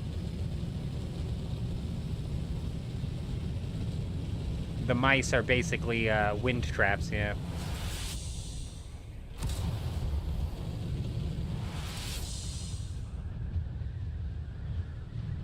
What's funny is, like, how much humidity can genuinely be in the air if the desert is so hot, you know? How much can be there? Alien vibes for real, Echo. If you've never seen one, look it up. Look up the camel spider and you'll be like, what the hell is that? That's not real, is it? Oh, they're real. Oh, they're real.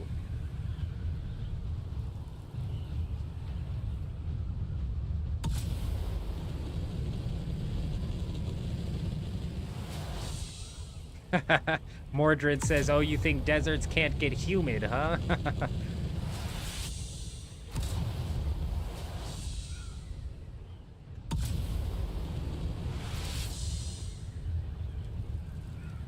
I don't know anything about the Dune lore, though, like I was saying. I don't know squat. I've played so much of the game that I've been half tempted to watch one of the movies, but I wouldn't know which one to watch to get, like, the best version of the lore and the best version of the movie. And, honestly, I'm not a big fan of watching movies. I kind of feel like I'm wasting my time when I'm watching a movie. I better entertain myself.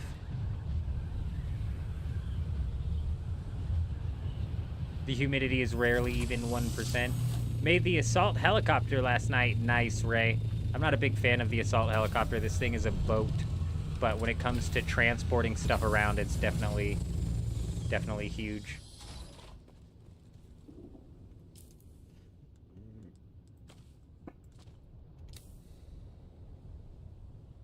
You watched last week Dune movie was super good, and 2026 comes part 3. So how do the Dune movies work? Do you start with part 1, or like what year is the most what year movie did you watch, and was that part 2 then, I'm assuming, because you're talking about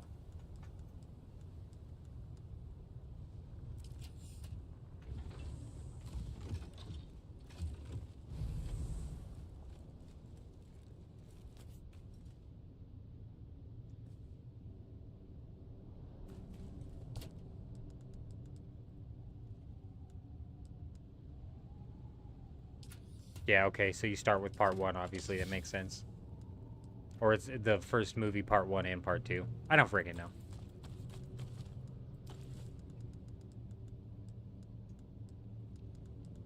Alright, I think if we have 250 in the rocket and then 250 in our pocket, should be plenty.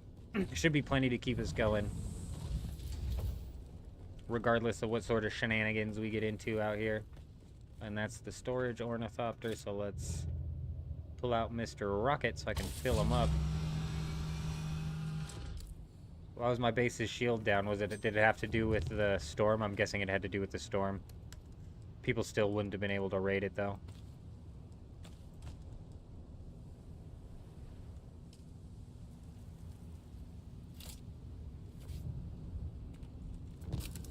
The new ones are in the 20th century with Dune Part 1 and Dune Part 2. And then you're saying Part 3 comes out in 2026. Cool. Yeah, we might have to jump in and try and catch up with the lore. Like, honestly, I prefer watching, like, movies that make me laugh, though, rather than, like, serious dramas.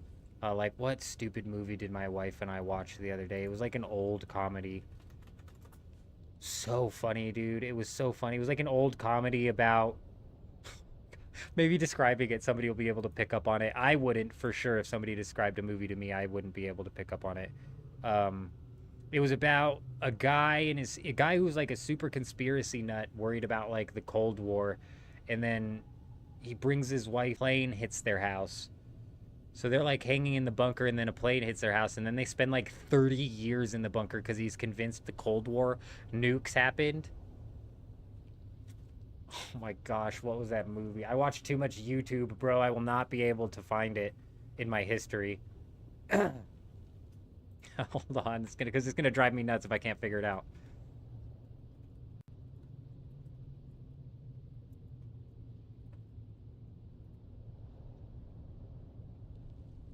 Blast from the Past. Blast from the Past is good, dude. So I like the comedies. A Dune series would be a game changer. Yeah, you know, they, honestly, if the writing was good, I could maybe get down on a series. But, like, maybe like an anime. Just ship it off to some Japanese writers. The original Dune movies were in the 1980s, made after the books were released. I see a lot of people saying that the books are the best. I'm sure as hell not going to read a book. I am not going to read a book, that is for sure. There was a lot of activity before the patch, before the downtime here, coming from those guys. We do only have 10 minutes until the server resets, so we're not going to go too far. Actually, now that I think about it, I don't want to lose my Ornithopter and my stuff for no reason.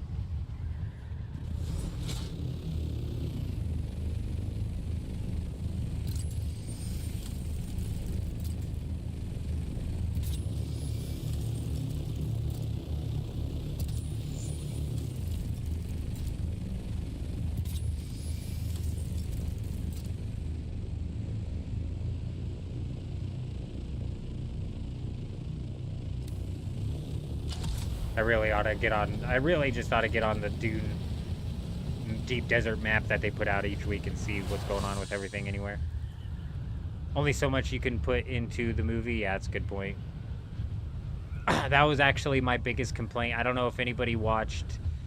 So I've never been much of a book reader, but there was one series of books when I was growing up that just absolutely captivated me, bro, and it was Lemony Snicket's Series of Unfortunate Events.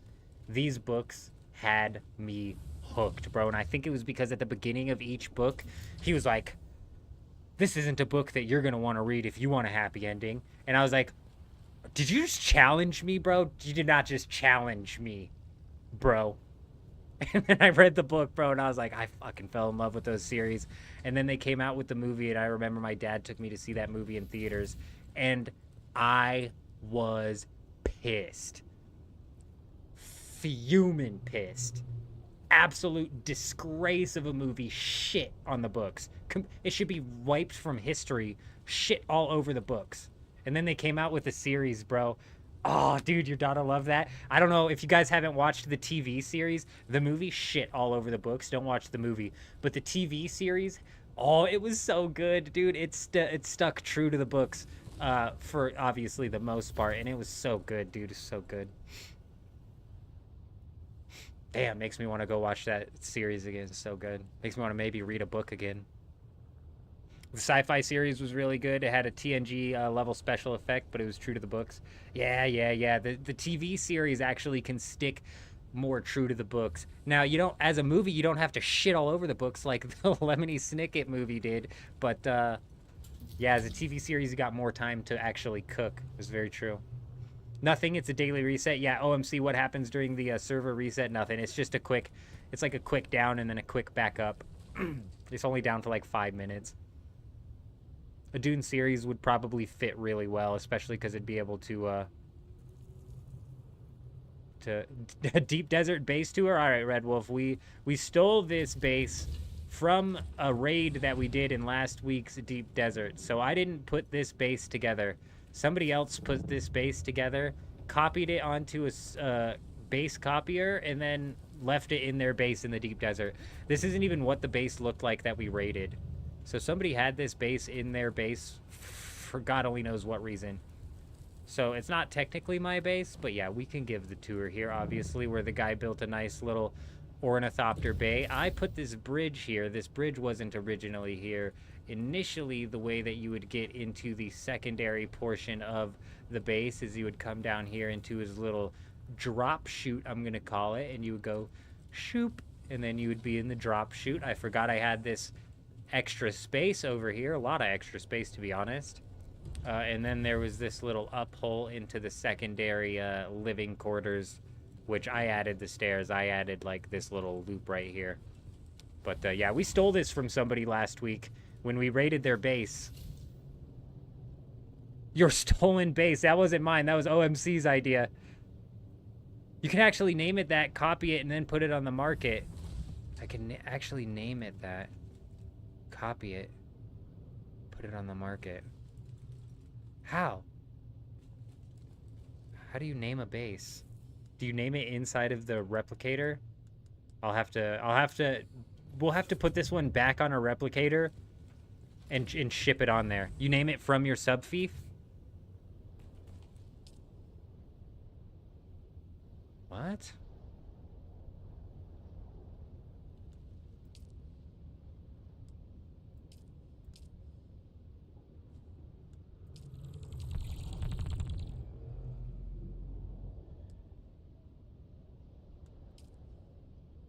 Oh, I'm an idiot.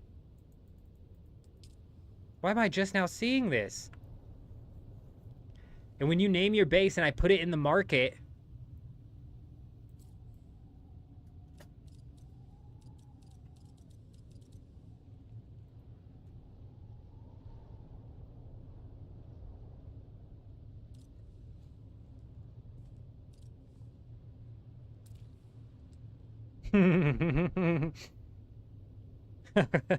So when I put this on the market, does it come up on the market as that? Your stolen base. That's so good.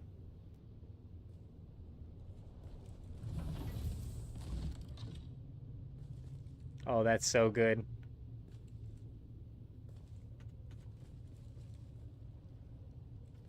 Good morning, Hank. Hope you're doing well.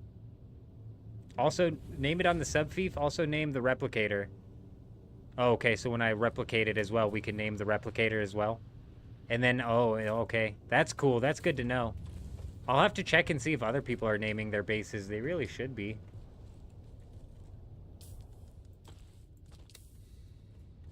That'd make it easier to identify, like, on the market if it's something, a base that you'd be interested in. Like, guild base, mansion base, fancy base. Whatever. Some other descriptive words that you can come up with. Damn it, I knew there was a fuel cell over there somewhere. I just wasn't sure where.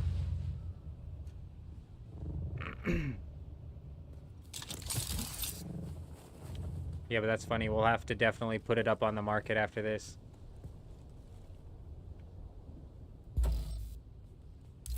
Oh, I'm sure. I'm sure. I didn't realize your guild members' bases would also pop up on the list. But yeah, I'm sure having names on there definitely helps out.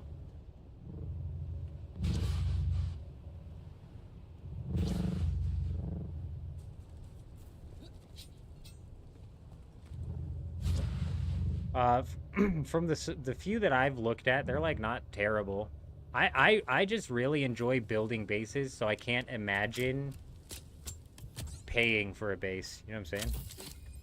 But if I wasn't somebody who enjoyed building bases, being able to buy the base is actually like a nice quality of life. Like, say I was just a box builder and I was like, I don't want to be a box builder anymore, but I'm not creative enough to build anything but a box. I could go buy a base and then at least look like I'm not a box builder. Is there any... Yes, there is. There's a preview button on the replicator where you can see what it looks like. And you could basically go through one by one in all of the ones on the marketplace and kind of pick through them. 5 more minutes until the reset, and then we're going to be able to search the deep desert, look for some people to blow up, maybe look for some bases.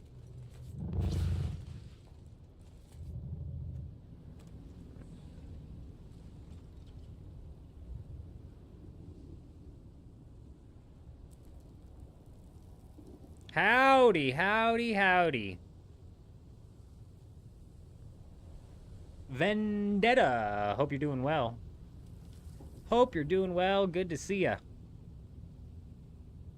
You bought one to test it and it was just a random box. That guy's like, somebody bought my box. Somebody bought my box. I'm a base builder, somebody bought my box. That's good, bro. That's funny. Yeah, you could preview them. Switching to night shifts, huh? Just now switching on to the night shifts, huh, Vendetta?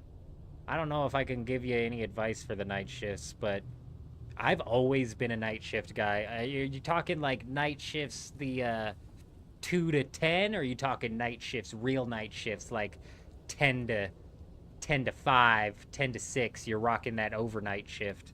Because I love the overnights. I've always been an overnight guy. 7 to 7? Ah, shit, them 12 hours, huh? Fuck. God, that sucks, because you start your night so early, and then your morning is fucking already there. I got no advice for 12-hour shifts, bro. That sucks, dude. That really does suck. It is that overnight, which is how I like it. I really like the overnight shifts.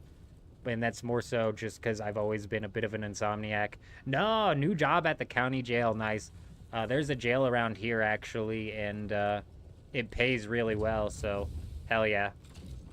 Hell yeah. I'm not sure how physically demanding that is.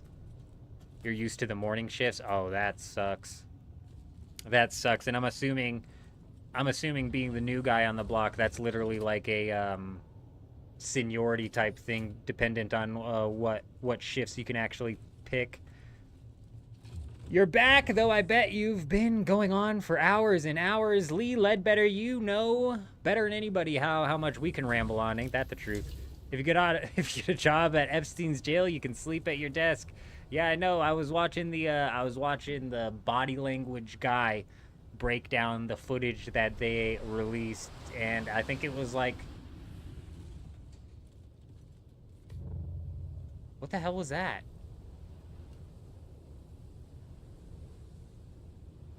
And he was like, nobody's moved for like 3 hours. There was no movement.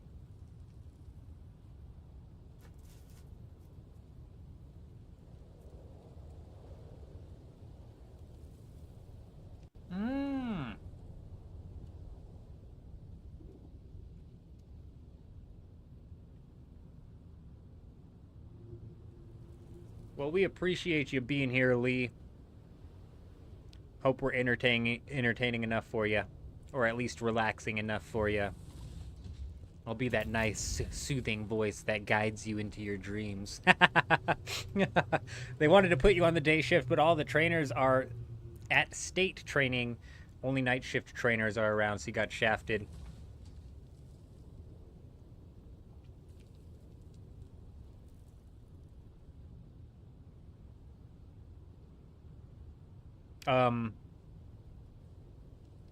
So because you're getting trained by night shifters, does that mean you're going to be stuck on the night shift?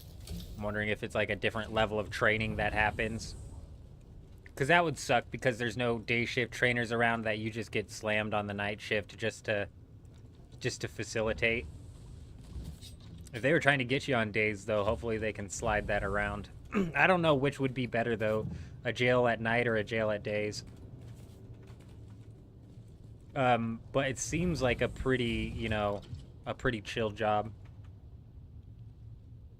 Unless you get shit thrown in your face or something like that. Watch out for the shit throwers.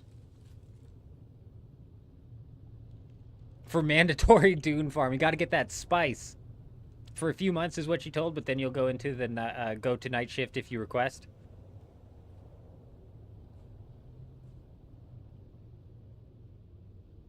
Two on, two off, 3 on, 2 off. That is nice. Ah, man, that is nice. I'm the type of person where my work weeks, like when they're consecutive day after day after day after day, it's a drag. So I actually prefer... there it goes. Server is safe, Ray says. Nah, it was coming down. It's coming down. I actually prefer my shifts to be scattered like that, to where it's like 2 on, 2 off. And then like your longest work week is 3 days in a row. That's not bad. That's not bad at all.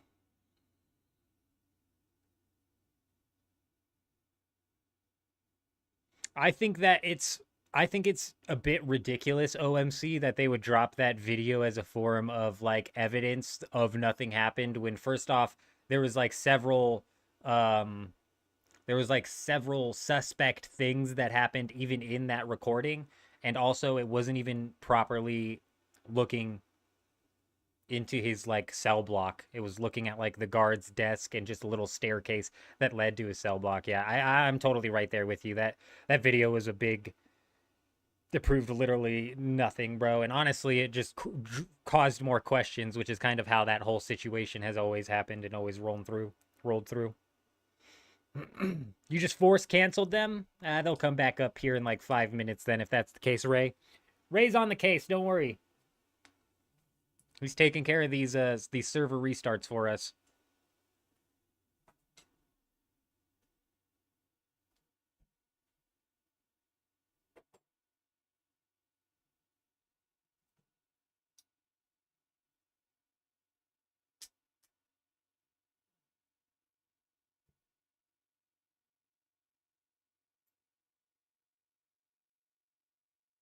Hang on, I'm still here. Bear with me a minute.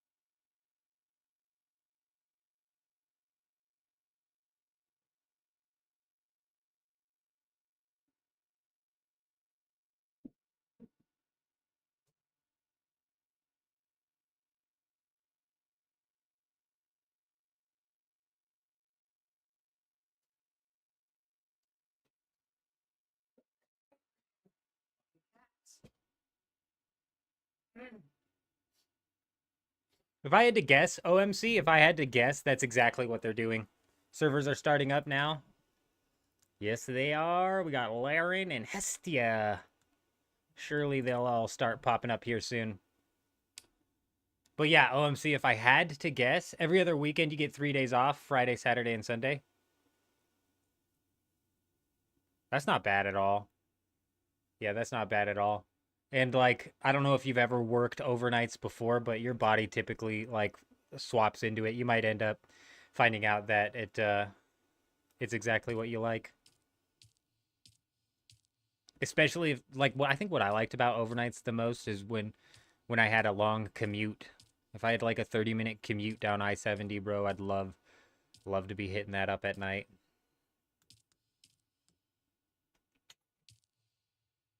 But with your 7 to 7, bro, that's not at night. That's not the overnights. Not the overnight timing that I had. You don't mind it for spice farming, but the auction house sucks. Yeah, I bet.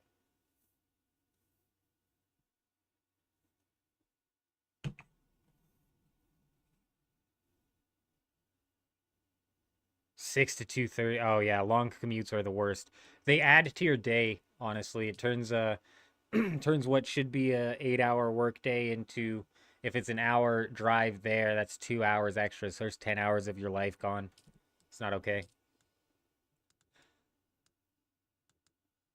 And that's not even talking if it's like a 12-hour day and then that's 14 hours of your life gone, and then you come home and you got basically just enough time to sleep. 15 minutes, that's brilliant. That's a hell of a lot better. Like I said too, I don't know what state you're in, but and I guess what's around me is a prison. It's not a jail. I'm not sure if there's like a pay difference, but the prison around here pays really well. Where's my freaking server? Microscopium. There's a server called Microscopium.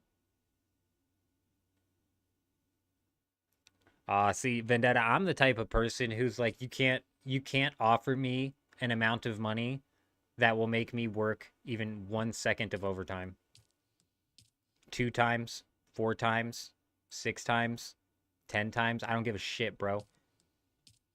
You'd have to pay me like $1,000 per hour for me to want to work overtime, like dead ass.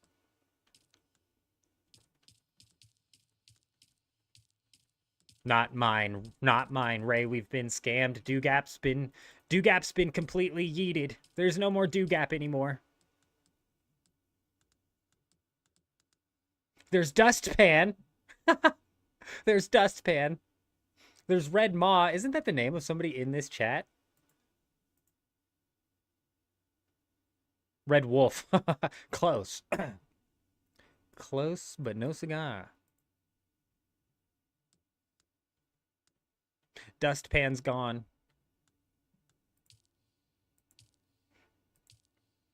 Yeah, my server is dead as hell too, Ray. I'm going to be swapping off of this thing as soon as they allow swaps. There she goes. I just don't want to restart leveling and restart questing and restart all of that nonsense. You know what I'm saying?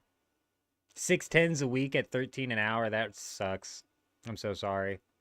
That's so brutal. You kind of sound like you're one of those people that really love to work. And typically they love to work not for the love of work, but to make that money. You know what I'm saying? You would be the guy that I'm giving my overtime hours to. They'd be like, yo, you want to work overtime? I'd be like, ask Vendetta. You know you're barking up the wrong tree. And if it was forced overtime, I'm out, bro. I'll quit so fast. I'm so serious. And it's because I value my time at a ridiculous level. You know what I'm saying? Like I told when my last job, I was working at Walmart, and I had to set up a schedule with them that was working because what was originally set up was just not working, bro. And a lot of I ended up getting like my hours cut just a little bit because of it, and a lot of like my coworkers were like, I don't understand. And I was like, I know you don't understand. I know you don't. But trust me, bro. My time is valuable, more valuable than the $15 or whatever that Walmart's offering me here.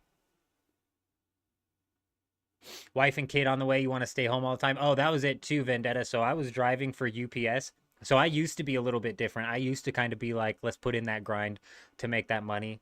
Because I remember I was working at UPS and I started off in the hub, which is the big ass facility where you're loading up the trucks and shit, really putting in the work. And I started in the hub with the possibility and the opportunity to work my way up to become a driver. And I don't know if you guys know, but the drivers for UPS literally cap out at like, when I was working there, it was like they cap out at $36 an hour, and that was years ago. So like shit, they might be up to like $42 an hour or something crazy like that. They cap out at a ridiculous amount. And that was going to be my career, bro, because I'm a really good driver. So I was like, oh, we'll just go drive for UPS when I eventually can, and we'll just make a shitload of money doing that. And it was funny. It just so happened to time out that right as it was my turn to step up and start driving, because you kind of had to wait in a queue because they make so much money that everybody who worked in the factory wanted to go and at least try to become a driver. So you kind of had to wait in a queue, and it took a couple of years working at UPS before they called me up to get into driving. And it just so happened that it lined up right alongside with my wife being pregnant, and it was about like a month or two into driving for UPS, and it was like 16-hour days, 60-hour weeks. We're maxing out the DOT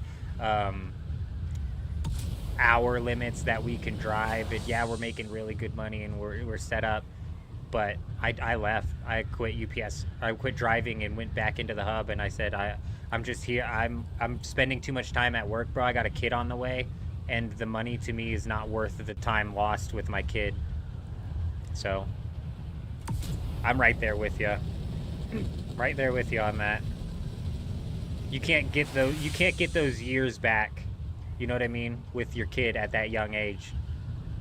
So I was like, absolutely not. There's no amount of money that could convince me that losing this time with my kid is going to be worth it. So I went back to the hub making shit money at part-time hours before we ended up just leaving there entirely.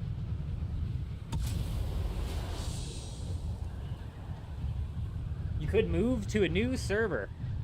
Microscopium is a constellation in the Southern Hemisphere. That's funny. That's funny, OMC. That is a funny name for a constellation. I can only imagine what that looks like in the sky.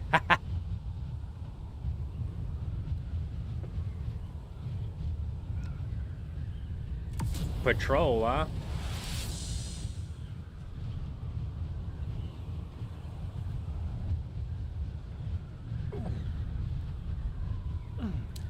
Like actual police car patrol, like out on the streets, you're now a police officer, or like patrol, county jail, county prison patrol. I don't know if that's like a job title within the prison system, or if you're literally talking about like swapping cop, because that's respectable, but also levels of insane. Definitely some levels of insane. I wanted to be a cop for a while, but I do not handle blood very well at all. Blood will make me pass out. County deputy, gotcha. Yeah, I can't handle blood. It'll make me black out. When my adrenaline's going, that's a little bit different. I'm a little bit better at handling blood, but at the same time, bro, like the adrenaline can also cause it to spike off a little bit quicker too.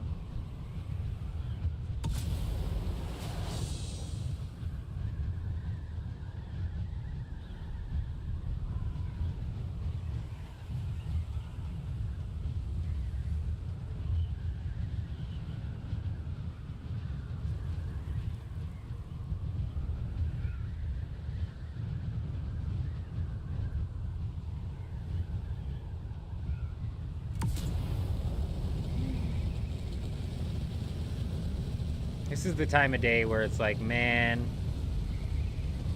we need to find a base.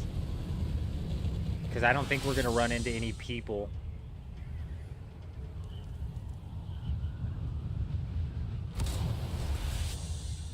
Oh, I can only imagine.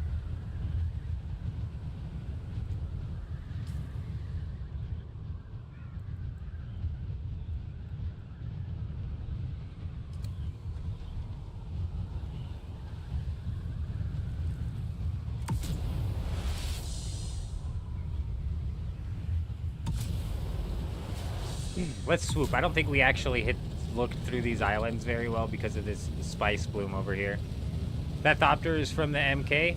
Is fast. What MK is it? It's MK5 body and everything, but we have MK6 wings in the MK6 engine.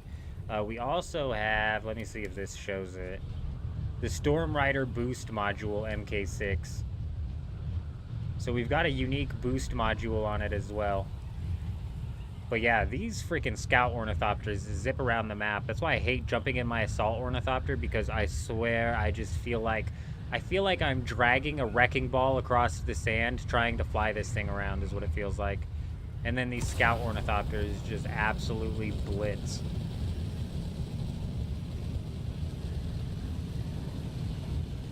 But I don't know if it's the boost that's making this so fast. I don't think necessarily it's the boost. I think it's more so the wings in the engine. Do they ever put a lab in the deep desert PvP zone? Yeah, there should be several labs in the PvP zone out here. Oh, do they never put a lab in the deep desert PvP zone? No, there should always be one. I'm not sure if you're trying to trick me there with a double negative, but there should always be a PV lab out here somewhere. Actually, let me jump on the, it's not very safe.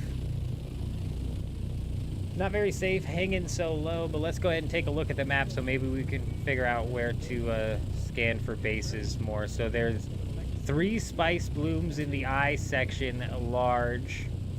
And then there's one in H9. There's a lab all the way in I, all the way over there. And then G4 and G6 is where some Stravidia masses are. We're in H4, H5.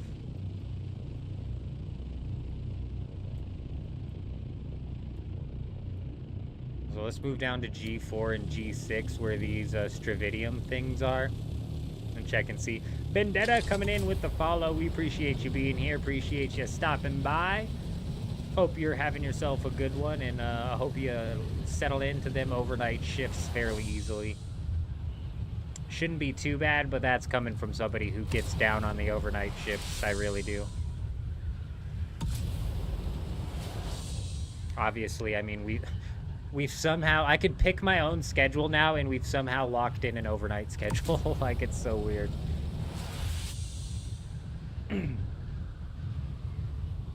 Technically, it kind of works out, though, because I really can't pick my own schedule. That was kind of a bit of an overstatement. But,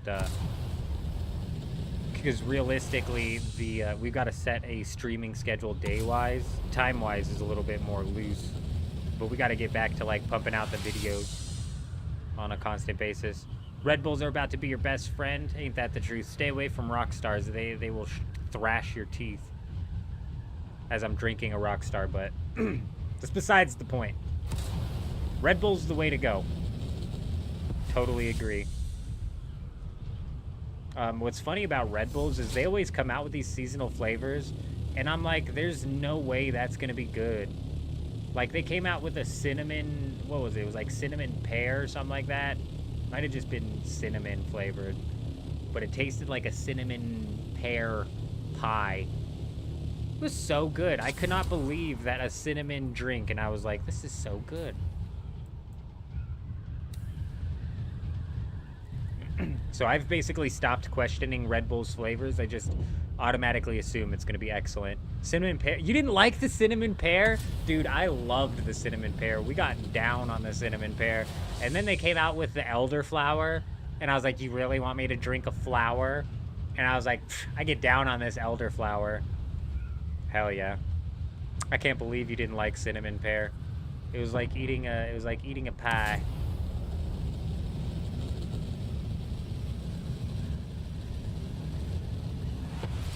I never know which way these are going.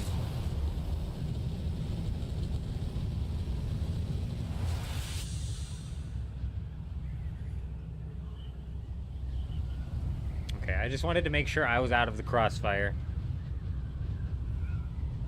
I liked the coconut berry, but that was because of the vape pen that I was using for a while was flavored pina colada. That's what I got now, actually.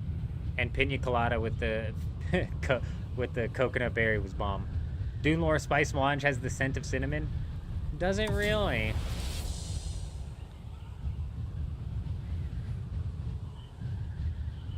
Does it really? With the Dune video coming out in 2026, makes me want to check out, or the Dune movie Part 3 coming out in 2026, makes me want to check out the other two.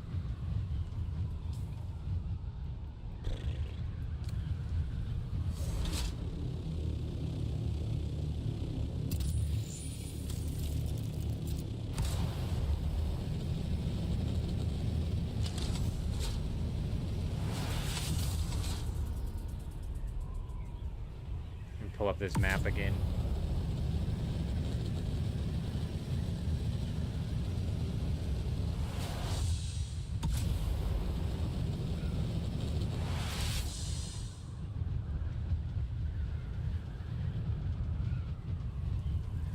G6, G4, and then... Oh shit. F4, there's 99 Stravidium nodes? Oh my gosh. Holy crap. F5, there's a spice field. F1. Dude, there's large spice fields all over the deep desert. I think we swoop through the G section. Let's just like east and west across the G section. Looks like we've got the east covered. Let's head west. Your siege is popping off at the moment. Really? OG Monster kind of guy. I used to like Monster as well when I was growing up, Hank, but then I drank the BFC one time. And I drank this son of a bitch in like an hour, bro, and I was like... And now every time I drink Monster, I just hate the taste. It makes me sick. It's like sugary as hell.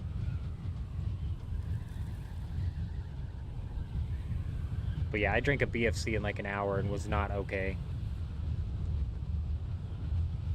At like 13 or some shit too, bro. Was not okay.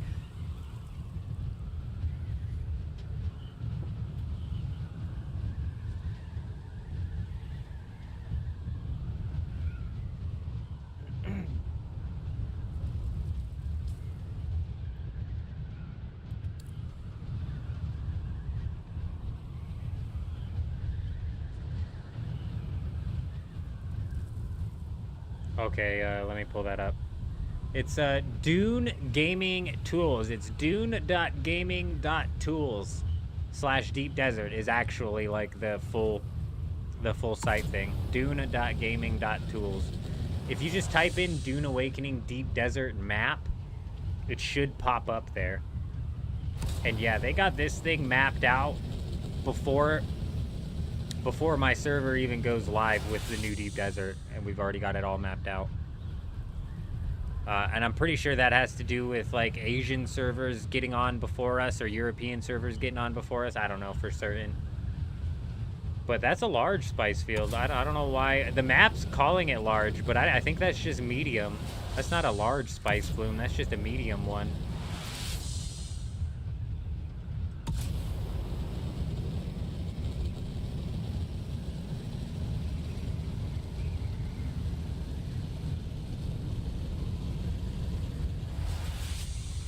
Oh yeah, planetologist.app I hear is a really good one as well. That's not one I've been using though. That probably got insta-yeeted from the chat, but just in case anybody's curious, Al Belushi just brought up planetologist.app. That's another one that also maps out the deep desert. And I hear it's really good. I haven't checked it out though, so I don't know from experience.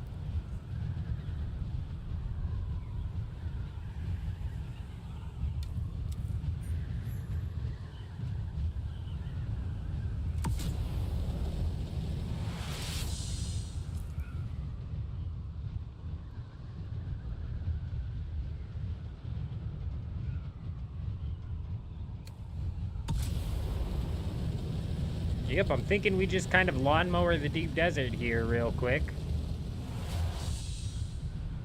See if we can't get lucky enough to find somebody.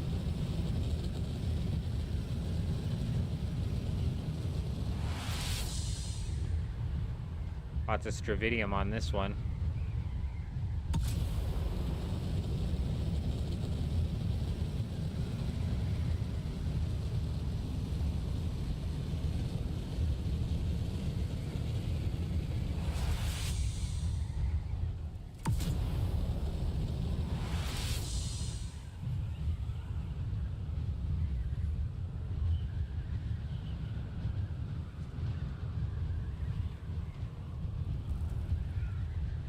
Man, like right there on the back side of that hill would be a good spot.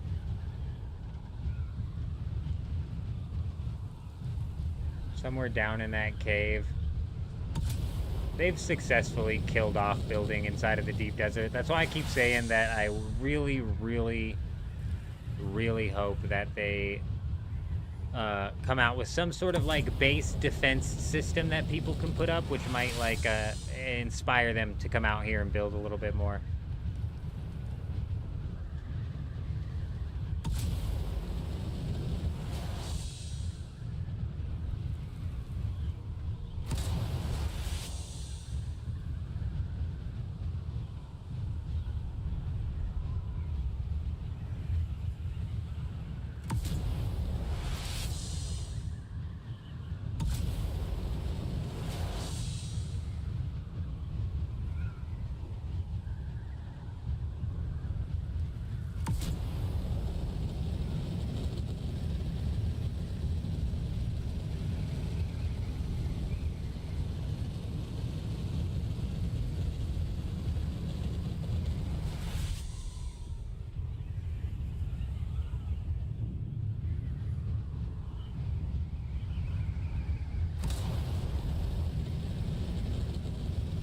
We did all that to get up just to fly right back down.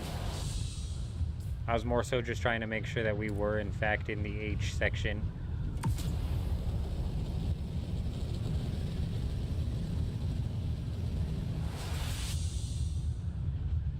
It looks like each of these like dip-ins right here have this little cave section where somebody could sneak a base into. I'll have to start checking that.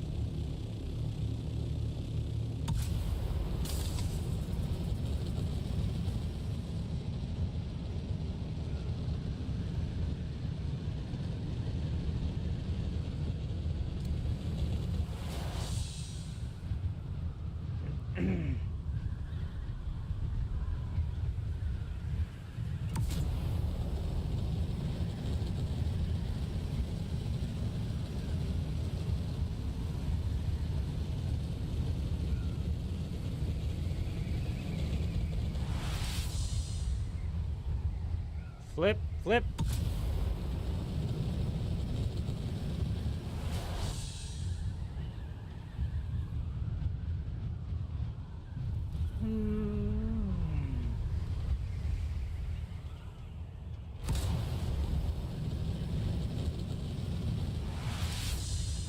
Even for guilds, to be honest, it's like no reason for them to put down bases in the deep desert, you know? Not in the PvP zone anyways.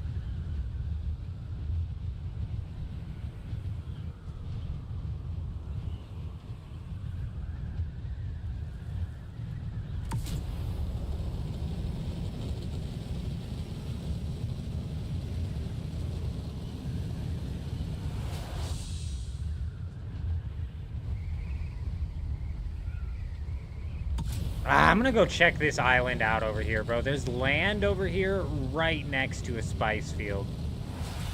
And that's where you would put a base, isn't it? Like, damn, that's where you would put a base, man.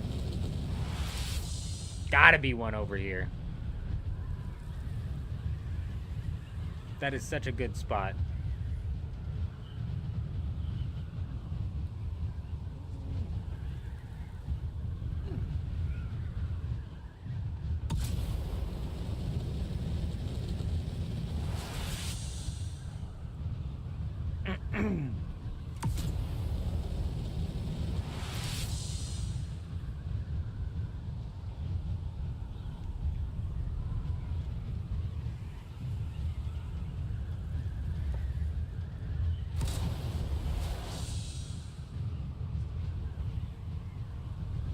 Why is that all black right there, huh? Oh, look, it just loaded in. What was that? There's a texture just not loading in.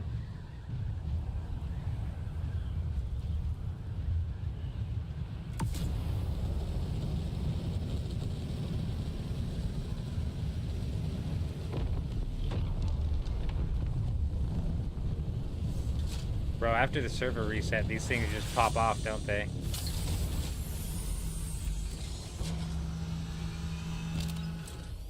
I'm gonna pull out Rocket Boy.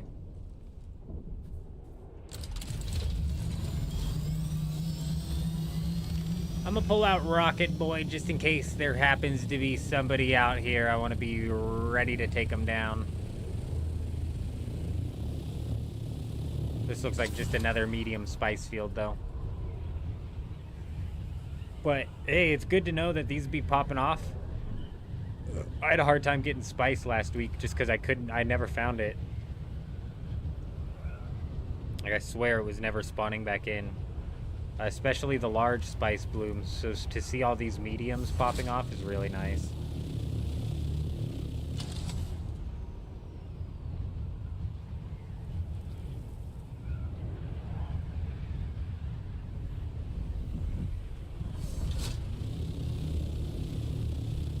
Spicy. Smells like cinnamon over here, huh?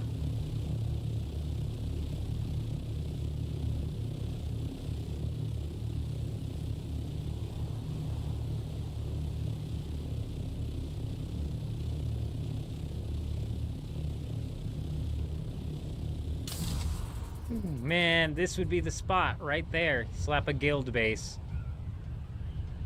I wish they let you put 3 sub-fiefs down in the deep desert. I think that would be something else that convinced people to build out in the PvP zone as well. Because even if I had access to another sub-fief, I'd throw down a little forward operating base right here so I could quick bank a bunch of titanium and stravidium and then just do some trips back and forth to dump it into my main base in the deep desert, you know what I mean? Which would basically make it like to where if anybody ever ended up raiding it, there should never ever be anything in it, but at the same time, it's like, if the timing just so happened to work out perfectly, it's not impossible. Alright, well that's unfortunate.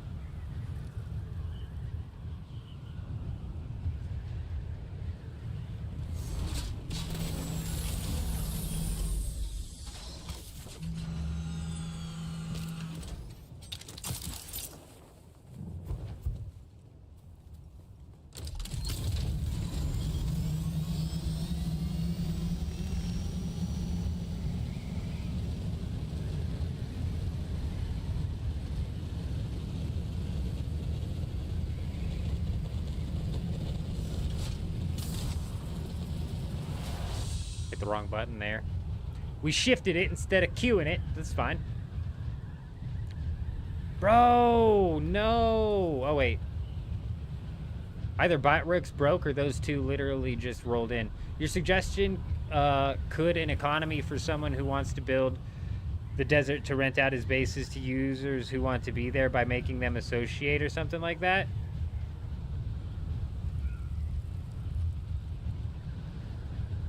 Huh. Like, I want to say no. That would be super niche if it ended up... If some sort of marketplace for that ended up developing, it'd be, like, niche as hell. You've seen guilds get those expansion things and have huge bases taking on all islands on E3 in my server. Zeus, I swear. Huge bases taking a whole entire island in E3, I'm assuming in the safe zone. That's smart, bro. They come out there with a bunch of territory expansions so they can take over more area. That's smart. I want them to be incentivized to build in the PvP zone. But really, with the way the deep desert got stretched out and the safe zone got stretched out, there's no reason for them to build in the PvP zone.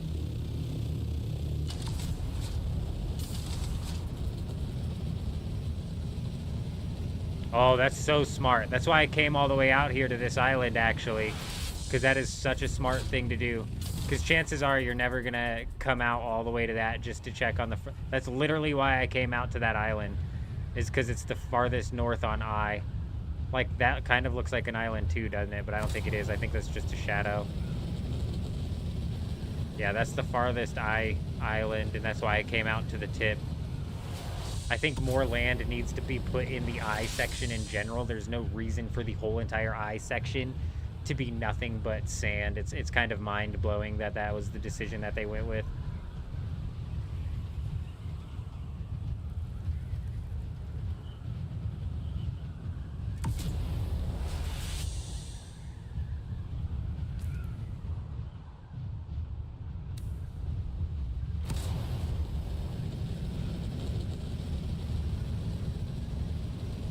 Ended up working for you until the last day. Yeah, the last day when people are like finally doing their full sweep of the desert. Yeah. Yep, I'm not surprised that that's not a spot people bother checking, especially if they're flying around the entire deep desert and not seeing a whole lot of bases anywhere near the area. It's like, why even bother flying out there?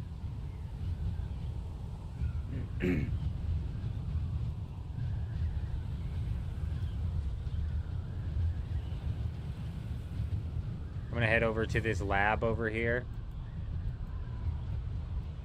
I suppose I should pull up the map so I know exactly where the lab is at. Is treasure hunting worth it? Have you tried it? Yeah, Z's, actually, I put out a video pretty early into Dune Awakening's lifespan talking about how treasure hunting inside of the deep desert using your scanner is actually like a really good way for solos to get their hands on some tier 6 resources without having to partake in the tier 6 PvE. Because we're getting ready to go to a lab, and I've got a lot of tier 6 gear on, if not all tier 6 gear, and my stats aren't like crazy. Like I need to, it's on H8, I need to respec my skill tree, but I mean realistically we should be H8, it's like over here. We should be able to knock out this PvE, and you'll see I'll still end up struggling with it. So it's just because as a solo, this PvE is a bullet sponge, dude. There's really no challenge to it other than the fact that it's a bullet sponge. Oh, actually, you know what? I'm not going to go to this lab and complete it. We're not going to go dive into this lab. I'll go back to this lab when we're only running out here just to go do the PvE. Because I'd have to leave this Ornithopter out in the open and vulnerable. I don't want to do that. Just lose the Ornithopter because a storm came through or some asshole came through and saw it. You know what I'm saying?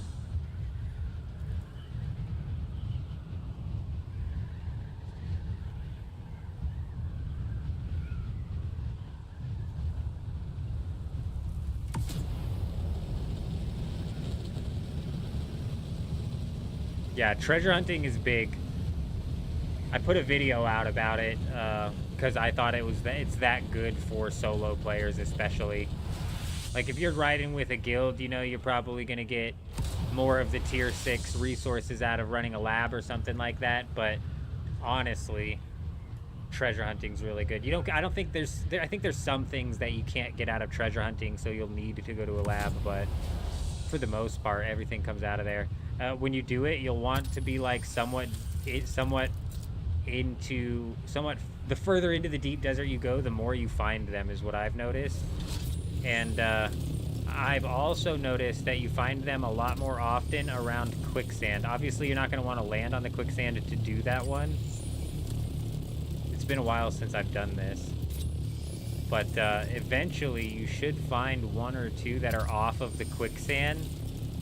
And then I swear you just typically start running into a chain of them. But quicksand is usually where I start my journey, so I can, like, find... Whoa, whoa, whoa, big lag.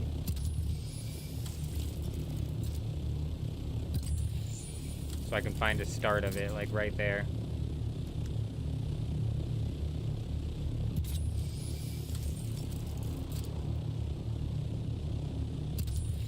That might just be marking the quicksand. I might be tripping. Man, it doesn't seem like there's as much as there used to be. I might just not be in a good spot, but I'm telling you, we used to... Once you start running into buried treasure, it's all freaking over the place, and it should be, like, back...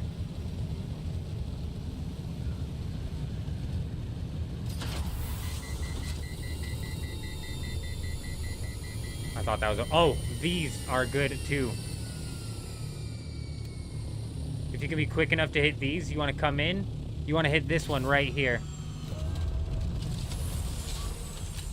If you can be quick enough, you want to hit this small one right here.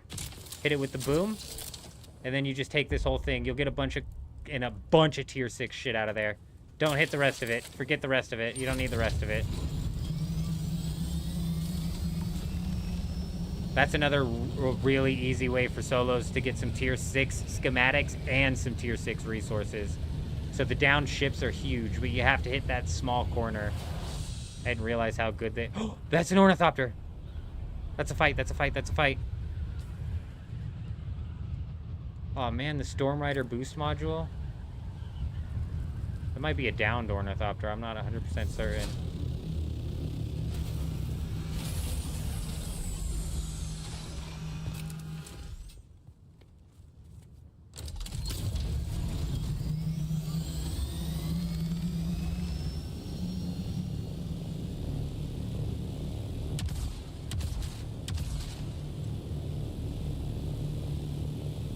Got him.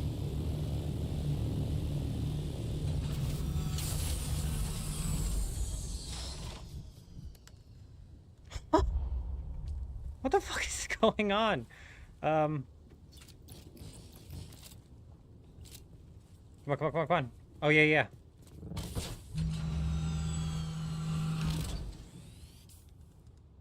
Sorry, we can do this.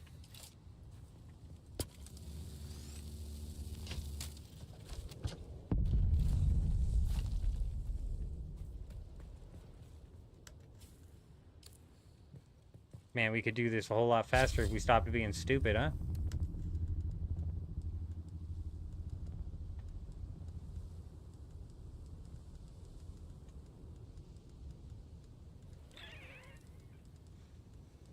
What's weighing me down, man? What's weighing me down?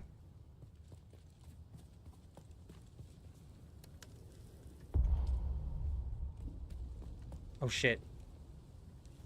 Oh, shit, oh, shit, oh, shit. Oh my god. Quickly, quickly, quickly. Faster than this. 6, 6, 6, 6, 6. Come on, come on, come on, come on.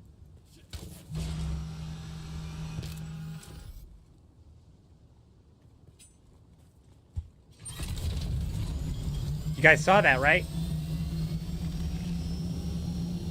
You guys saw that, right? Where'd he go? I'm just checking the ground to make sure he didn't dive down. He was way up in the air. I don't care about the loot. Do I still have my storage and everything? Let's check. Let's check real quick. Ornithopter boost module. Okay, that's all I need. That's all I need to make sure that I have. Honestly, the loot's 6 to 1, bro. 2,000 spice, I can get friggin' my hands tied behind my back. A PvP fight, though. That's something you don't run into every day. Let's see if we can't find this guy. You have that little door on the sides? Yeah, it's huge. Organized by volume button? Oh, I should have done that. Genius. So smart.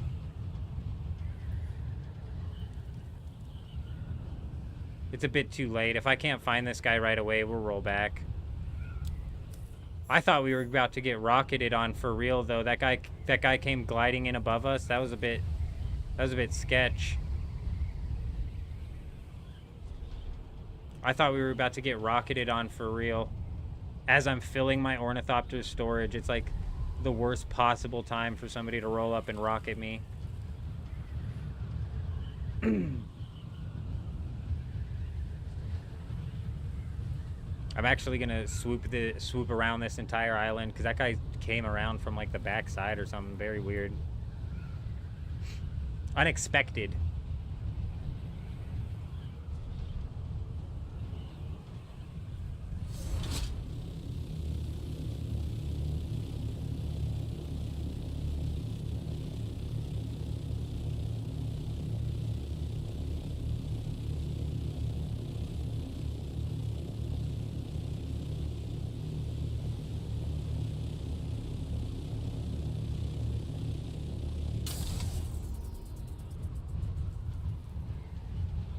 Like, it makes me think he was probably mining. That or he didn't see me. This was the island, wasn't it?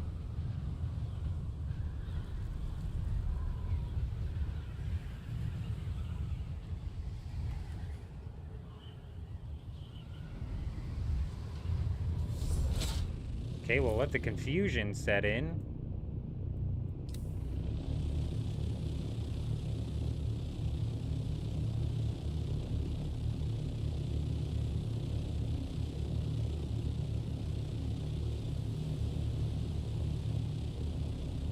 We hit that, and we came here, no?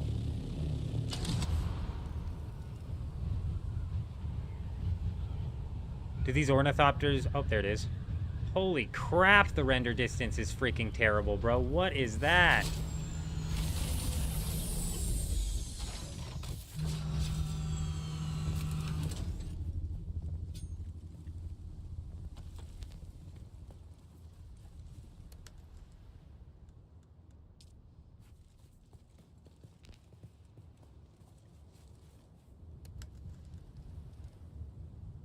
No.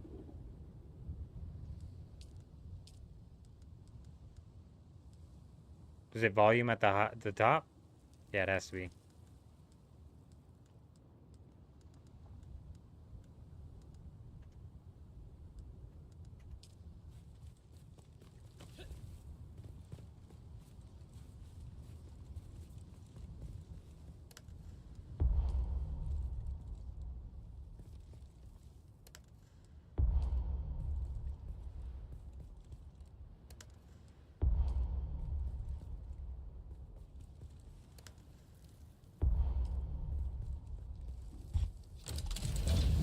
Good enough.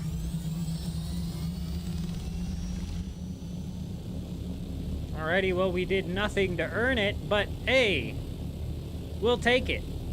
This guy got caught heading back from the spice field, didn't quite make it home. Free spice, let's go. Ray will take it all day, every day. Zeus coming in with a excellent suggestion of sorting by volume. Made that all just a little bit more easy. Made it all make a bit more sense, huh?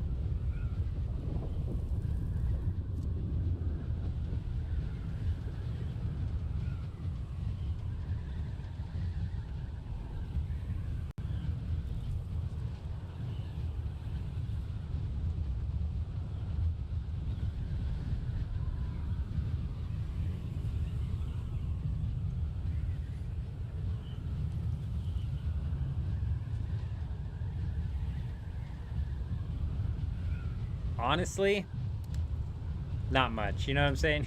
like I said, this is why I dumped the loot and was easily willing to go chase that guy down for a PvP fight. Because 2,000 spice is like not a whole lot. But you're right, Ray. Free spice is free spice. You can't complain. Plus, we didn't have to dump all the stuff that we got from the crashed ship, which admittedly is some juicy loot that we definitely need. So we'll take it.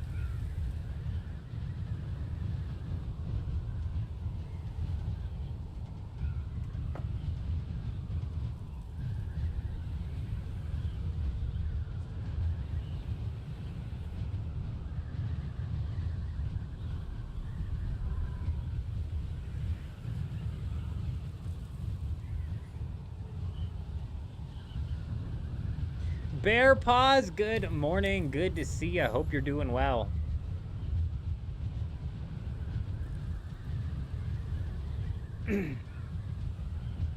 Hope you're doing well. We haven't found any bases tonight. It's been a weird night. So we started up the stream and we only had like 2 hours until we got hit with the downtime. And then we had 30 minutes until we got hit with the server reset after the downtime came back. And then there's been a bit of a weird night. But in the 2 hours that we had, we did basically do a full scan of the deep desert. Not a single base, unfortunately.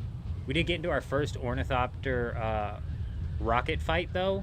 So much fun. So much fun. Yeah, no raids today. None today. And Funcom dropped an update, and unfortunately they didn't bring the raids directly to our doorstep like they did on the last one.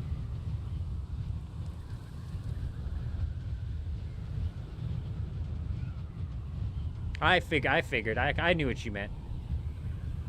I thought we just had renamed it the Fringe Desert because I basically own this place now. The Deep Desert Police Department is afraid of me, that's for certain. Don't say that too loud, though. I don't want them to hear.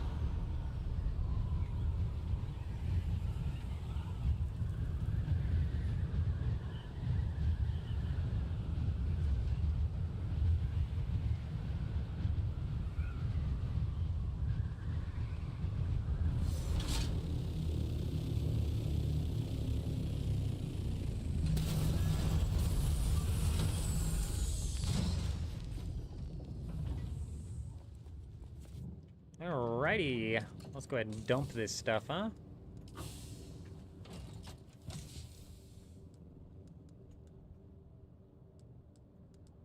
Oh, I did have a static compactor on me. When I was talking about the treasure, I was like, man, I wish I could go and do one of the treasures, but I can't.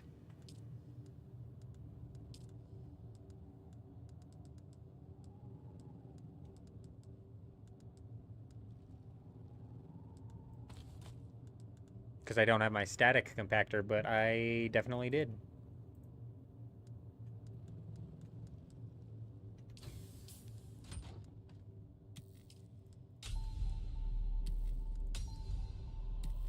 Nice, dude. I'll never complain about that booster.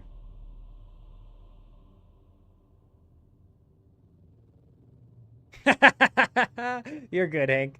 I don't want them to hear because I don't want to hurt their feelings. Right, exactly. Not because I'm afraid of how they'll react at all. It's mainly to spare their feelings. You are correct. Fringe Desert, yeah. Yeah, we've taken over this one. It's been taken over. Atreides thought they were safe if they saw another Atreides person around, but now that we're running around with 2 Ornithopters, we've got our Rocket Pocket Ornithopter so we can get into some nice, fun PvP fights. What was that noise? But we also have our storage and booster Ornithopter so we can scout the deep desert pretty quickly.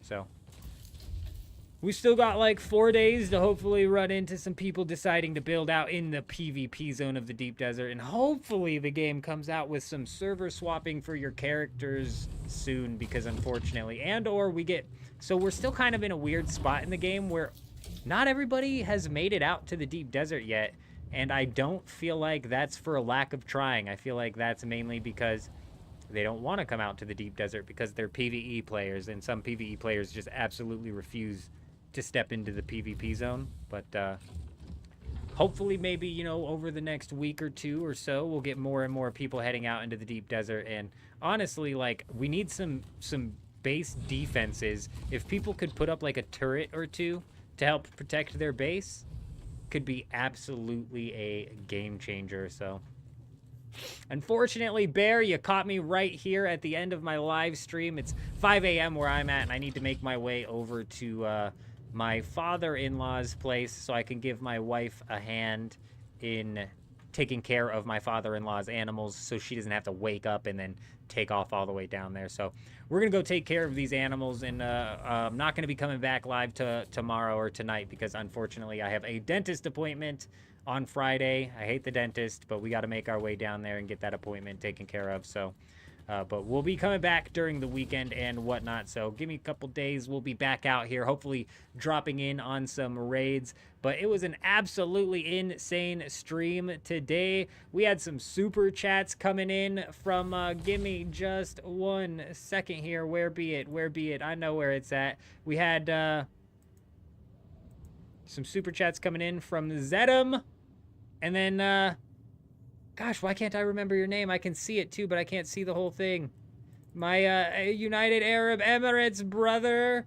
I can't remember your name, but you were here and you dropped us an amazing donation. We appreciate you. A couple of donations even, possibly, unless that was some sort of bug. But either way, we appreciate everybody stopping by. When it comes to the top fans, where are we at? Where are we at with the top fans today? Who is that? Who's number 1? Zedum's number 2. Ray's number 3. Where's number 1 at?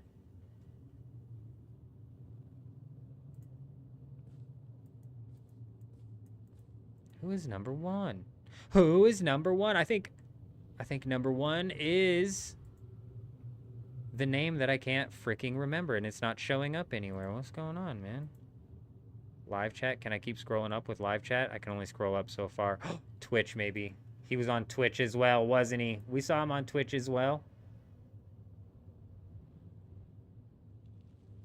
I can only scroll up so far on Twitch also. Get screwed. I'm so sorry. But we had Vendetta over on Twitch. We had Mordred over on Twitch. It was a crazy stream. The stream support has been absolutely wild this couple days. But we will be back. We're going to end it here, though. I appreciate you guys. I hope you guys all have an amazing day. I'm out.